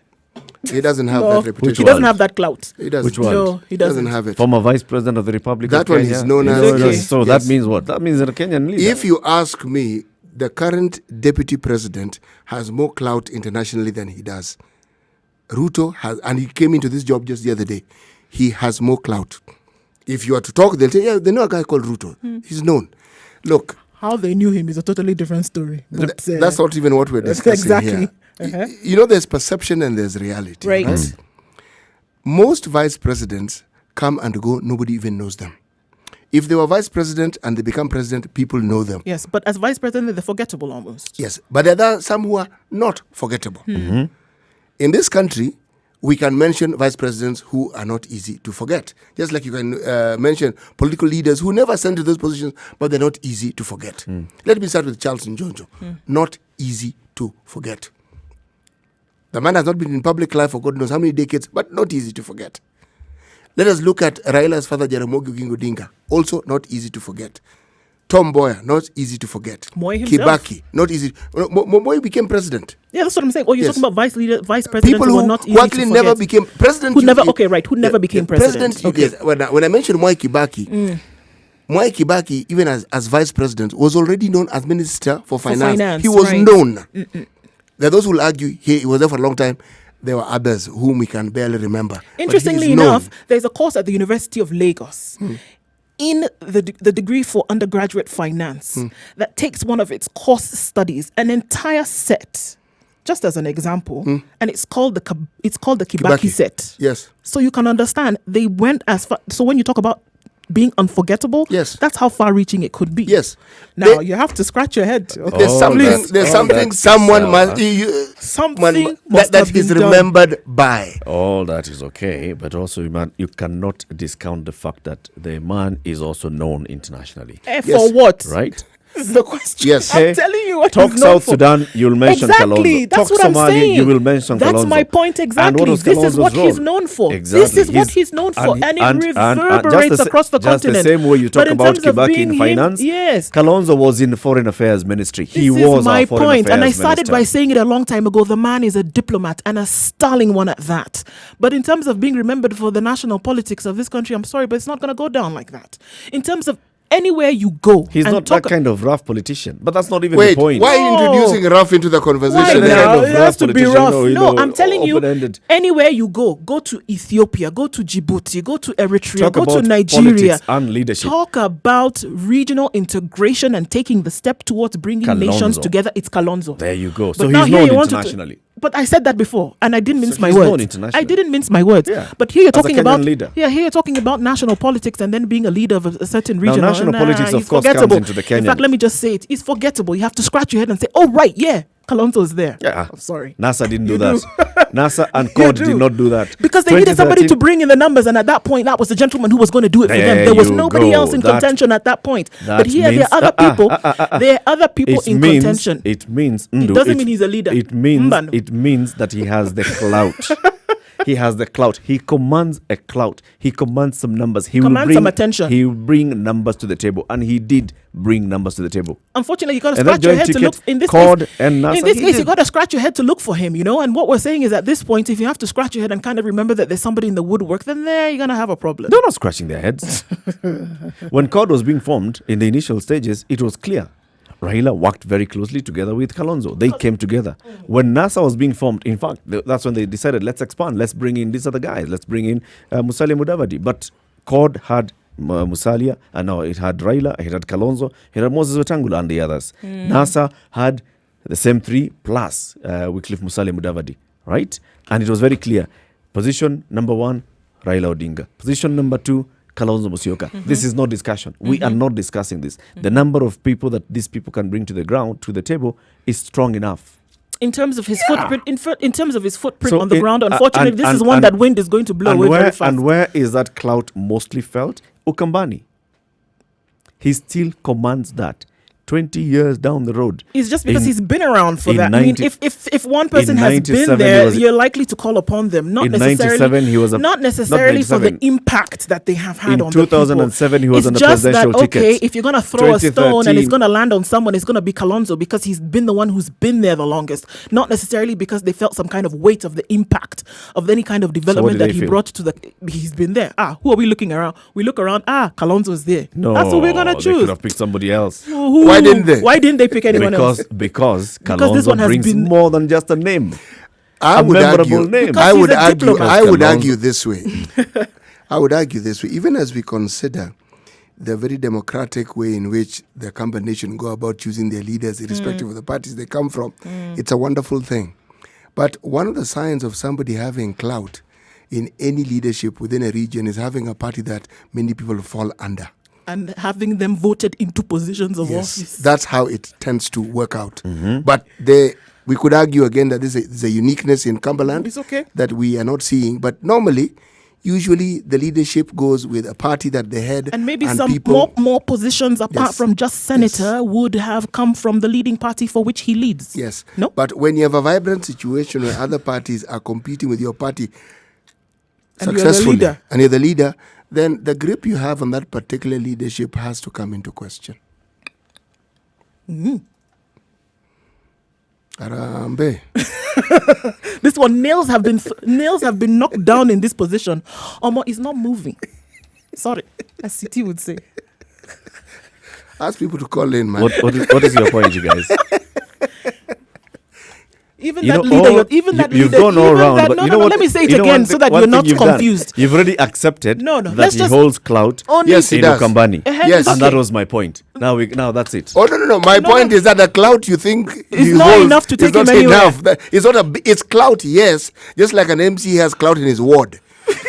Yeah, but That's he has clout. clout in Ukambani. He does have clout in Okambani. But that's the but point. it is not enormous clout. It's not earth-shattering, game-changing clout that It you're is looking at. 100% unchallenged clout what? in Ukambani. Unchallenged. Meanwhile, his Ukambani. party, when we're talking about leadership His positions, challenges- his own party that he leads, his challenges- management positions, governorship, for example, of the three, how many are there? Zero. His challengers have realized that they cannot depose him from being the leader. Wait the supremo now. of Shabi, they Ukambani said politics. there is time. Wait and see. 13 minutes to Coming 10 o'clock. to buddy up with him because they 0719 realize where they want to go in the future. Wait 0719 and see. 012 600. Good morning.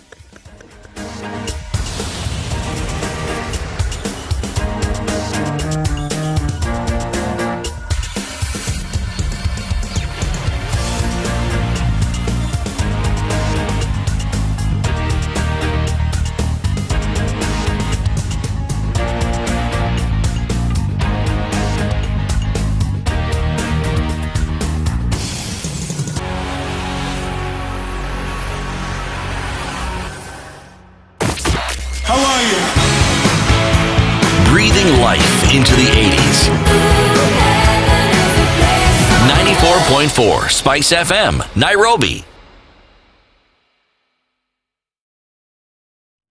The supreme leader of the Kamba. Breathing life into the And the 90s. narrative being peddled by Eric. You know, Stephen like, Kalonzo Musyoka, EGH. this reminds me of how things operate in certain villages in Nigeria I come from. You know, there's the gentleman, there's the old man, that is not necessarily the chief. He didn't really do anything for the people, but people kind of know who he is. As they pass in front of where he sits outside every day, people are inclined to greet him. Good morning, sir. Good evening, sir. How are you? Fine, thank you. Not necessarily because he did anything sway, but they realize, no, our respect must We be respect accorded. this man. Our Because of? respect must be accorded Because because he's an he's elder. been here for some time and he's an elder.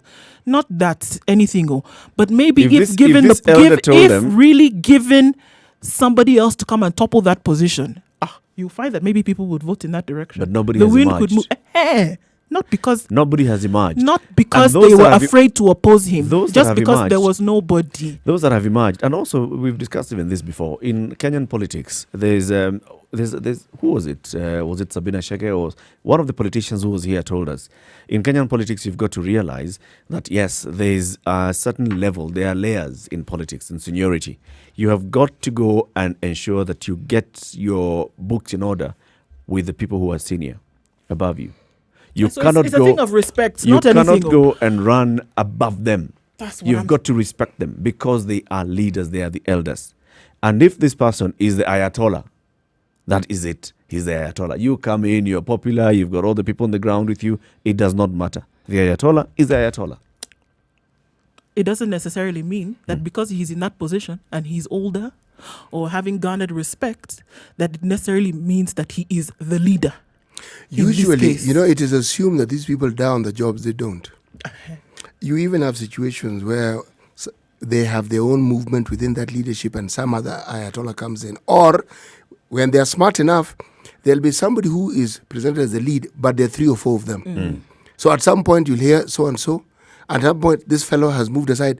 It's more or less like the Chinese, or the Communist Party of China, or the Russian Communist Party, as it used to be called. You have a secretariat that actually runs the country. But at any given point in time, so-and-so is the leader. Is the leader. Yes.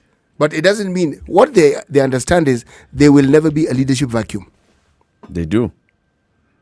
They do. And then there's that leader who's actually more supreme. They do. They do. And usually it's a consensus that makes you supreme, by the way. And that's why you have all these people around you. And you get the support of the people. You get the support of the people. And if somebody else, a Kinyangarika, comes from anywhere trying to oust you, It's a bit difficult. Exactly. But this is not the Communist Party of China. This is the Wiper Party. This is the versus this is Ukambani. Versus all these not others. all these not other people. Wiper Party. This is Eric, Ukambani. remember my position is this. The vehicle that he uses is notwithstanding. The person who should Ukambani. beware here is Kalonzo. He's being played. These people are doing what serves their interest, not his. Not his. By any stretch of imagination.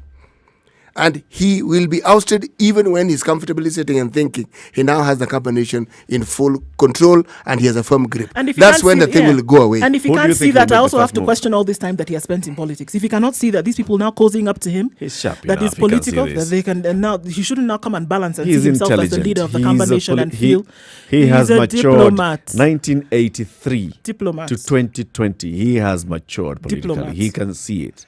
How did Kalonzo first begin his political career? Nomination. Who by? By the only person who could nominate at that point. Who? The leader of the party. Who? Kanu.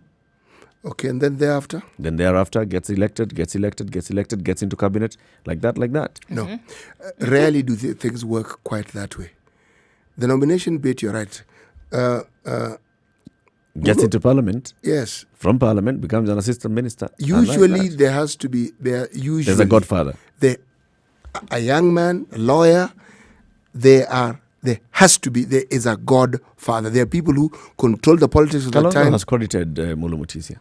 Yes, he should also credit the family of the Mwendwas because they also are instrumental in his upcoming. Mm-hmm. The point is this, everyone goes through that process in one way or the other. You either have a father or your father's friend, but everyone has that wind assistance.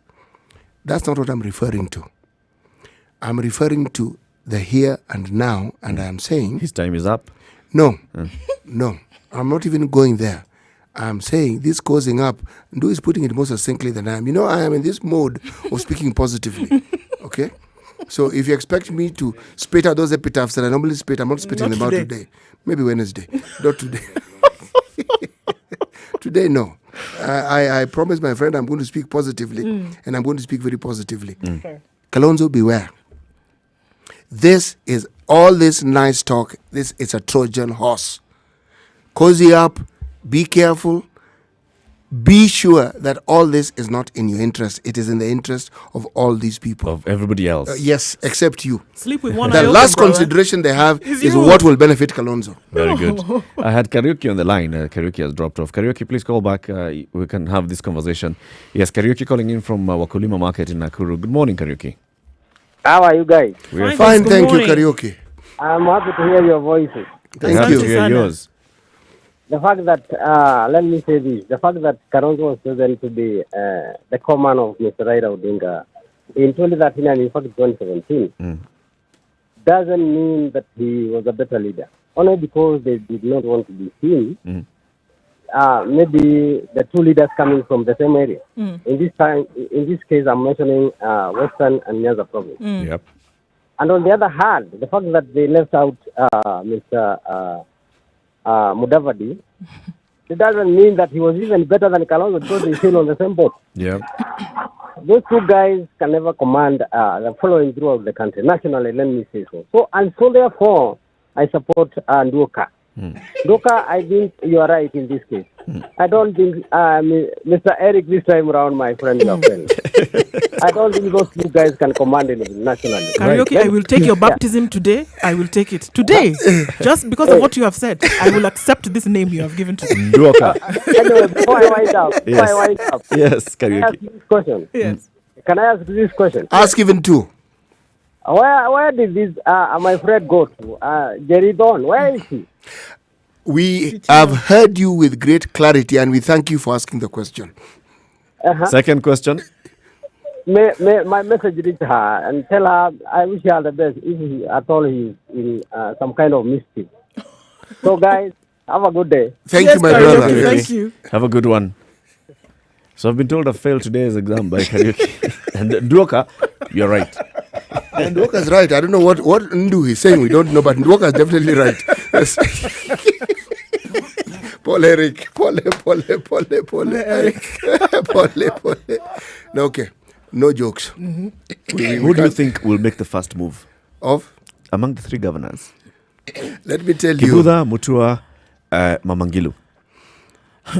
Let me put it to you this way. Look at the way, don't look at them.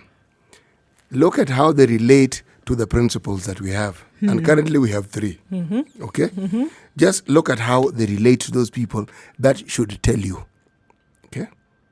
that will be an indicator of which direction they might go to. Even how they've been relating to them and the statements that they've been making in public. And one of the loudest, of course, ringing, of course, is the governor of Machakos and the way in which he has been speaking recently, talking about development in the country, talking about, the moves that he wants. He's not been shy in talking about the fact that he's going to run for president. I'm not surprised that he's looking for these kind of partnerships today, But in terms of, clamoring, he's been the loudest, and it's clear. I think he's already made his move. In terms of other calculated moves that will come thereafter, we're going to see more of those. But in terms of the loudest, it's clear that it's him at this point. Well, he's made his move in saying, I'm working with Kalonzo, in the spirit of BBI, inclusivity and all. But now the point I'm asking is that point where Brutus removes the dagger. Ask yourself this simple question. Brutus doesn't actually even need to remove the dagger in this particular case. No. This is one of those particular cases where the other players have understood that Brutus is only necessary up to a point, and you don't even need to kill Caesar. All you need to do is make Caesar irrelevant. You see, the way these political games are played, if by the end of this year it is clear that the country, for instance, wants a female vice president, that particular clamor alone will remove your friend from that scene. That alone, out. Because it doesn't matter what he does, he will not become female. Okay? That's number one. Try as he may. Number two, the issue of voters, the voters' desire, what the community wants. Again, it's not something that is going to be determined right now. No. You are going to look at where this BBI is taking us. You're going to look at what else is taking us. And then, because the people will say, okay, where do we stand to benefit most? Then you can tell, among these three, who do you think they would lean towards? Now, that will give you an indication of the direction this thing is taking. Now, no. The only thing is, Kalonzo, beware. Time will tell. Let the conversation continue. Let the conversation continue. Duoka? Yes, let's keep talking. Thank you very much for tuning in. Join us again tomorrow, 6 a.m. to 10 a.m. Eric Latif, Ndu Oko, and CT Muga. We'll have the conversation. Of course, between now and 3 o'clock, we have uninterrupted music. Good morning, 8 to 10 o'clock. Have a good day.